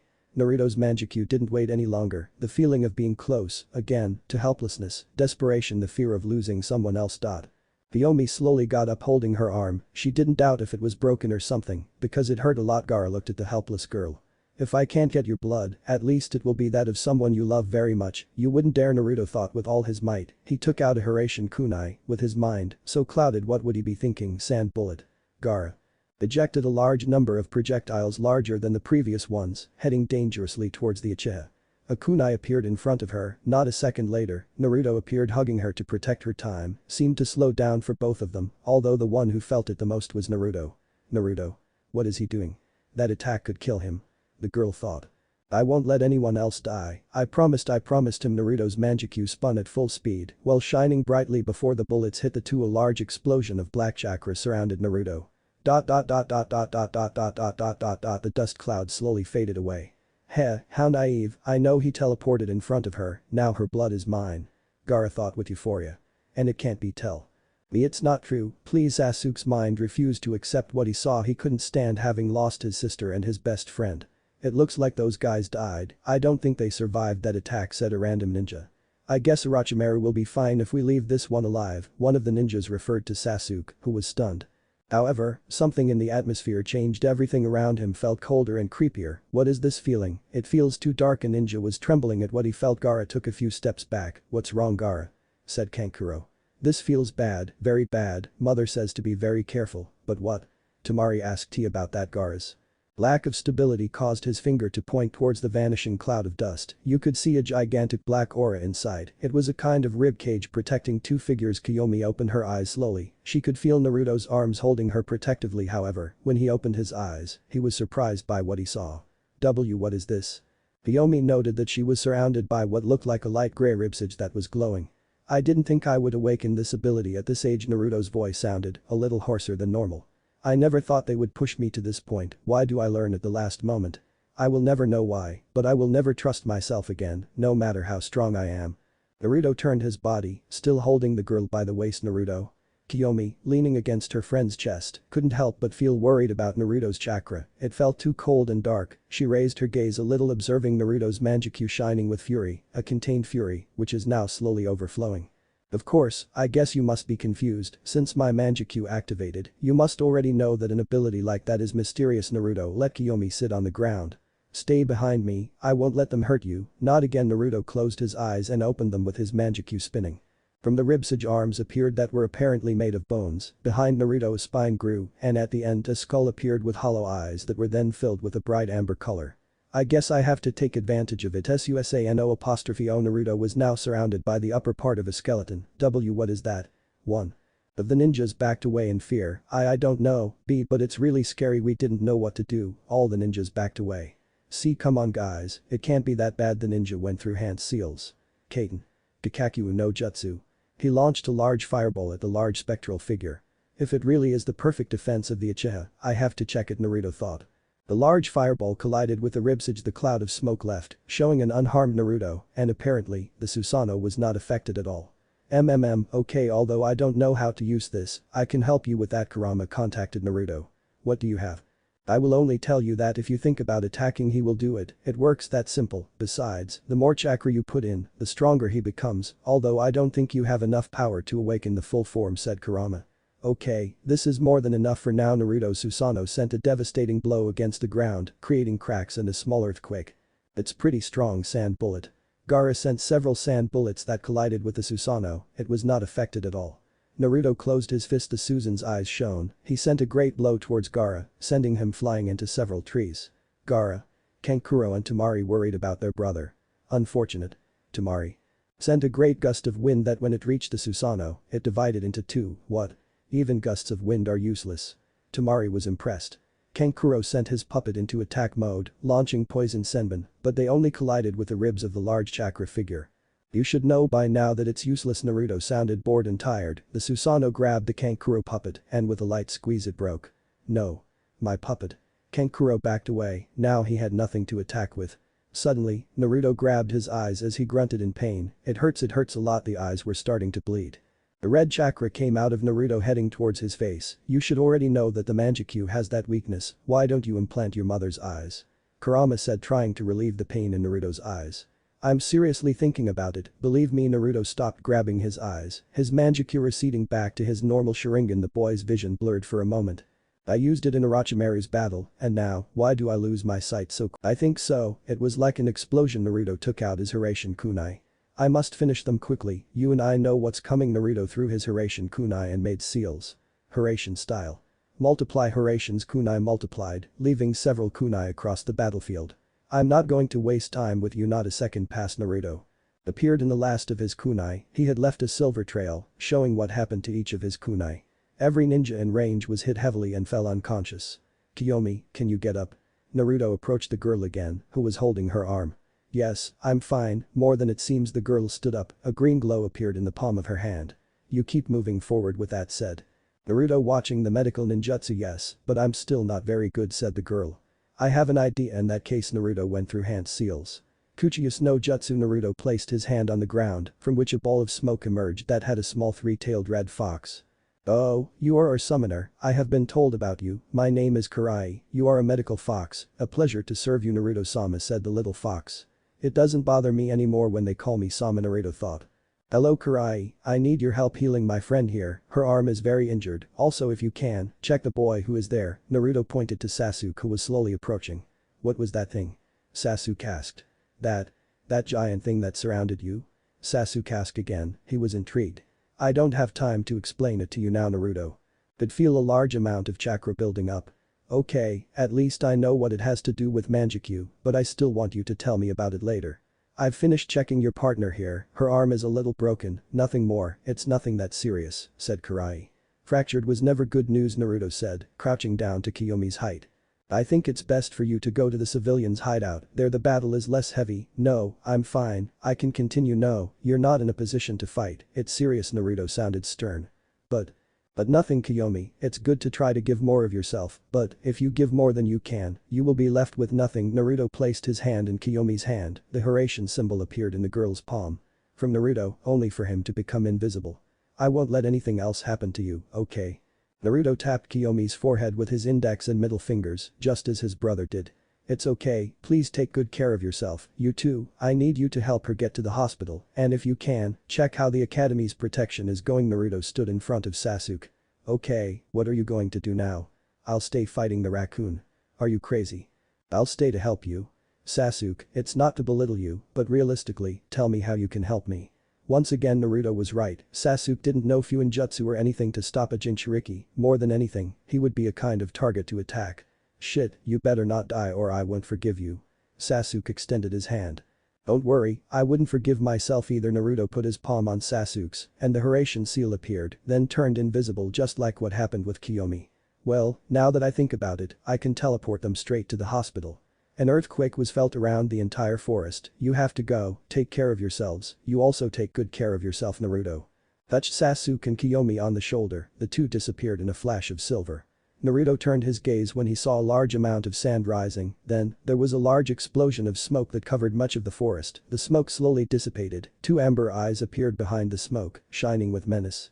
It seems that it has already appeared. Naruto looked at the large figure of a kind of raccoon that seemed to be made of sand. The big raccoon spotted Naruto in the forest clearing. The people of the village could observe the figure of the great one-tailed Bijuu outside their village. Many ninjas and even civilians had bad memories of the night of October 10, 15 years ago. Minato from the box could observe the large figure. Really, he brought the one-tailed Bijuu to destroy the village, huh? Heh, I had to ensure my victory, no matter how strong Naruto-kun is, he has no chance against a Bijuu, even if this is the weakest, it's all about crushing the blade. It won't turn out the way you think, I trusted Naruto more than you think, we'll see about that. Orochimaru launched himself again at Minato who stopped his blow. I think you're going to need my help, you have to admit that you're tired, and besides, you're facing a mythical creature that's over 1,000 years old, and that's strong of course, said Kurama in Naruto's mind. I think you're right, we're going to have to show him who the stronger brother is. How much chakra can you give me? Well, it depends on how much you can control. How well do you control your emotions? I've lived long enough to tell you that I can control them very well, okay, I don't hesitate, get ready. Kurama began pumping chakra through Naruto's network. The Uchiha felt how his reserves were refilled and a large amount of energy was taken over. Naruto's eyes turned red with a slit around him, a kind of bubbling chakra began to appear, it covered his entire body, until a kind of ears similar to Kurama's appeared on top. Behind Naruto, three tails appeared made of chakra and waving freely. It seems like this is all you can control, said Kurama. It feels quite stimulating, it's like a kind of state of ecstasy, said Naruto. This is how you must feel if you can control it, you are too lucky, normally you would be losing your mind, you still can't control any more tails in this state, you will have to practice more with my chakra. Okay, by the way, how many states do you have? There is no time to answer that now, you have a big problem ahead of you. Naruto looked at the large sand tanuki. Now you will die. Uchiha. You and your village will not be saved from this. Gaara went through hand seals. Fall sleep jutsu instantly, Gaara fell asleep and his body hung on Shukaku's forehead, the great Bijuu's eyes stopped shining and became a little more opaque. Yes. Finally he is free. The cry of the great Bijuu sent a great shock wave. Now it's completely Shukaku. Naruto stepped back a little. Don't be scared yet, I'm not scared, I'm just taking caution, I'm facing a beast with a sadistic tail. Anyway, now we can deduce a little about the Sand's Fujutsu skills, and they are very lousy. That brat seal was so bad that he couldn't afford to sleep or Shukaku would break free, Kurama scoffed. Yes, but now that is costing us a fight against a Biju. Don't worry, beating him is going to be easy, as you see it's only a partial transformation. To defeat Shukaku, we just have to wake up the brat. Now, you have to think about how to approach him. Okay, for now this will be it. Shukaku turned his gaze once towards the boy in the clearing. I'm going to destroy you, and then I'm going to destroy this pathetic village, and then I'm going to destroy more things. Shukaku didn't think about it and launched a devastating blow against the ground that raised a large gust of wind that was heading toward Naruto. Naruto shunshin and appeared elsewhere. Shukaku sent another attack with his long limbs. Naruto continued dodging. From his seal, he launched a large smoke shuriken. I've almost never used one of these, I guess now I have the chance to try them. Naruto blew on the edge of the giant shuriken. Futen. Shinkijin. At the time of throwing the great shuriken, it obtained a large layer of cutting wind that surrounded it. The great wind saw hit Shukaku's arm squarely, tearing it off, but when it fell it turned into sand. It moved quickly going up the raccoon until he reaches his cut, regenerating his arm. It has quite good sand regeneration. The big raccoon puffed out his chest and raised his arm. Futen. Renkuden. Shukaku hit his belly hard, releasing a truly gigantic air bullet that was heading dangerously towards the Uchiha. Shot a flash of silver, and Naruto appeared on one of his kunai that he had left on the ground. Damn, the range of his attacks is very large, but Naruto looked at the disproportionate shape of the one-tailed raccoon. He's very slow, he barely even moved, so if I'm very fast, I can easily approach Gaara. Naruto picked up a single kunai from Hiraishin. But I might need help. Naruto placed his kunai in his mouth and went through hand seals. Kuchiya's no jutsu. A large explosion of smoke appeared in the forest. I knew you would call me again, but so soon. I'm sorry Core, but I was originally planning to stop this Ujim, I guess it got out of hand. No, I have everything under control, but I could use a pair of claws. Heh, okay, and I guess the one-tailed Biju is a great adversary. Core directed his gaze toward Shukaku who smiled with his pointy teeth. You remind me so much of my annoying nine-tailed brother. Beat up that miserable filthy raccoon, Kurama growled in Naruto's mind. It will be enough for a 15-year-old boy to humiliate him, come on Core. Yes. The big fox jumped on the one-tailed tanuki. Shukaku stretched out his arm trying to land a blow. In the process he grabbed Core's face. You're nothing against me, Shukaku said amused. That's what you think. With one of his tails, Core hit the raccoon's face making him bend his face when he was released. Core finished him off with the rest of his tails. Shukaku compassed himself. Unfortunate he sent a big blow with his claw. Core could not dodge it being sent backwards. Pretty good hit Core said. This is not the time to get out of hand, we have to defeat him. Naruto barely held on to the head of the great boss of the foxes. Oh yeah, whatever you say. Core passed through hand seals. Kaiten. Enden. Core threw a large fire bullet. Shukaku covered himself with his arm. The fire bullet exploded and Shukaku's arm was somewhat crystallized. Damn, Futen. Renkuden. The air bullet headed towards Core. He jumped and took out his sword with great force and in a great landing. Core buried his sword in Shukaku's shoulder. You could see how it went through and was stuck into the ground. That's not going to be enough. Shukaku grabbed Core's face and squeezed it. Not so fast. Naruto performed half a ram seal, and in a shunshin, several clones appeared on Shukaku's shoulder. High explosion maintaining the seal. Naruto gave the order with his chakra, and the clones exploded harder than normal, damaging Core a little. What? They're not supposed to be that strong, said Naruto. That's because of my chakra, it's enhancing your jutsus. That was expensive, I'm sorry Core. Naruto shouted to his partner, that doesn't matter, just do something. I should take advantage. It seems that Shukaku's arm is coming off. Naruto went through hand seals and being on Core's head, he launched the jutsu Kaiten. Kiryu Enden. From Naruto's mouth came the great burst of fire that completely covered Shukaku's right side, who grunted in pain. Core's face barely came out of the range of the jutsu. Once the fire stopped, you could see how Shukaku's arm was detached and almost completely crystallized. Damn brat. Shukaku stretched out his left arm. Core blocked the blow with his tails. Naruto jumped and began to run along Shukaku's arm. Naruto ran with great speed. The sand on Shukaku's arm tried to reach him because he knew he was headed for Gaara. Waves of sand tried to hit Naruto, but he took out his katana and infused it with Raten chakra, cutting off the sand that was heading towards him. Naruto threw Hiraishin's kunai upwards. Naruto teleported to him, dodging a large blast of sand. When he appeared next to the kunai, he kicked with the soles of his feet. Multiply. The kunai turned into several Hiraishin kunai. Naruto teleported to each one, changing direction with kicks. All in all, there was a silver light that came and went with several turns until one of the kunai landed next to Gaara, flashed, and Naruto appeared next to Gaara. Quickly and without wasting time he hit Gaara on the head. The red-haired boy slowly opened his eyes in shock. No, it can't be, I just arrived. Shukaku's arm on the ground crumbled into sand while his other arm began to crumble. No. I won't leave here without destroying anything. Shukaku opened his mouth, a large amount of chakra began to accumulate in his mouth, red and blue spheres began to condense into a purple sphere. Very dark, almost black. What is that? Naruto asked Kurama. It is a Biju lady, the definitive attack of the Bijuus. It is a great accumulation of its chakra in the densest and purest state with great destructive power. I don't know how you will stop it because it is aimed at the village, said Kurama, alarming Naruto. Shit. Naruto threw a Hiraishin kunai towards the ground and then teleported towards a kunai that was on the Konoha wall. He started running as fast as he could using Shunshin to go faster until he reached the point where was Shukaku pointing. Everyone die Bijuadama. Shukaku threw the large sphere of chakra towards the village, creating an earthquake. The large sphere destroyed trees just by touching them. I don't know if I'm ready, but I'll risk everything to protect them. Naruto made hand seals with a Hiraishin kunai in hand. When he finished them, Naruto extended his two hands open with the Hiraishin kunai resting between his thumbs. Hiraishin Dorai. Thunder Guide. Naruto sent a large amount of chakra in the air. Kanji appeared that seemed to unite in the center. The large sphere of chakra collided with the barrier, which seemed to swallow it. Naruto held the barrier with all his strength, his hands holding the Hiraishin kunai tightly. Damn. Naruto's feet dragged on the tiles. The Biju lady sent a shock wave that sent a part of the wall flying. You can't let that thing touch the village, please give a little more. Naruto gave himself support trying to stop the great attack. In the distance, Shukaku increasingly turned into sand. The dimensional barrier swallowed more and more of the Biju lady. Impossible. Shukaku thought. Naruto gave a growl. The Biju lady was completely swallowed by the absorption barrier. The kanji disappeared with the Biju lady.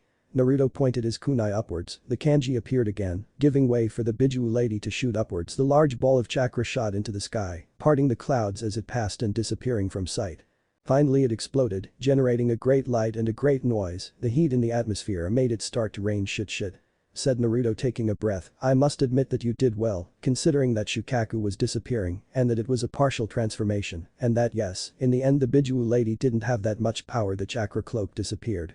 No, yes, Kurama couldn't lie to Naruto. That doesn't matter now. He turned his gaze to see that the village had not suffered any damage from the Hokage box.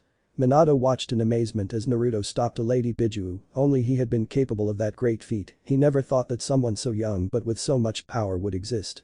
An injured Orochimaru watched as his ultimate weapon was defeated not even 5 minutes after it had appeared. What? But how did that happen? He shouted furiously. Well, let's say that boy you want is stronger than you think, Minato said, amused. Damn, with the Shukaku gone and thinking I have no chance against this one, I guess I only have that jutsu left. Orochimaru licked his lips in anticipation. Naruto took a deep breath and teleported into the forest. In the clearing, Gaara's figure on the ground could be seen. Naruto picked up his kunai and approached him at a slow pace. Gaara noticed the approaching Uchiha. Stay away from me, don't kill me. Gaara was retreating on the ground. I'm not going to kill you, and I'm not going to hurt you either, see? Naruto, faced with the boy's reaction, placed his kunai on the ground again and raised his hands. See? I'm not going to do anything to you. Gaara didn't know what to think. He had always been the one that people ran away from, but now he was the one that backed away. That bothered him. He had to know how the Uchiha was so strong. How are you so strong? Gaara asked. I've trained a lot because. To protect my loved ones, dear people. Gaara sounded confused. You know, friends, I've never had friends. Gaara sounded strangely sad now. Oh shit, I forgot, that's the life of a normal Jinchuriki, not like Menma and Me, thought Naruto. I can't imagine the hell he must have gone through. So, how about I'm your first friend? Naruto stretched out his hand towards Gaara. That because? Because I know you're not a bad person, you didn't want to do this, or I don't know, but I can't feel that you're bad, you're just confused. How do I know you won't betray me or stab me in the back? Gaara pointed to Naruto accusingly. Because I don't see the need to betray a friend, and you must learn to trust. You weren't just there, you had your brother and your sister. Those two? Yes, I can feel that they love you a lot, said Naruto, smiling. Now that I think about it, I can feel a lot of things now. The Uchiha reflected on his thought. It's my fault, I'll explain to you later, said Kurama. Anyway, what do you say, friends? Gaara stretched out his hand hesitantly. Don't worry, from now on, you won't be alone, Gaara. Finally took Naruto's hand, who helped him up at that moment. The tinkling sound inside Naruto's head rang. The Uchiha jumped, dodging a blow from Temari with his fan. Upon landing, Kankuro pounced on him coming out of some bushes. Naruto simply dodged. Kankuro was not good at all in body. Temari, Kankuro, stop it. Gaara yelled at his brothers. What's wrong, why do you defend him? Kankuro asked. I don't want my first friend to be hurt, said Gaara. What? The two brothers shouted. It's not like those two would have hurt this beast, hahaha. Kurama laughed out loud. You Kurama. Naruto sweated for his new friend. Gaara, how is this your friend? Said Temari. It's a short story so, maybe there's no time to tell it. I let them escape, but first Naruto touched Gaara's hand, the Horatian seal appeared and disappeared. Okay, now you can go, I'll visit you as quickly as I can, okay. But now I have other things to do, Naruto said, disappearing in a flash of silver. Gaara was about to jump, but fell to his knees. Gaara. The two brothers carried him on their shoulders and started jumping. You don't know how worried I was. To think that you let that raccoon get hold of you, said Temari. You didn't have to worry, but still thank you. Kankuro and Temari were shocked by the deeds. Thank you, who without further ado fell asleep. They only managed to smile and continue on their way. Naruto arrived in front of the large purple barrier. It's useless, you can't touch it or you'll get burned, one of the Anbis told Naruto. I have an idea. Naruto activated his Manjikyu and activated his Kamui. He passed his hand that simply crossed the barrier as if nothing had happened. Upon checking that it worked, he passed his entire body without haste. What did he do? Asked an Anbu. I don't know. Orochimaru went through hand seals Kuchius. At that moment he saw how Naruto had arrived. I guess I can take advantage of getting his Sharingan. Oh yeah, this will be the best Hokage-sama. Naruto arrived at Minato's side. Naruto. How did you get through the barrier? A magician never reveals his secrets. Normally I would tell you to leave, but it would be better to guarantee the defeat of this madman no matter what, said Minato. It's a shame that you guys are going to lose. Admire my new technique. Kuchius. Ito Tensei. Resurrection of the impure world. In front of Orochimaru, 3 portals appeared on the ground, from which 3 coffins emerged. The first had the kanji for Shadame, the second the kanji for Nidame, and the third Sandame. Don't fuck with me, are you going to revive them? Minato was alarmed. However, the third coffin sank into the ground. It's true, the Sandame is in the Shinigami's stomach. It seems that I won't be able to see my dear sensei, but with these two, that's enough. The 2 coffins opened, showing the figure of Hashirama Senju and Tobirama Senju, first and second Hokage of Konoha. Automatically, Kurama's chakra cloak activated again. Believe me, you're going to need it, said. Kurama. Naruto swallowed, activated his Sharingan, forever recording the image of the powerful shinobi in front of him, who had just returned from the dead. This is getting out of control. This is getting out of control. Minato clenched his Horatian kunai tightly. What kind of jutsu is that? It just revived the first Hokages. Naruto stepped back a little. Are you afraid, boy? Said Kurama. I don't know what's wrong with you, I have to fight the god of shinobi, and also the creator of jutsus. Naruto observed with his Sharingan the 2 great shinobis in front of him. The 2 Hokages took a step forward and began to move their heads, observing the panorama.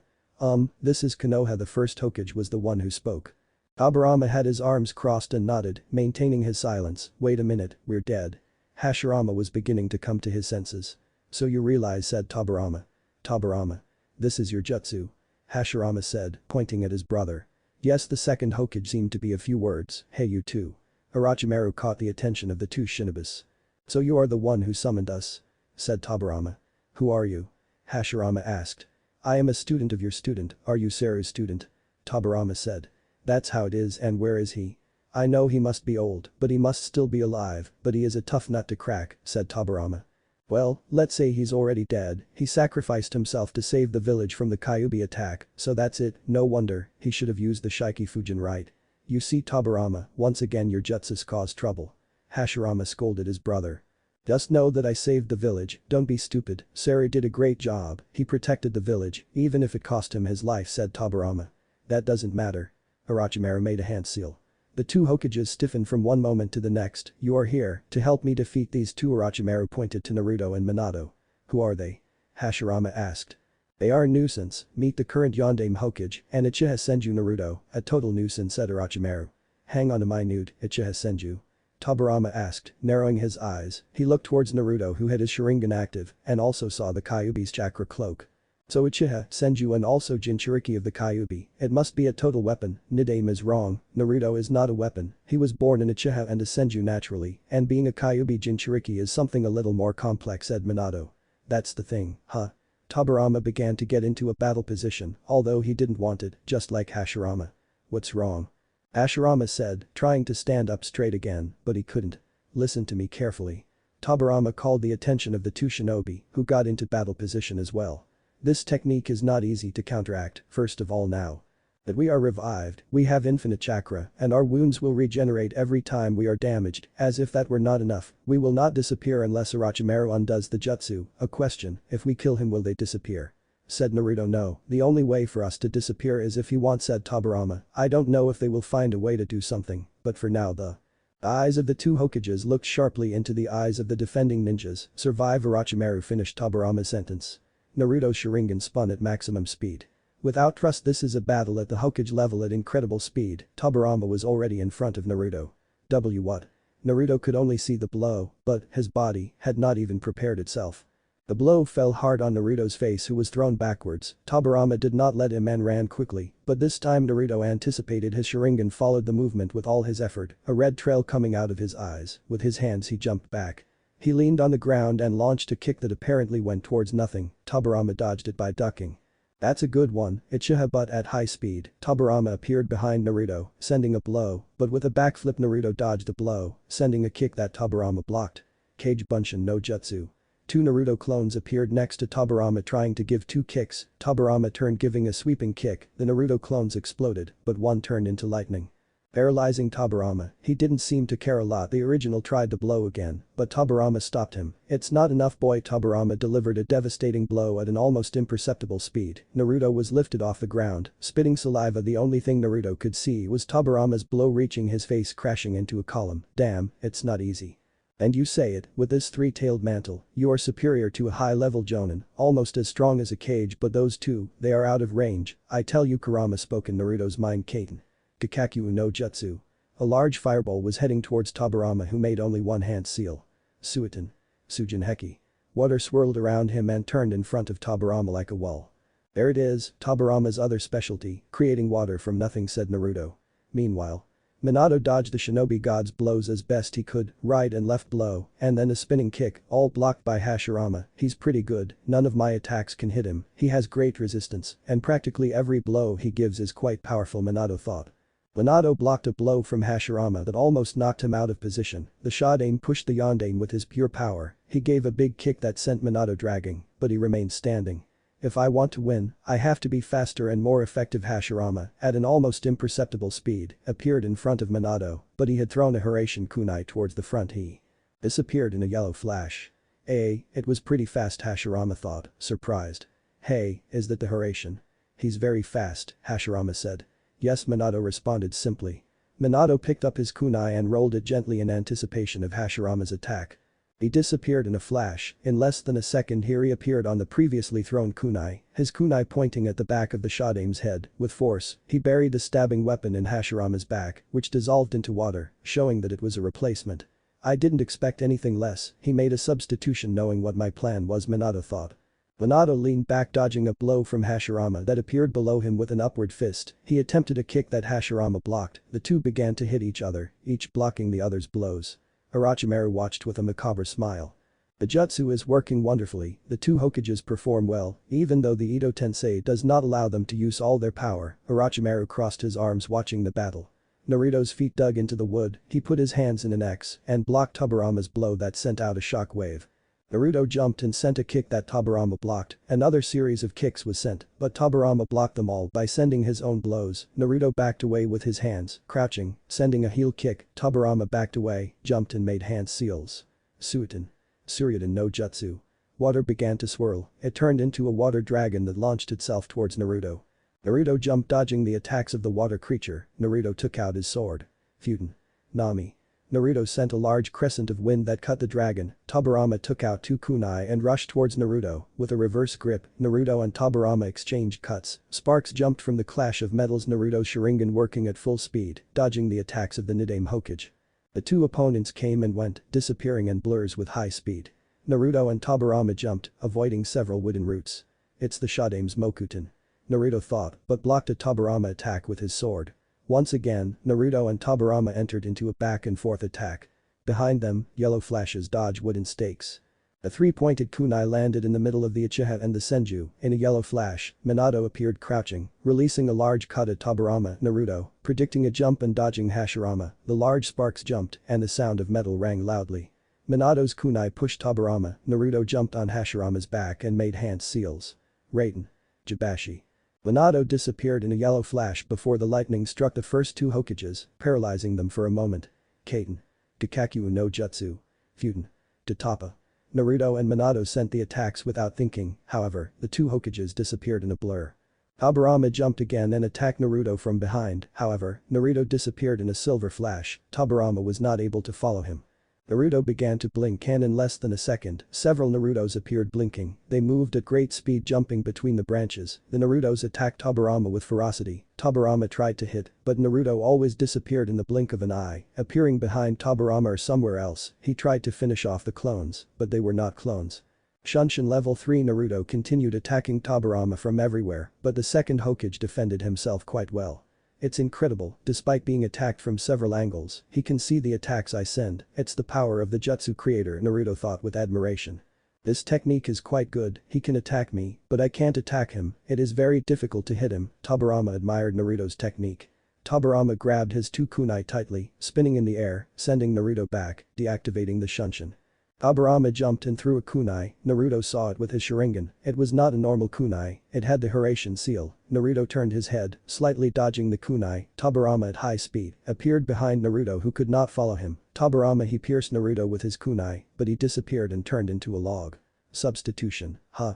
He could read my movements, or he just priced my Hiraishin with his Sharingan. It seems like he knows how to use those eyes. Tobirama jumped to the side, dodging a downward blow from Naruto that broke the ground greatly. He turned his sword in his palm and attacked without fear.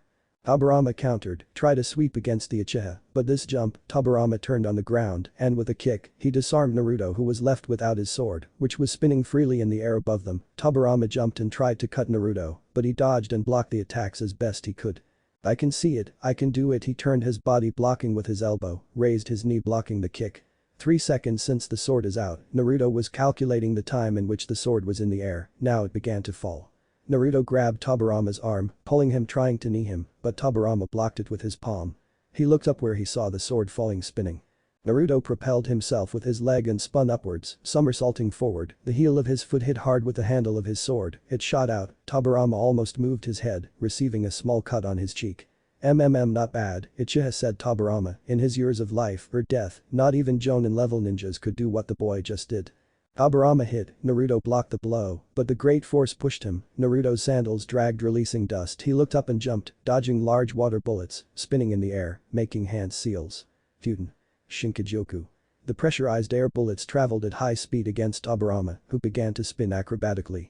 The air bullets hit Hashirama and Minato, who disappeared in a yellow flash, while Hashirama used his pure speed. Tobirama launched himself at Naruto, landing a big blow. Naruto resisted him as best he could and crouched down, sweeping the Hokage's legs, who supported himself with his hands. Naruto made a half-ram seal, and a clone appeared and kicked Tobirama, sending him away.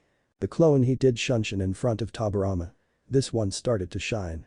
Tobirama jumped dodging the clone's explosion, however, more Narutos appeared exploding, making Tobirama retreat. Naruto began to blink, advancing quickly, he reached Tobirama. Tobirama managed to observe him and tried to hit Naruto, but his fist just went through him as if nothing had happened. Tobirama was too surprised, the body finally went through Tobirama. Naruto gathered wind chakra in his palm. Futen. Rapusho. He hit his palm hard against the surprised Tobirama, he shot out looking back, observing Naruto's evolved eyes. So you two are trapped by hatred. Tobirama wrinkled the seal. He crashed into a branch, getting up almost instantly as his armor and body regenerated. Naruto landed a few meters in front of him, with his Manjikyu activated. So you also have the curse of hatred, huh? For a moment I thought you were different from the others. Tobirama crossed his arms. What do you mean by that? Naruto said. You have the Manjikyu Sharingan, tell me, who did you kill to get those cursed eyes? I didn't kill anyone. Nidame-sama, not anyone dear to me, but I don't understand that curse of hatred. When an Uchiha awakens the Sharingan, their emotions shoot to the top. Once these eyes have appeared, the emotions that shoot the most are love and hate. Uchihas usually gain a lot of love for something or someone. But what happens when that is taken away? Naruto opened his eyes. That's right, his hatred. If you take away from an Uchiha what he loves, only hatred will remain, and that hatred will be directed at all those around him. Naruto backed away. I knew it, the Uchihas are a cursed race, thirsty for power, and are not able to control their emotions. You have never thought that Uchihas could be different, maybe you have seen other types of Uchihas, things have changed since the creation of Konoha, you lived since the era of clan wars, where everyone was ruthless, even his clan, it may be, but we did not kill our own, for power. Naruto opened his eyes, remembering Itachi, could it be that the curse was real? Flashback. 6-year-old Naruto ran in circles around Itachi. It's a new jutsu, I hope it's cool. Itachi laughed softly as he crouched down and told Naruto with his fingers. Naruto ran over only to be hit with his fingers on the forehead. Oh, but why? Naruto rubbed his forehead. You have to stay calm, what did he teach you? Naruto calmed down and took a deep breath, keeping his face calm. Well, for now I'll teach you a new jutsu, then if you want we can go to my house for dinner, my mother is preparing a big dinner, it would be amazing, I really like going to Mikoto-sen's. Yes, I also love my family very much. I'm sure especially Sasuke and Kyomi. Yes, they are my dear little brothers, I love them more than anything. Naruto looked at him with serious eyes. Of course I also love you very much, you are my favorite disciple brother, Itachi said smiling. And what do you think of the rest of the clan? Isn't it obvious? Itachi turned his gaze while Naruto did the same. The two observed the clan, the buildings with the lights on, people walking talking to others, more people shopping in stores, the air swaying and playing with the leaves of the trees that fell, everything, it was a kind of calm atmosphere. I love everyone in the clan very much, everyone has helped me at some point, they have greeted me, and at some point they have looked me in the eyes and smiled at me, that is enough to have respect for them, they all work for their families and have affection for each other. It makes me happy to see them like this, and we are all part of the same family, Itachi observed, smiling softly. Two ladies who were walking greeted the two boys, who returned the greeting. It's good, yes, it's very good, Naruto said softly. Okay, let's go to the training ground, you have a jutsu to learn. And flashback. No, Tobirama raised an eyebrow. The Sharingan may enhance our feelings, but everyone who learns to love must also learn to hate, even if it is not the Sharingan, or what you felt when you saw that everyone in your clan was defeated. Hashirama and Minato stopped the battle upon hearing this. Orochimaru looked at that in amazement. Tobirama remained silent. My best friend, my sensei, I kill my entire clan, I kill your entire family, what? Hashirama looked angrily at Minato, who had his head lowered. How did that happen? Said Hashirama. I don't know, he didn't tell me, but that doesn't matter, I saw him cry. Before I go, my goal is to find him, and I'll ask him what happened. And you think that if you ask him he will tell you, I know what you mean, but that's why I become strong, not everything is achieved the easy way, so, with that you show me that you don't have the curse of hatred. I can attest to it, said Minato. So you yondaime, Hashirama said. Naruto has always strived with the help of others, he is loyal to the village and has many dear people here, so I am sure he would never betray us, he is Naruto Uchiha of the Leaf. Minato blocked an attack from Hashirama, who did not control his body. So what? Said Tobirama. Naruto opened his palm, chakra began to swirl, a sphere of chakra. What? The rasengan. Minato watched as Naruto used a technique that he himself invented. I won't let him hit Tobirama with that. Orochimaru performed a half-ram seal. Tobirama launched himself at great speed against Naruto, Tobirama's fist headed towards Naruto, the fist was about to touch him, but… In the last fraction, before the Hokage's knuckles hit the boy, a silver flash cut him off, Naruto appearing in a kunai buried in the branches of the trees that Hashirama had created. Before Tobirama himself opened his eyes, Naruto appeared behind him on his back. Rasengan. Naruto smashed the chakra sphere into Tobirama's back, it began to drill into the resurrected man's body. That was fast, pretty fast, I didn't even open my eyes. Tobirama thought. The chakra sphere exploded, sending Tobirama crashing to the ground, the roof of the box broke, crashing Tobirama into the ground below them. Naruto wasted no time and threw a kunai at Hashirama, the first Hokage, with great reflexes, he pulled out a kunai and deflected the projectile, while with his back, he managed to block a blow from Minato, the kunai went upwards, in a silver flash, Naruto appeared holding his kunai, he threw it towards Hashirama's side, and appeared with Shiden in hand. Minato disappeared in a yellow flash. Shiden. The Uchiha crashed his attack against the first Hokage, who managed to cover himself. Hashirama shot out with the purple beam that then exploded. Hashirama rested his slippers on a branch of a large tree, his body regenerating as he traced hand seals. Mokuton. Sashiki no Jutsu. Several wooden stakes came loose from the trunks and were thrown strongly at Naruto. The Uchiha dodged the wooden projectiles with great skill, he could see them in super slow motion thanks to his manjutsu, it was almost as if he were moving in another time. Struck hand stamps. Kaiten. Ryuken no Jutsu. Launched a large flame of fire against the first Hokage, who covered himself with a wooden dome. Naruto grabbed his sword buried in the ground while pulling out a Hiraishin kunai. With his Sharingan, Naruto watched as the wooden dome opened. Without fear, he threw the special kunai with great speed. The first Hokage easily observed the approaching kunai, grabbed it with great skill, but did not realize its special condition. Naruto appeared walking around, with his sword he cut Hashirama's chest, with his foot he hit the Hiraishin kunai, kicking it up, he disappeared in another flash, appearing on the kunai above Hashirama, which was shocked by the large wound that they have managed to cause him. If I weren't an Edo Tensei, that wound would have been much worse, thought the first Hokage. Kaiten. Hasenka no Jutsu. Naruto launched a large number of fireballs that collided with the first Hokage, the attack had been at a high speed. Naruto is incredible, a 15-year-old boy attacking two shinobi who made armies run, that kid Orochimaru made an angry face, once again, Naruto surprised him, and not in a good way. Orochimaru took out a sword from his mouth, threw it at high speed against the defenseless Naruto, but the sword simply passed through him and continued on his way. Naruto landed and jumped towards Minato. No matter how much damage we do to them, this battle will only end one way, yeah. Naruto and Minato were thinking how to win this battle. For Naruto, there was no way to win this battle. He did not know what to think, he felt helpless. If he and Minato ran out of chakra, Orochimaru would order the barrier to be lowered and destroy the village with those who they once loved her. Sealing them would be of no use, as they would not disappear yet, and sooner or later the seal would break due to the strength of the two's chakra. But for Minato, there was only one way to win. Naruto, what's wrong? Yondaime-sama. I only see one way to win this battle, well, I'll just say that, after that, I won't be able to stay here. What do you mean? Maybe I'm going to use this jutsu. No, don't tell me that. That's right, the Shiki Fujin, you're crazy. If you do that jutsu, you'll stay in the Grim Reaper's stomach, and what will happen to Mito and Menma? Jiraiya-sensei and Kushina-san. If you tell me about them, you'll only make it hurt more for me. Naruto watched as Minato squeezed his kunai tightly. But Naruto, I know very well that this is sad, but it's the only way you know. Besides, if I can take Orochimaru with me, we'll get rid of a hassle. I don't know if you've already noticed, but the bodies of the Edo Tensei take longer to regenerate the more damage they receive, Minato thought. We can take advantage of this to seal them. Minato got into a battle position, he could see how Tobirama and Hashirama regenerated. I will not let these two win, the blade will fall this day. Half a ram seal, making the former Hokages stiffen and then give a serious look. Hashirama went through Hans seals. Mokuton. Jukai Koten. The branches of the trees did not wait, they attacked and grew frantically, the two opponents disappeared in flashes, Tobirama attacked with kunai, Naruto blocked the attacks as best he could. Damn, his attacks leveled up. Sparks flew from the collision. Minato appeared in front of Hashirama, this blocked his cut, Hashirama attacked with a big blow to his stomach, Minato spit out blood. Hashirama finished off with another blow to the face, 2 kicks to the face, Minato held on with his hands, turned and stood up again, Hashirama kicked the floor breaking the tiles. Hashirama took out a kunai, gave a horizontal slash, Minato ducked and turned, he attacked with a reverse slash, Hashirama blocked it, the first Hokage grabbed Minato's arm and pulled him.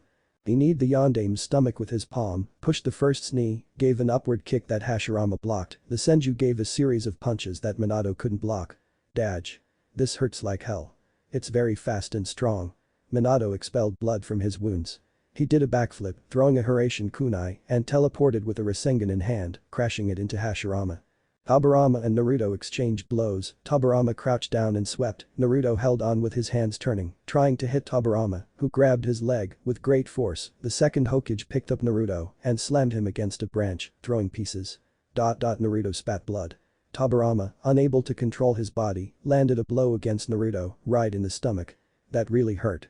Naruto became intangible, making Tobirama let go of him. Naruto turned and sent an upward kick, Tobirama blocked the kick with his forearm, Naruto pushed himself up with his arm. Kaiten. Kakaku no Jutsu. Naruto sent a giant fireball, Tobirama raised a wall of water. Kage Bunshin no Jutsu. Several Naruto clones appeared. Kage Bunshin no Jutsu, 2 Tobirama clones appeared. Tobirama's clones destroyed Naruto's clones. One Naruto clone lifted another, the clone attempted an upward cut. The Naruto clone leaned on the handle of his sword, turned hard and hit a Tobirama clone. -1. Tobirama hit a clone of Naruto, it turned into lightning destroying the clone. Susanoo Senpu. Kaiten. Ryuken no Jutsu. The great fire tornado consumed Tobirama, kicking up large debris and wood, burning the particles. Pretty good, Kurama said in Naruto's mind. I don't know what to say right now, I'm fighting 2 legendary shinobi, defending my village from an invasion, and now I'm going to witness the death of someone I love, again.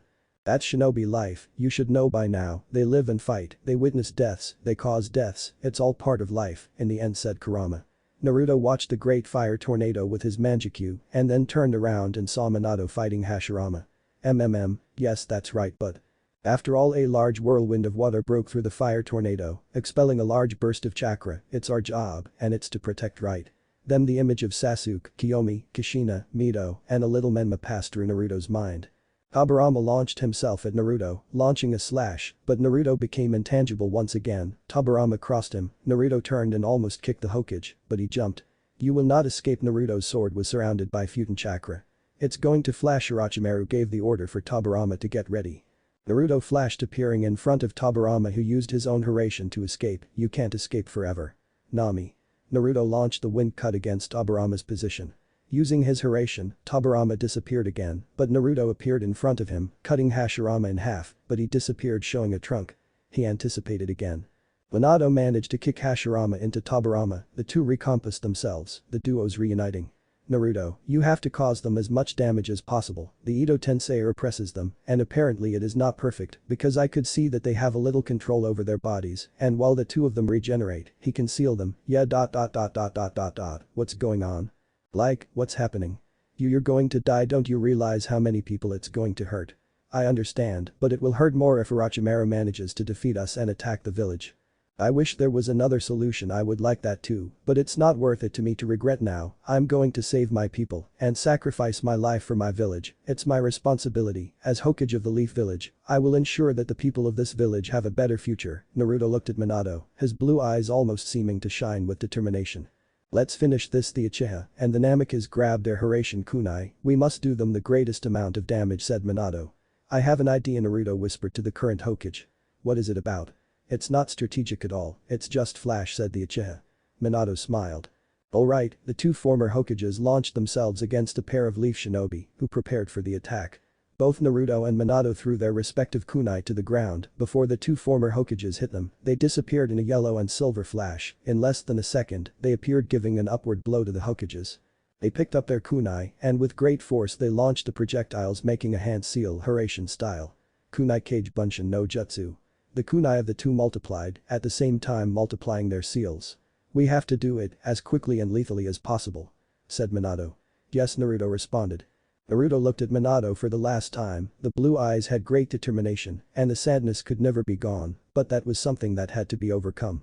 Naruto gripped his sword tightly while Minato grabbed another kunai in a reverse grip ready for the final attack. Each kunai multiplied around the former Hokages who did not know what awaited them. In a flash, the two figures disappeared, then in another flash, and another and another and another, with each illumination, a large wound appeared on the resurrected warriors. Minato and Naruto looked like yellow and silver trails moving from one place to another at high speed. The speed was so great that they created a reaping light. What's happening? Orochimaru thought. What the hell is going on in there? Asked a girl with red hair and a hat, one of those in charge of maintaining the barrier. What the hell do I know? It looks like a sphere of light, said the six-armed boy. Tobirama and Hashirama couldn't say much, the rapid blows didn't let them react, the least they could see was a silver and yellow light hitting them. They could see how their bodies received wounds seemingly out of nowhere. Naruto and Minato appeared in their respective kunai. Minato was breathing heavily, all those flashes had tired him, he had to move as fast as he could but. There was something that surprised him. It's incredible, even without so much experience, he was able to move as fast as me, Minato thought, watching Naruto, who was panting a little. You're going to be very strong, but I wonder what you'll do with all that power, Minato wondered. The two Hokages fell to the ground, their bodies seemed full of cracks, and they were slowly regenerating. They had really deep cuts all over their chests, it even seemed like their armor had been completely broken. That was incredible, it was about 10 seconds, and it could have been hundreds of blows, said Tobirama. Yes, I thank the Ito Tensei for not feeling pain. Can you imagine having felt all that? It would have been but the mythical Uzumaki outbursts when he stole his ramen, hahaha. The first Hokage burst into laughter. Yeah, Tobirama sounded a little. The village was in good hands. He remembered what the Uchiha told him. Maybe you're different, get up and finish them off. Orochimaru gave the orders to the injured puppets, which began to get up. It's time. Minato went through hand seals pretty quickly. Shiki Fujin ... Once again, the air became dark and cold in the presence of the Shinigami, the god of death. Again in this village. What's happening this time? The Shinigami's bored voice resonated. Shinigami-sama, I understand the fact that you are upset at being summoned for the second time in less than 20 years, but what? I need you to help me seal the first two Hokages in front of you. The Shinigami did not show his surprise on his face, but keeping the soul of the first two Hokages.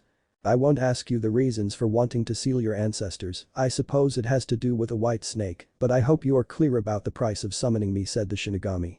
Yes, I know. The two Hokages barely got up. Minato teleported in front of the two Hokages. The Shinigami, without hesitation, crossed his spectral hand through Minato's torso.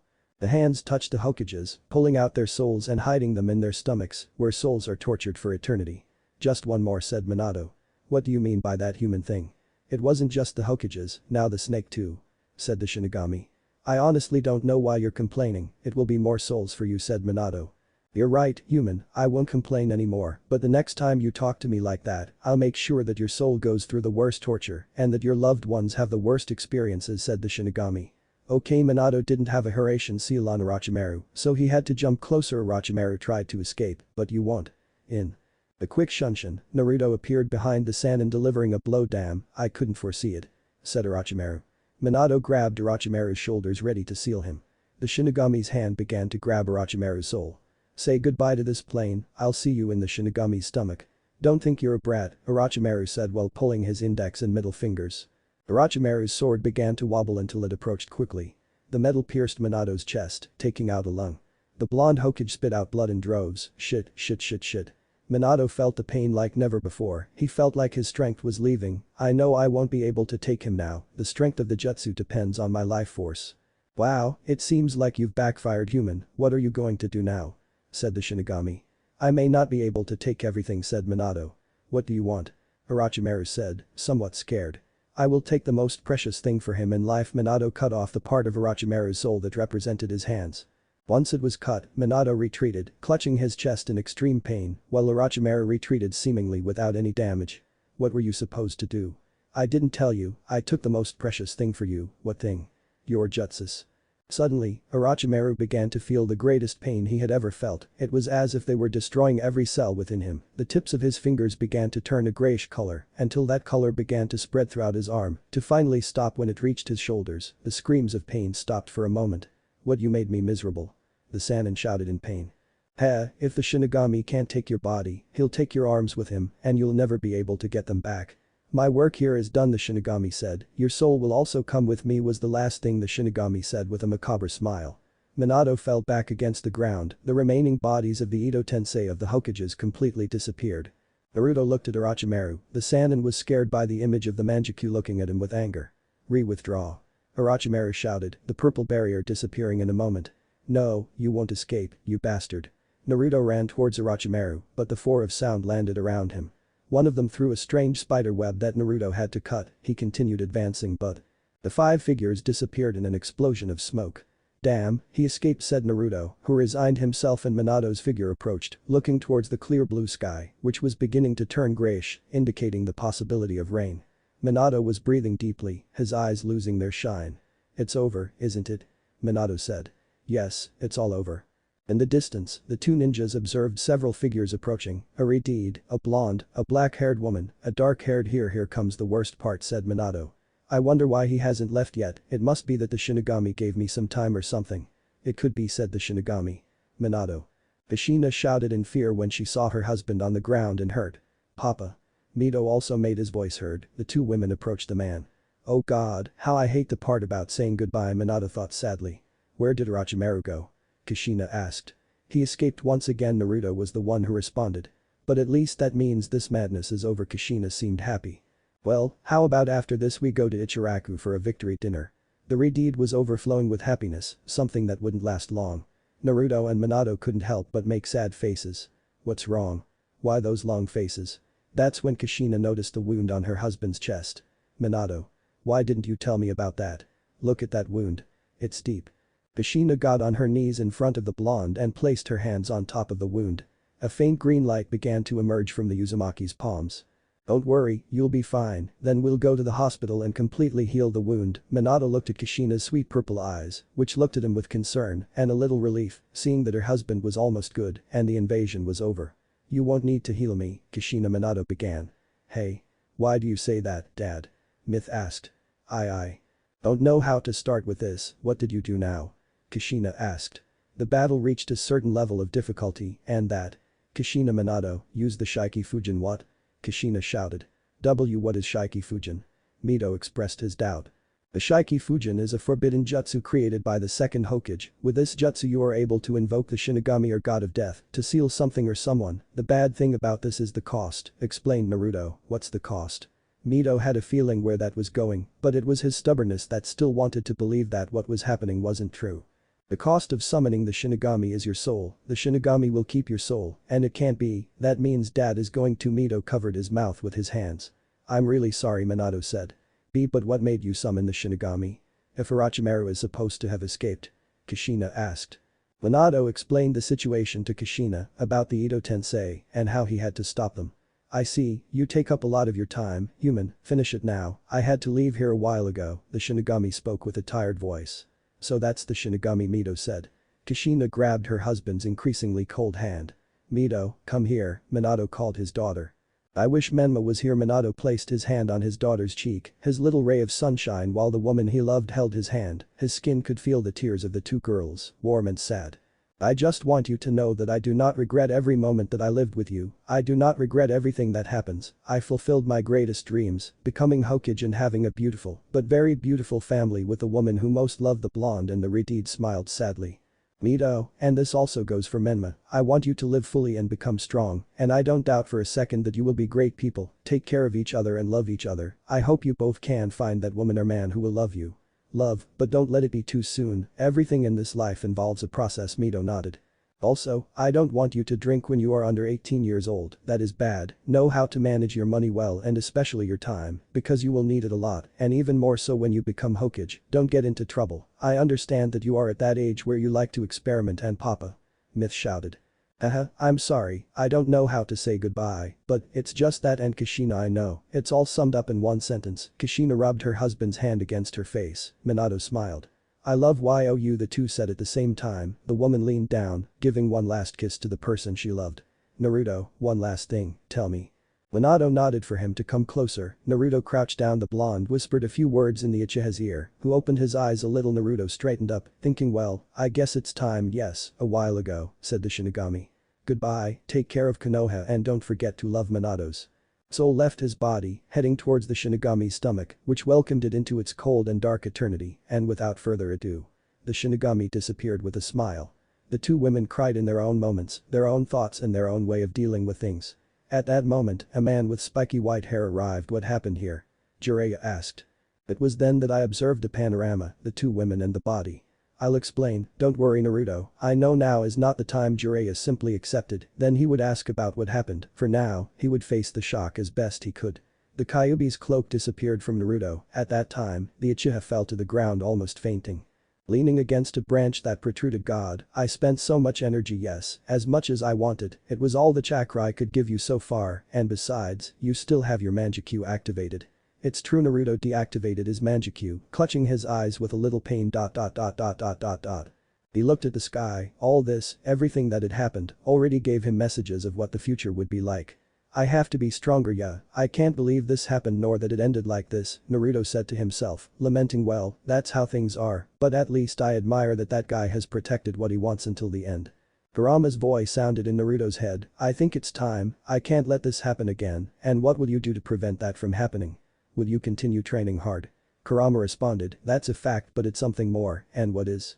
Naruto stayed silent for a while. The air moved her hair and sounded softly in her ears, you know it wouldn't be bad to see the world through my mother's eyes. Yeah, it's about time, said Kurama. From now on I won't trust myself, that is progress, although trust is not always bad. Naruto was starting to feel more and more tired.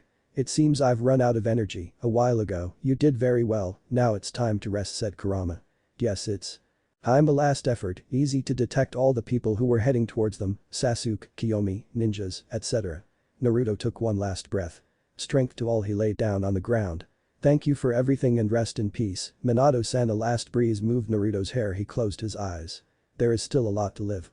Alcohol, cold, bed, light, a white landscape that Naruto recognized perfectly once again. Here, I swear I will never lie down in one of these beds again. Naruto only knew how to complain in his mind. He had not yet opened his eyes. He refused. He wanted to enjoy his rest as much as possible. He had defended his village to the maximum from an invasion created by the greatest traitor in history. He had fought against the first two Hokages, he had fought against snakes, ninjas, etc. Not even the little chakra that Kurama had given him had been enough for him. Even staying awake for a little while longer after the Bijuu chakra armor dissipated. He chose to straighten up and open his window little by little. The warm and gentle sun received him with its rays hitting him directly in the face, but it was the least that mattered to him now. I wonder how the others are doing, was what was going through his mind. His thoughts were interrupted by the subtle noise of the door opening. Kyomi walked in front of the door with a serious face. She had not stopped to see if Naruto had gotten up. She calmly closed the door and looked forward. The calm look was replaced by vibrant joy. Naruto. The girl couldn't resist the urge and ran towards her smiling friend. The girl's arms went around the boy's neck on the bed. "Hello Kyomi, how are you?"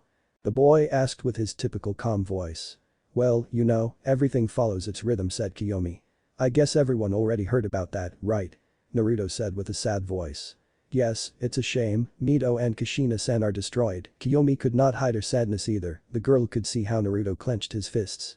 "This wouldn't have happened if only I were stronger." Naruto's eyes momentarily changed to a furious Sharingan that shot anger into the depths of his own being. "There, if you make a mistake, Naruto, it wasn't your fault, it wasn't because you weren't strong, that was the only way to stop the opponents, and Minato-sama knew it." The girl gently took Naruto's tense hands. "You, for your part, did quite well. You fought against several ninjas, against two legendary ninjas. Please, you stopped a Lady Bijuu from the one-tailed Bijuu, and you defeated him." Kyomi highlighted the Uchiha's achievements during the invasion. "Yeah, it's just, you don't have to blame yourself anymore for that, do you hear me?" The girl placed her hand on the boy's face. "You did what you could, and you gave everything you had at hand, and I want you to know that I and all of us are grateful for what you did. And how are you? How do you feel?" The girl made circles with her index finger on the bed sheets, while her thumb began to gently caress Naruto's face, her tender eyes hypnotizing the Uchiha. With his blinking. "Well, better than it looks, are you okay? Really? What about Minato-sama?" "You already said it, it was his decision and he said it himself. It was his duty as Hokage to sacrifice his life for the village, but you know, again, I'm more worried about Myth and Menma. That worries me about you. Have you ever worried more about yourself?" Kyomi asked. Naruto did not respond. "Tell me, have you ever put yourself ahead of others?" "Why those questions now?" "Because I care about you, see? You care about me? You put me in front of you. Don't be confused, Naruto Uchiha, I've been concentrating a lot on myself, but it's okay, you don't have to worry about that, I also have time for my things." Naruto hit Kiyomi's forehead with his index and a half. "Ouch. Hey. One more thing, really, how's Menma?" Kyomi didn't respond. Jiraiya was called by the Shinobi Council. He was really having a nice evening at the hot springs, and it's not because the death of his student didn't hurt him, in fact, it cut him more than any knife or kunai or shuriken or the most powerful weapon. Sharp about the world, but she couldn't help but take refuge in her habit of watching sluts. But anyway, he knew what they called him. He walked through the corridors until he reached the large door where the Shinobi Council and Civilian Council proceeded, which had attached themselves like a parasite to the shinobi body. He opened the door with that feeling of fatigue that invaded him when he thought that he was going to have to deal with the hateful civilians, but he already had a way to defend himself, or at least that was what he thought. He was not the one who had better luck. It finally arrives, Jiraiya-sama the Sannin was greeted by the moan of one of the civilians. "Now, you don't have to get angry, you should already know that a Sannin has many obligations," Jiraiya defended himself. "Yes, of course." The civilian did not say anything else. "Ahem, the reason for this meeting." Koharu called everyone's attention. Yes, that. "We are gathered here to kindly ask you, Jiraiya-sama, to become the Hokage." "I refuse," said Jiraiya, without letting Koharu finish her sentence. "But what is your reason? You haven't even thought about it." Homura was the one who spoke now. "The position of Hokage is not made for an adventurous man like me. I don't like being locked up in an office signing papers like crazy, and Minato didn't tell me his secret to finishing the paperwork that quickly. Those are not enough reasons to refuse the position of leader of our village," Koharu told Jiraiya. "And as I already said, it's not for me. I have my network of spies operating at all times, and I need to manage it." At that statement, the council remained silent. "But, I have a candidate, are you serious?" "Who is this?" "I guess you know her, I think she would be the perfect fifth Hokage. She is a woman." "Yes, a pretty strong woman, who unfortunately has been away for a long time." "You're not talking about yes, I'm talking about Tsunade Senju." "What?" The civilians stood up from their chairs, those from the Shinobi Council simply opened their eyes too much without getting so excited, but even so, the news was shocking. "Do you know where it is?" they asked with anticipation of the answer. "Of course. Or at least I have an idea." "What do you mean you have an idea?"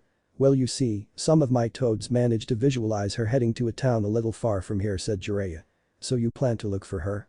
That's right, I'll bring her back and she'll become the goddess, I'm sure. Honestly, I'm not sure about that.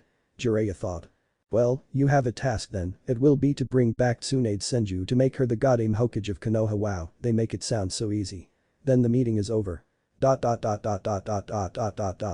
Menma had been up for a while, and as if it were a stimulus, he was beginning to feel that something was missing, something felt different. After that, his mother had come to visit him and had told him many things. First, that Naruto told him. He had removed the Kyuubi that was inside him, and he honestly didn't know how to feel about it, but something that did destroy him was the news about his father's death. His mother had told him the events as if she had lived them, since Orochimaru locked his father in that purple barrier, about how Naruto had come to help him and how he had sacrificed himself to save the village. Obviously, the tears did not wait to come out. No matter how distorted his personality was, he did feel great affection for his father. And now, he honestly didn't know how to feel. His father was gone, and if that wasn't enough, they had taken away from the Kyuubi what made him the hero of the village and what gave him so much power to equal that. Uchiha and his magical eyes. Irideed was looking out the open window, his previously electric and vibrant blue eyes now replaced by somber and cold ones. The air swayed and played with his hair, his temporary calm was interrupted by the sound of the door opening. He wouldn't bother to watch who came in, surely it was his sister or his mother, or even Hinata, who had come to visit him a couple of years ago. Menma the Irideed was surprised when he heard a male voice, he turned his face to look at the person who was calling him. Is that you? Menma was surprised to see how Naruto entered his living room. What are you doing here? He said. I was just coming to see how you were doing, so tell me how you feel, is everything okay? I don't know what's good about all this. Menma said, turning her gaze towards the window. At least now it's calmer, the Menma from before was already yelling at me, I just wanted to know how you were. Oh please, are you smart or what? You took a Bijuu from me and my father died, how do you think I feel? Menma said, somewhat annoyed. I know how you must feel about your father, after all I felt that way, but what about the Kyuubi? I don't know, it's like a weight less and a weight more, the truth is it's a strange feeling, Menma said, looking at her hands. Menma, if I'm not wrong, Kushina-san should have told you my reasons about yes, he already did, and I honestly don't know what to say what's going on? That I don't feel so powerful anymore, maybe I have created some kind of dependency on the Kyuubi's chakra, and that's why I let it consume me easily, that may be, but you shouldn't think that you are so weak without the Kyuubi's chakra. What makes you think that? I could never beat you, and I couldn't have faced you if it weren't for the Kyuubi's chakra, but still, you beat me, Naruto couldn't answer that. Just then the door to the room opened, a girl with pearl eyes entered with a basket of fruits. The girl turned to see her friend and Menma who were looking at her with different expressions. Yo Hinata, how are you doing? Naruto raised his hand in a friendly manner. Hello Naruto, I'm fine, thank you so, what brings you here? Well, I came to leave these fruits for Menma and to visit him because I found out that he had already woken up. Why does she visit me? I almost always treat her badly, Menma asked himself in his mind. The pearl-eyed girl approached Menma's bed, who looked at her in confusion. He left the fruit basket next to the bed on a table while he sat on a chair that was on its side. So how are you feeling, Menma-kun? Hinata said, giving a smile. I'm fine, said Menma. Do you want some fruit? Yes, an apple wouldn't be bad. The girl grabbed an apple from the basket and gave it to Menma who received it and started to eat it. If you want, you can eat Naruto too, the girl extended another apple towards the Uchiha, who received it. Thank you, Hinata. Naruto started eating his apple while Menma stared at him. The Irideed analyzed the raven who was simply eating his apple. Flashback. So what happened? That's why you no longer have the Kyuubi inside you, Kushina explained to her red-haired son. I see.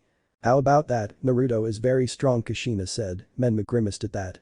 To think that at that age I managed to defeat a tailed beast and its Jinchuriki and also fight against a crazy Sannin who summoned 2 legendary shinobi is too admirable, said Kushina. It almost seems like you praise him, Oka-san. I wonder why everyone seems to praise him, at least that's how I see it, Menma said. It's not that we praise him, Menma, but once you see someone who knew how to control the situation, even though he has been against it all his life, it's admirable, Kushina said. What do you mean? Naruto is strong by nature, the mental load he had to endure, he had to take care of himself and Sasuke and Kyomi, and incidentally, having time to train until he was tired, is quite admirable, said Kushina. I suppose, and flashback. Menma watched as Naruto spoke with Hinata, who apparently felt very comfortable next to the Uchiha. Really, are you so? Menma stayed in thought until a word came out of his mouth. Naruto, what's wrong, Menma? The red-haired boy seemed to think for a moment longer. Let's fight, said the boy. What? Hinata said. Menma, are you sure? We just got up from the hospital, and I already told you that nothing happens, or are you afraid? That brat Kurama complained inside Naruto. Don't worry, the truth is I'm tempting myself into a battle just to warm up, you know. Yes, that Kurama cut the connection. Menma, it's not right for you to fight now, you just recovered, you no longer have to worry so much about my Hinata, I can handle this and more. And also, I need to confirm how strong I am, and who better than him to confirm it.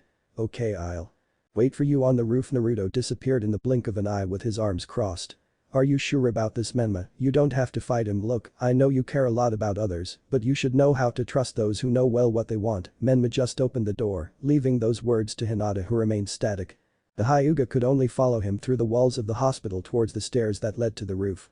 Hello Hinata, where are you going? Kyomi asked. Hey, let's go to the roof, why are they going there? And do you know where Naruto is by any chance? Well, he's waiting for us on the roof. Are you waiting for us? It was then that the girl saw Menma, who was walking up the stairs in silence. I see. The girl went up the stairs after Menma, behind them was Hinata. Menma opened the door to the roof. The first thing he saw was a pile of railings with clothes and towels hanging. In the center of everything was his opponent, who had his eyes closed with his hands in his pants pockets. Well, I guess you want to battle to prove yourself or something. Menma didn't respond. Well, Naruto opened his eyes. Still black. Then we will fight for real, Menma said, positioning himself in a battle pose. It's okay, you can attack whenever you want. Naruto prepared for Menma's attack. Menma launched himself at Naruto at full speed. The Uchiha blocked the Uzumaki's blow. The sound of coking hands rang throughout the rooftop. Menma did not wait for Naruto to react and sent a large flurry of blows. Naruto moved quickly, dodging the Riteid's attacks. Naruto dodged Menma's fist. He used his arms to deflect the boy's limb. With his elbow he hit Menma's stomach, who grunted. Naruto moved his legs at high speed. Menma reacted at high speed. With his hands resting on the ground, rose up trying to kick Naruto with different kicks. Naruto tilted his head and turned his body. He crouched down again, sending kicks at ground level. Menma performed a backward turn, dodging. Naruto stood up at the same time as Menma attacked again. A fist was blocked by Naruto's forearm. Menma kicked. Naruto crouched down. Straight right, a left hook, another straight punch. Naruto grabbed Menma's fist, grabbed his arm and pushed him. Menma tried a backhand punch. Naruto blocked it with his palm, pushing him again. Menma turned again and tried another kick. With just one step back, Naruto dodged it, knee that Naruto blocked. Menma tried an uppercut with his hand. Naruto put his palm on Menma's elbow and pushed to block the blow. Menma tried once again with a knee, blocked by Naruto's leg. Naruto stopped defending himself and began to counterattack, assimilating Sasuke's battle style. He's using Sasuke's taijutsu to counter Menma's attacks, Kyomi thought, noticing the changes in Naruto's posture. From one moment to the next, Naruto gave a big blow to Menma's stomach. He gave an upward blow, raising the Riteid's posture to finish his attack with a direct kick to the chest.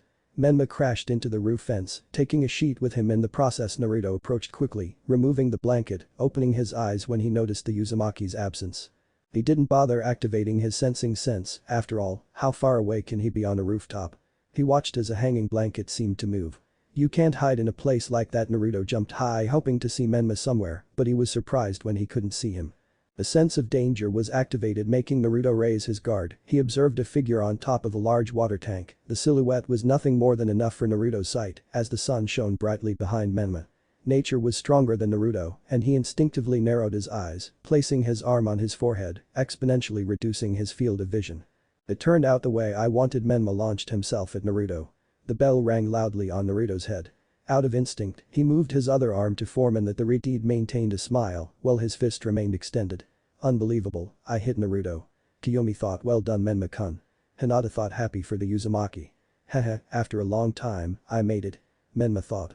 Naruto stood up straight in the air, his locks of hair falling freely down his forehead. Now that he didn't have his ninja headband covering his eyes with a shadow, he raised his head to show his smiling face. Good, pretty good, how about we continue, Uchiha? Menma made a cross-shaped hand seal.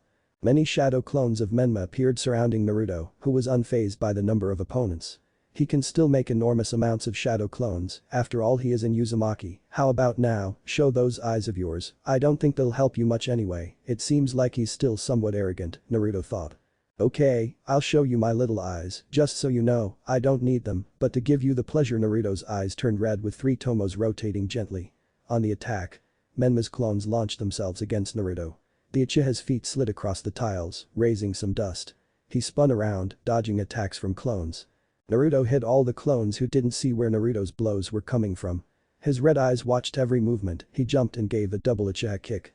Naruto turned again, kicking two clones, one of the Menma grabbed him, placing his hands on his stomach, another clone came to hit him, Naruto jumped and kicked with his two legs on the clone's chest, with the momentum he achieved destabilizing the clone, he placed his hands on Menma's chest, turning agilely, when the two fell, Naruto received a strong elbow.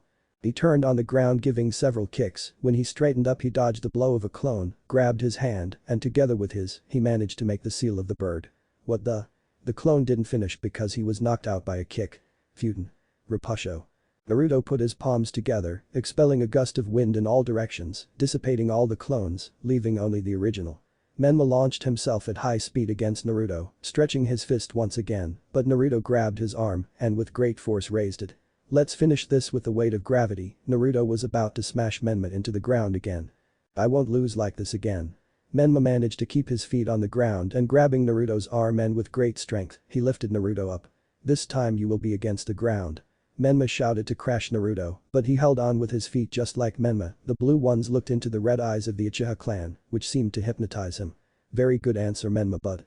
Naruto jumped still holding Menma's arm, making a complete turn, Naruto placed his legs on Menma's shoulders, bending his knees to grab his head.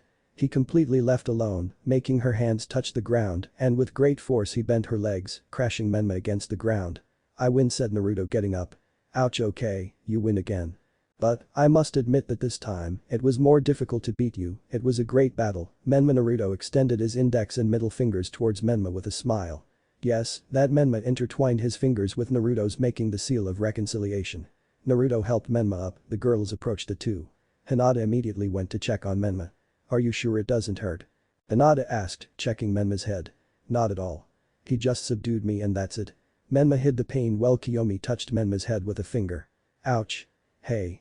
Menma grabbed his head. I think it does hurt you, said Kyomi. TSK, come on Menma, let's go get some ointment applied to you, Hinata grabbed Iridide's arm. Hey. What do you think you're doing? I worry about you, come on, that low wasn't weak at all the two entered through the door, Menma showed a surprised face. And you? What? What's wrong with me? Naruto said. What are you thinking crashing it like that? It was what I could do Kyomi crossed her arms. Oh, sometimes I don't understand you Naruto sighed. Suddenly, a ball of smoke appeared next to Naruto and a small toad emerged from it. Hey. You're Naruto-san right? Asked the little toad. Yes, what's up? Jiraiya-sama wants you to see him at the hot springs. Ash. That pervert must be spying again, I'll give him what he deserves, Kyomi bumped his fist with his palm. I'm sorry, but Jiraiya-sama only wants Naruto's presence, said the toad and then disappeared. Kyomi pouted. Whatever he complained. Well, I guess I'll meet Jiraiya-sensei, said Naruto. Take a hit for me, yeah. He okay, thank you Kyomi let out a word with a kind of relief. Well, see you later. Naruto raised his hand as he disappeared in a shunshin. Hot springs. Jiraiya for the first time was not observing the women in the hot springs, but rather, he was sitting on a branch of a tree. He looked at the horizon while the wind moved his hair. Naruto appeared next to him. So what's up? Let's say everything goes at its own pace Jiraiya stood up. They gave me a mission, or something Yujim. It is to find and bring back the goddamn Hokage That's right, let's say she's a distant relative of yours, very distant I would say, Tsunade Senju wow, really? That's right, and I want you to come with me to look for it. Okay, Menma will also come with us, because… Well, I want you to be distracted a little said Jiraiya. Sounds good to me Naruto closed his eyes. Okay, then I'll see you tomorrow at the Konoha entrance at 9:30 in the morning okay? Yeah hey, I didn't see that you have those locks that cover your face Jiraiya pointed to Naruto's locks that covered his forehead, one falling between the two eyes. So that's because I don't have the Konoha ninja gang, normally she would hold them back, but now that I don't have her, well now, why don't you cut them? Oka-san liked my hair plus it doesn't take away my vision, they just fall a little, and that's it Naruto blew removing a strand that reached the height of his eye. Okay, then see you Jiraiya took out a telescope and began to observe inside the hot springs, letting out occasional giggles, Naruto at that moment remembered Kiyomi's words. Naruto landed a big blow on the head of an unsuspecting Jiraiya. Oh. Hey, what was that about? Replied the furious Anin. It's a message from Kyomi said Naruto. You mean your girlfriend? Naruto blushed at Jiraiya's statement. She's not my girlfriend. Naruto shouted. Wow, this is the first time I've seen you this nervous, Jiraiya said, now knowing how he could play with the normally impassive Uchiha. TSK, hey pervert, what do you think you're doing watching women? Naruto shouted, drawing the girl's attention to them. By the time Jiraiya wanted to see Naruto in anger, he had already disappeared. Damn, you sneaky brat Kaya. A pervert. The women began to throw everything at the poor white-haired man who had to escape, again. The next day. Naruto was at the entrance to Konoha. He was wearing a blue short-sleeved turtleneck shirt with the Uchiha symbol on the back, his black wristbands in which there were hidden seals. Anbu pants with black bandages on the ankles and black sneakers, a simple outfit that he liked because of how comfortable it was. His ninja band again on his forehead. He's arriving a little late. Naruto said, somewhat annoyed. In the distance, you could see Jiraiya approaching with Menma. Menma was carrying a backpack, who knows what he was carrying there. Until they arrive. Sorry Erosenin, but why does he have to come? Well, let's say I want to train something with him, do you have a problem? Also, the person we are looking for has something in common with Naruto, what thing huh? Let's say it's some blood of blood, will it be another Uchiha? Menma thought. No way, impossible, we are looking for the next Hokage, of course. Tsunade Senju. I forgot that Naruto is part Senju. So we're leaving? Jiraiya said. Yes. Menma and Naruto followed him out of the village after checking out. Time. 10:15 in the morning. Inside the village, two figures walked slowly. They seemed not to attract attention despite the flashy clothes they were wearing. The two figures were wearing a long black robe with red clouds, a straw hat with white cloth around it. One of the men, larger than the other, carried a kind of giant sword wrapped in bandages. So this is Konohagakure. Ah. Not bad, it's a good village. I would like to get to know the village where you were born better, said the man with the sword. You know well that we don't come for that, Kisum, said the other figure, with a really cold voice. Okay, for now we just have to go unnoticed. The two figures entered a store. Kakashi appeared on one of the rooftops, seeming to have followed the two figures. Kakashi jumped and positioned himself at the entrance of the store where they entered. It seemed to be a restaurant. He leaned against a wall and took out the book from him.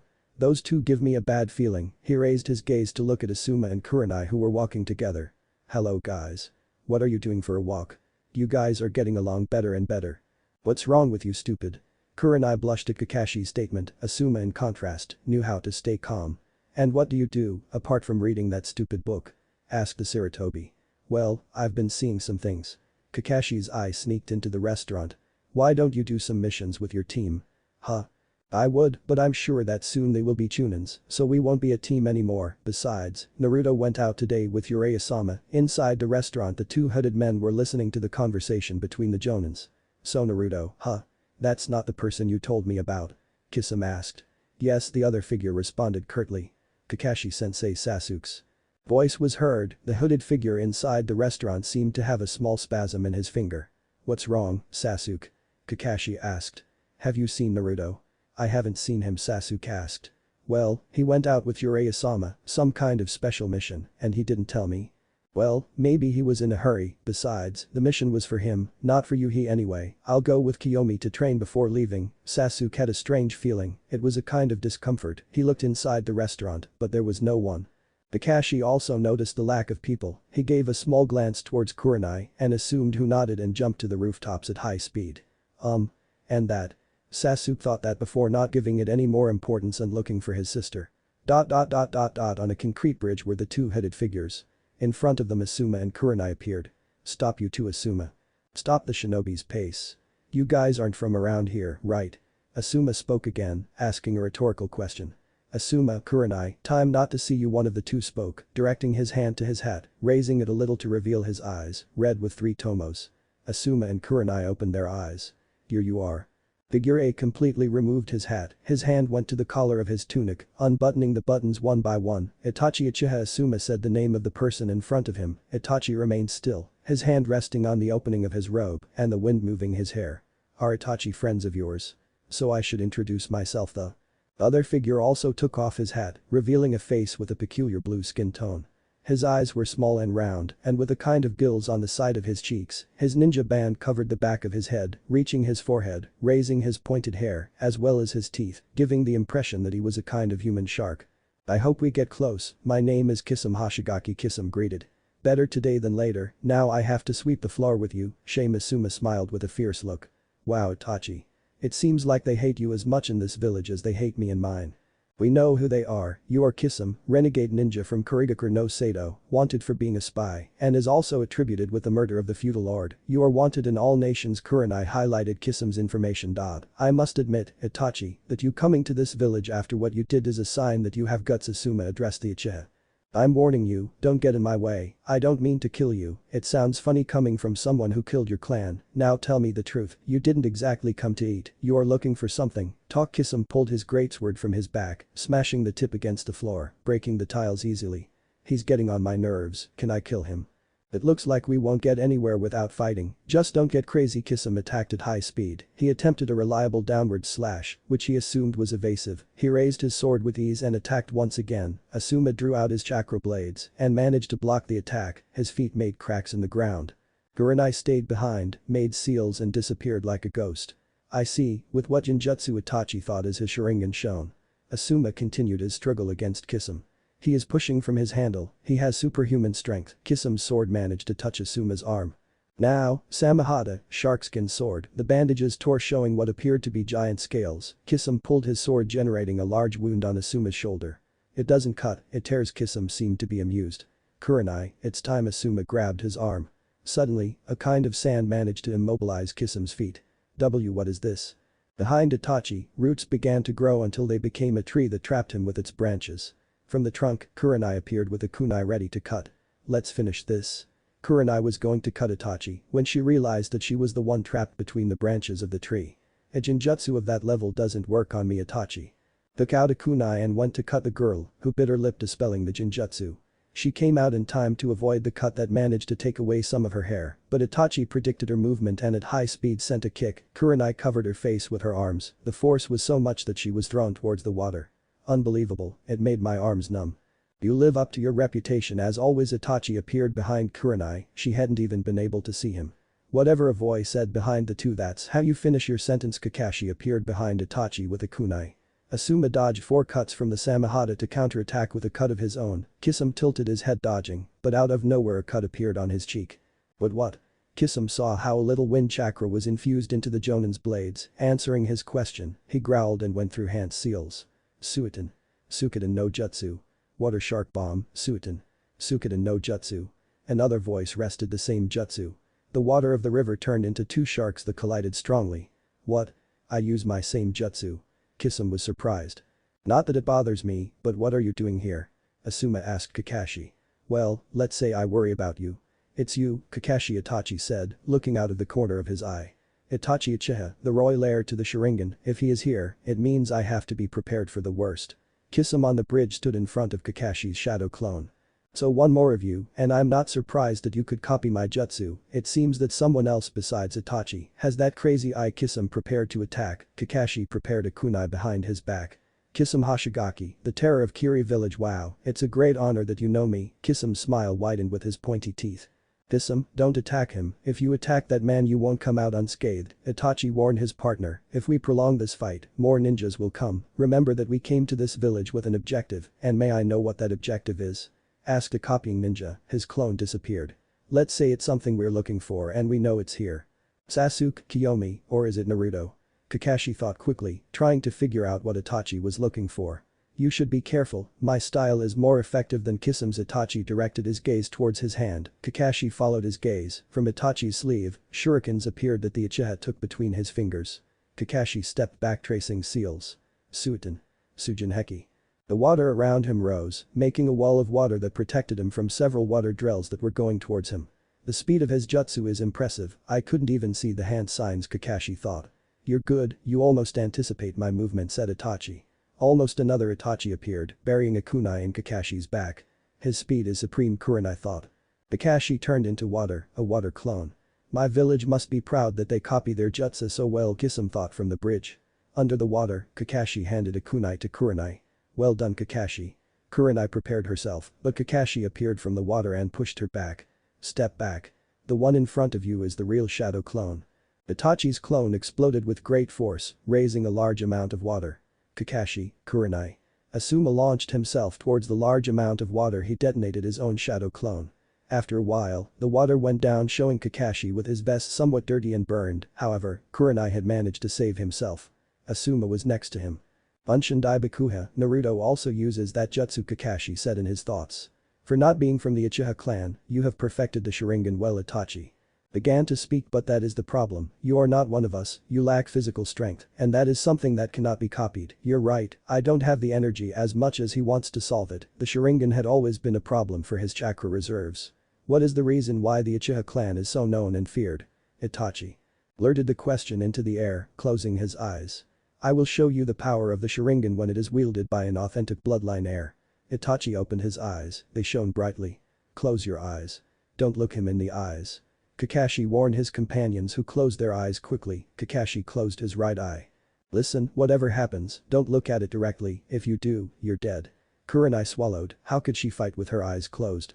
Just having a disadvantage that big was scary.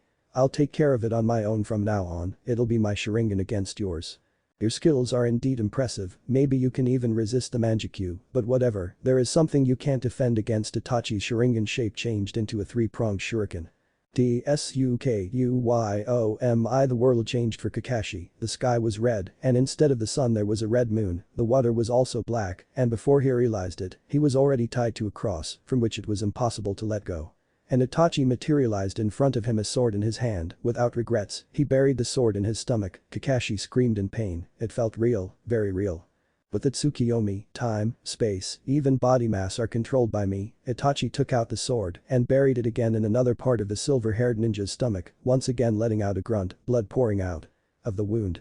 He closed his eyes in pain. When he opened them again, the wounds were gone, but this time, there were two Itachi in front of him.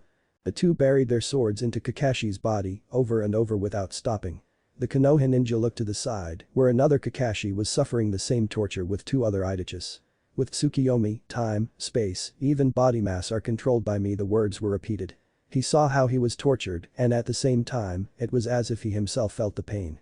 For the next 72 hours, you will suffer the same fate, over and over again. Itachi buried the sword again. Kakashi growled loudly, his eyes bloodshot, his body shaking in pain, his wounds hemorrhaging severely. Stay calm, it's just a genjutsu, Kakashi said to himself, hoping to calm his state. What's the point of telling yourself that it's an illusion? Pain is pain, however you want to see it. 3 Itachi buried a sword in Kakashi's body. The same scene was repeated in every direction. Kakashi directed his gaze. Do you feel less for believing that it's not real? The Uchiha's questions only played with his mind. It was an unbearable torture, and no matter how much he wanted to, he couldn't free himself. Thinking that he was at the Uchiha's complete mercy only made him more desperate. The physical pain was also terrible, and it was repeated over and over and over again without stopping. He wanted to breathe, but if he did, his wounds were responsible for giving him tremendous pain, but if he didn't breathe. What seemed like years passed in Kakashi's mind. He had been tortured again and again, and once again he was uninjured, but this time, thousands and thousands of Kakashi were around him. There were so many that they could even be seen in the eye horizon, unfinished, a sea of despair and pain. All the Kakashi around him turned into Itachi, each with a sword. There are 71 hours, 59 minutes and 59 seconds left. The Itachi who was in front of him recited the words that ended up driving him almost crazy. What?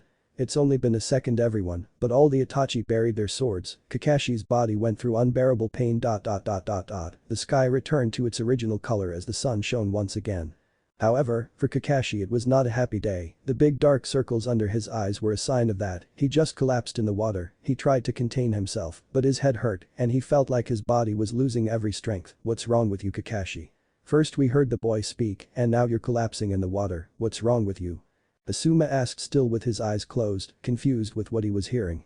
Can we open our eyes now? Kurenai asked. No, not yet, said Kakashi. Kisame appeared next to Itachi.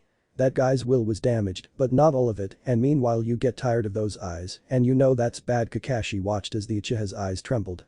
The price of using Manjikyu, Itachi, is that Sasuke or Kyomi you're looking for? Or maybe Naruto? Asked the one-eyed man. No, it's the legacy of the 4th Hokage myth, and Menma. Kakashi remembered a conversation with Jiraiya. He had named a certain organization that searches for Jinchurikis to hunt them, and that they were all S-rank ninjas.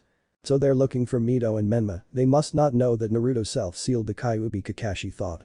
I see, you are part of that organization that searches for Bijuus. They call themselves Akatsuki, huh? Kisame, we must take Kakashi, he is dangerous, take care of the others. Kisame grabbed his great sword. It will be a pleasure. He ran at high speed, but something stopped him. Konoha Gariki Senpu. Intense hurricane of the blade. Guy appeared, giving an aggressive kick to Kisame, who flew backwards. Guy landed in the water, splashing in front of him, making a nice entrance. My, but who do we have here? Said Kisame. To Konoha's fiercest battle beast. Guy the mighty. Powerful guy. Powerfully stupid. Kisame mocked. Don't underestimate him, Kisame, Itachi warned his partner. It's him. Itachi. Guy looked at the Uchiha, but behind him, Kakashi ended up collapsing. He was sinking, but Guy lifted him up. Guy, close your eyes, if you look at Itachi you will fall into his jutsu, Asuma told Guy. Don't worry, I've trained so much with Kakashi that I already know a lot about the Sharingan and how to combat it, just look at him at his feet so you can anticipate some of his movements. The two opened their eyes. It's easier said than done. Kurenai was right, in a battle you are supposed to observe your enemy well, but if your field of vision is reduced so much, then fighting will not be easy at all. Then what do we do? Kurenai, you take Kakashi to the medical corps, assume you cover my back. Yeah. I already warned the Anbu corps, but until they arrive, just you and I are going to hold them. Interesting, I recognize that they are brave. Kisame took up his sword. No Kisame, the least we want is a pitched battle, we're leaving once again, Itachi was the thinking head. TSK, you don't know how lucky you are. After Kisame's words, the two Akatsuki disappeared in a blur.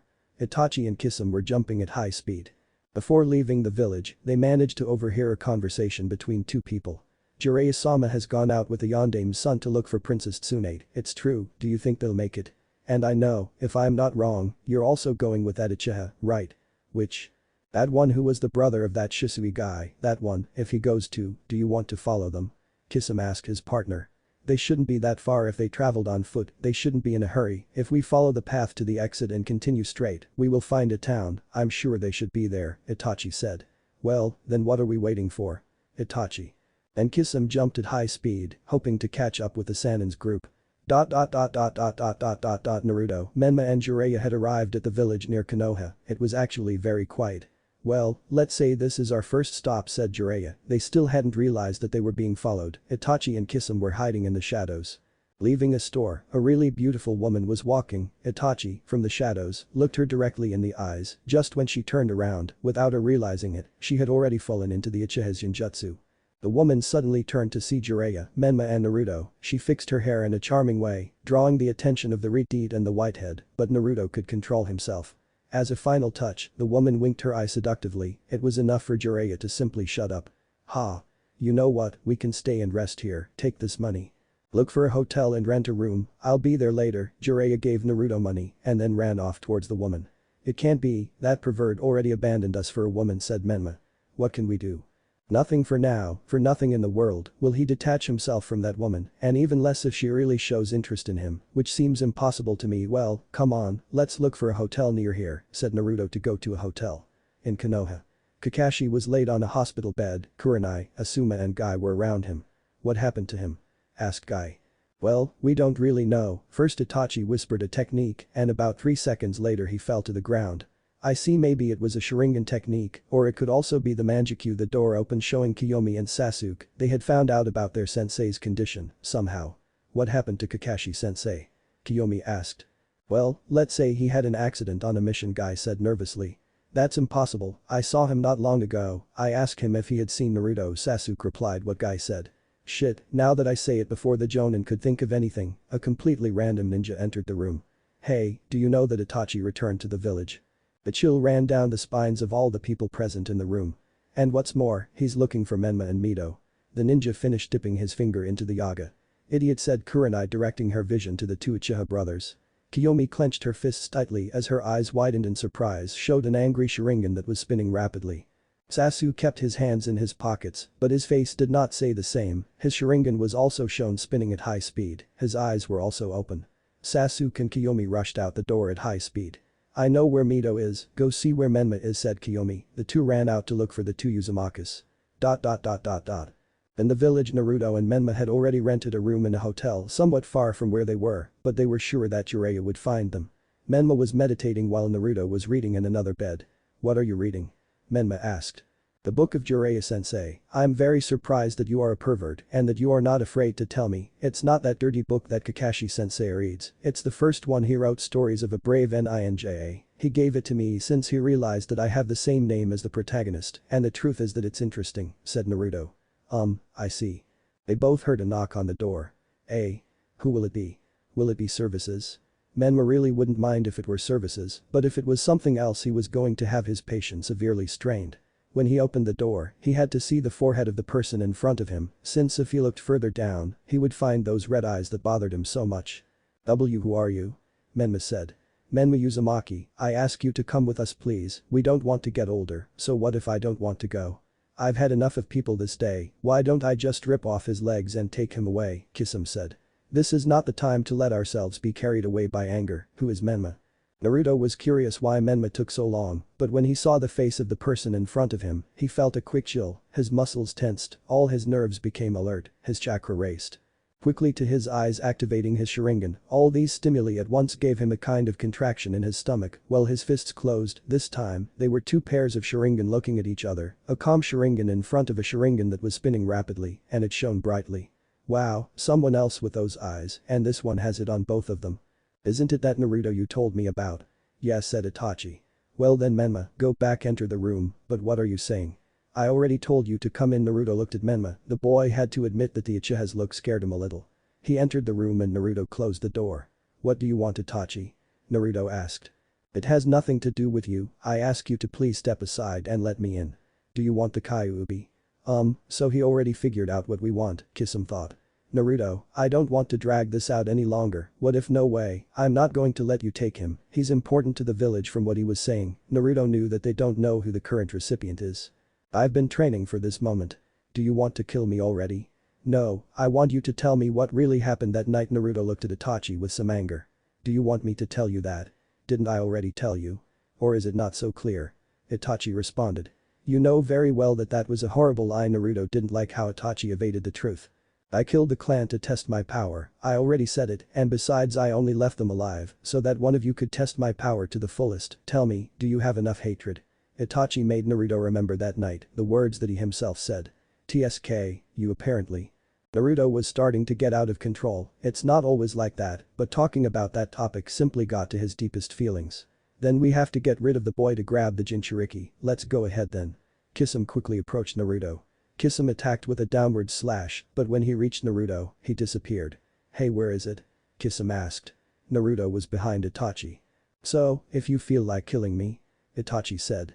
No. I don't want to kill you. I just want answers. Okay, but you should know that I gave them all to you. Itachi turned quickly and gave a big kick. Naruto blocked the kick with an X of his arms, but was thrown backwards. This time you won't fool me. Kisame, at high speed, attempted a lateral cut. Naruto crouched down and rested his arms on the ground, the sharkskin sword. Naruto turned on the ground and kicked, Kisame blocked with his arm. Naruto jumped and gave a combo of kicks, Kisame blocked them with his sword, he pushed his sword propelling Naruto, the Uchiha barely put his feet on the ground, shunshin, and a big blow landed on Kisame, right on his stomach. Is that what he uses his shunshin? He uses it too well, Kisame thought. Naruto appeared behind Kisame and hit again, Kisame slashed back, but Naruto disappeared again and hit his face.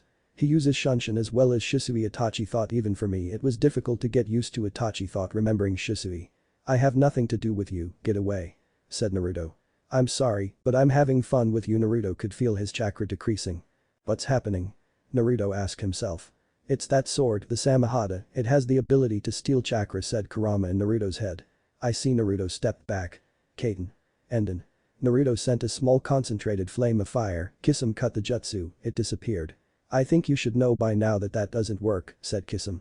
Kisame launched himself at Naruto again, but Naruto jumped, dodging him, he made a half-ram seal, and two shadow clones appeared, who began to fight Kisame, each with two kunai.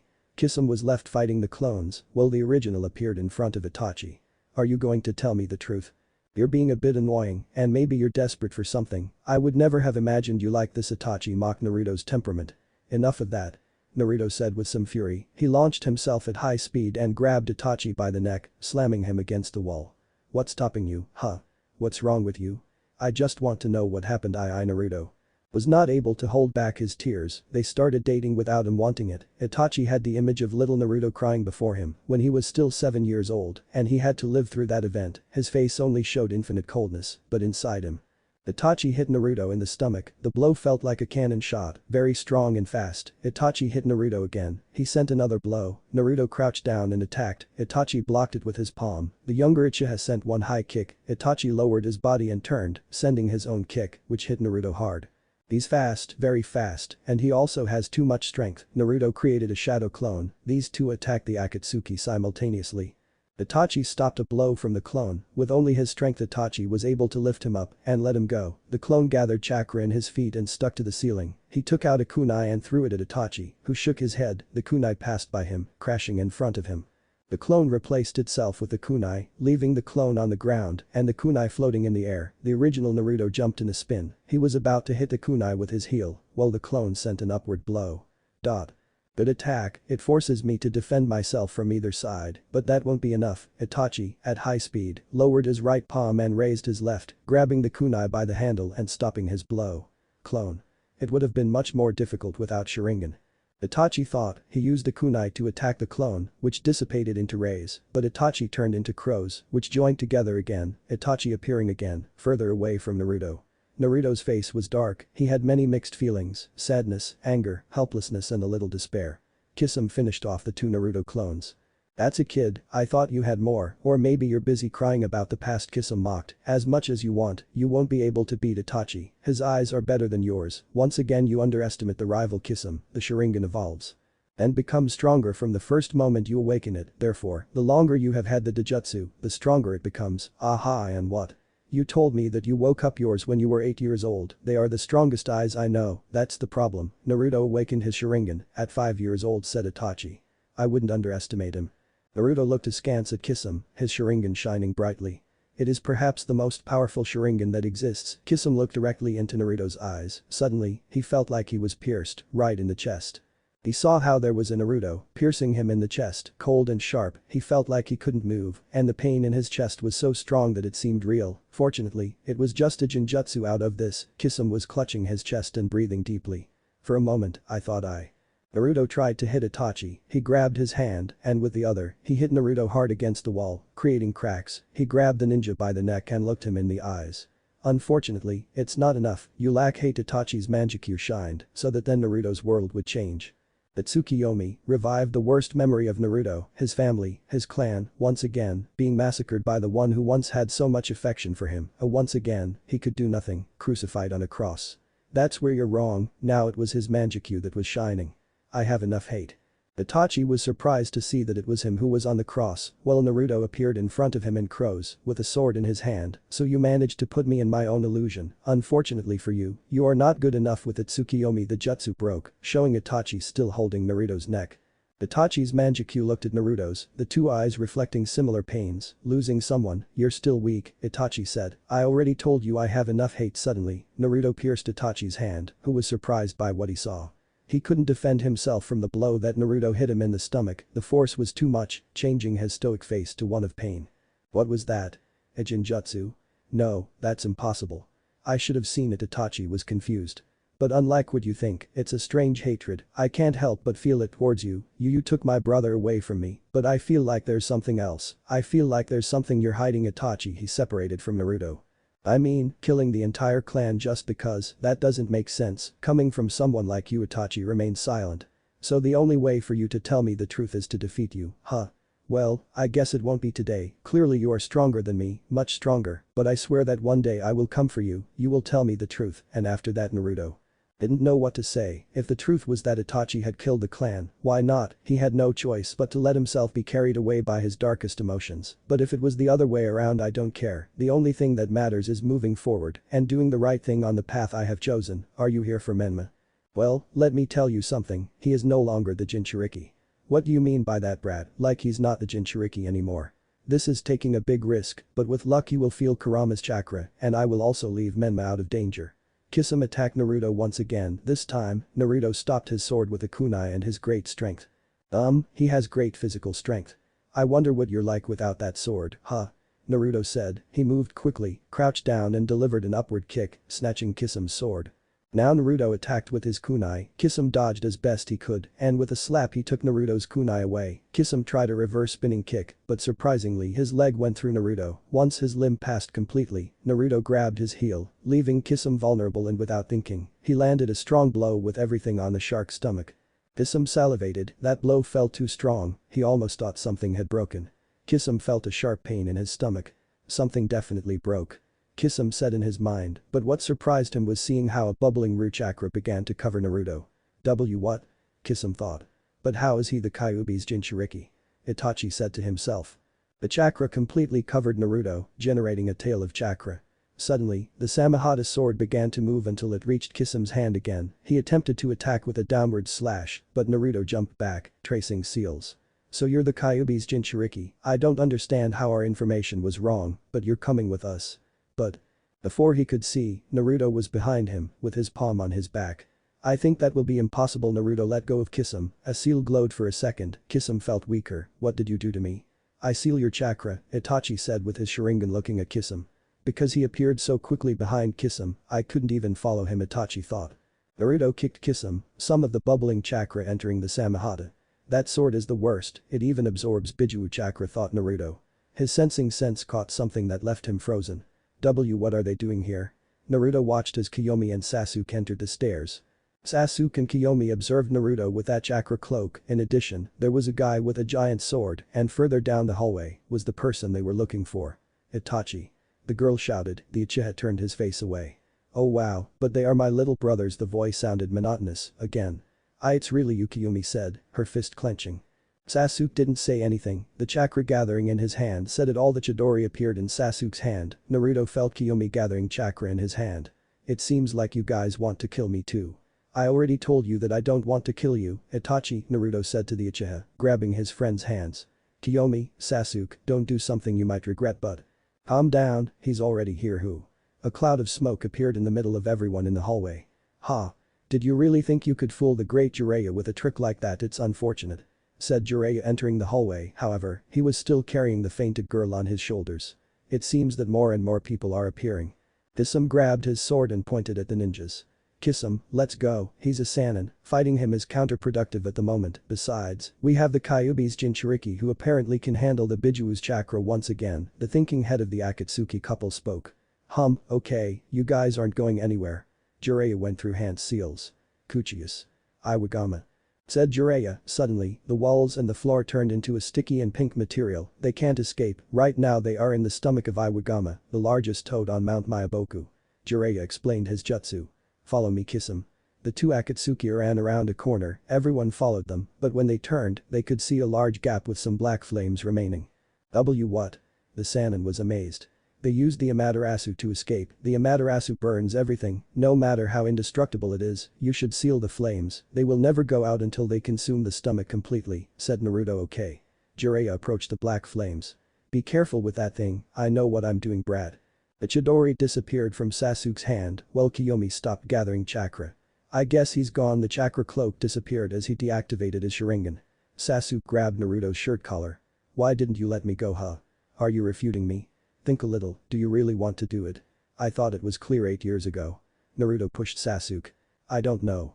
It's just that, it seems to me that you gave an empty speech. Do you know if Itachi really went crazy? Said Sasuke.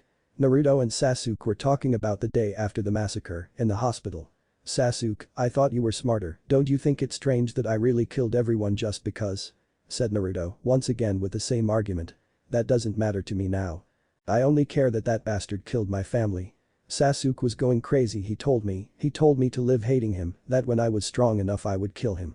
So I just saved your life. You're not strong enough to beat him. And you, huh? This time it was Kyomi who spoke.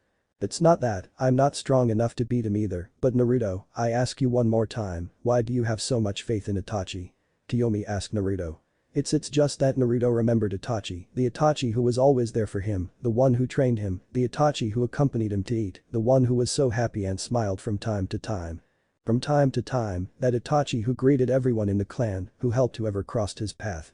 No, it's not possible. We saw Itachi, we saw what he was like and everything he gave for the clan. Over and over again he told me that he loved his family, he couldn't just kill everyone, why not? And if I kill many children, why don't I kill us?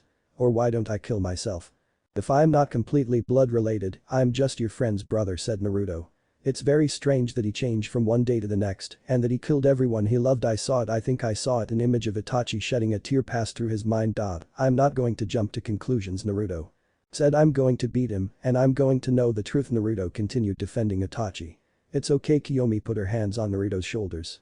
I can't sound as optimistic as you on that topic, but I think from what I've seen and because I'm your friend, I have to trust what you say. The girl smiled at him. Naruto grabbed the girl's hands and joined them with his own, bowing his head.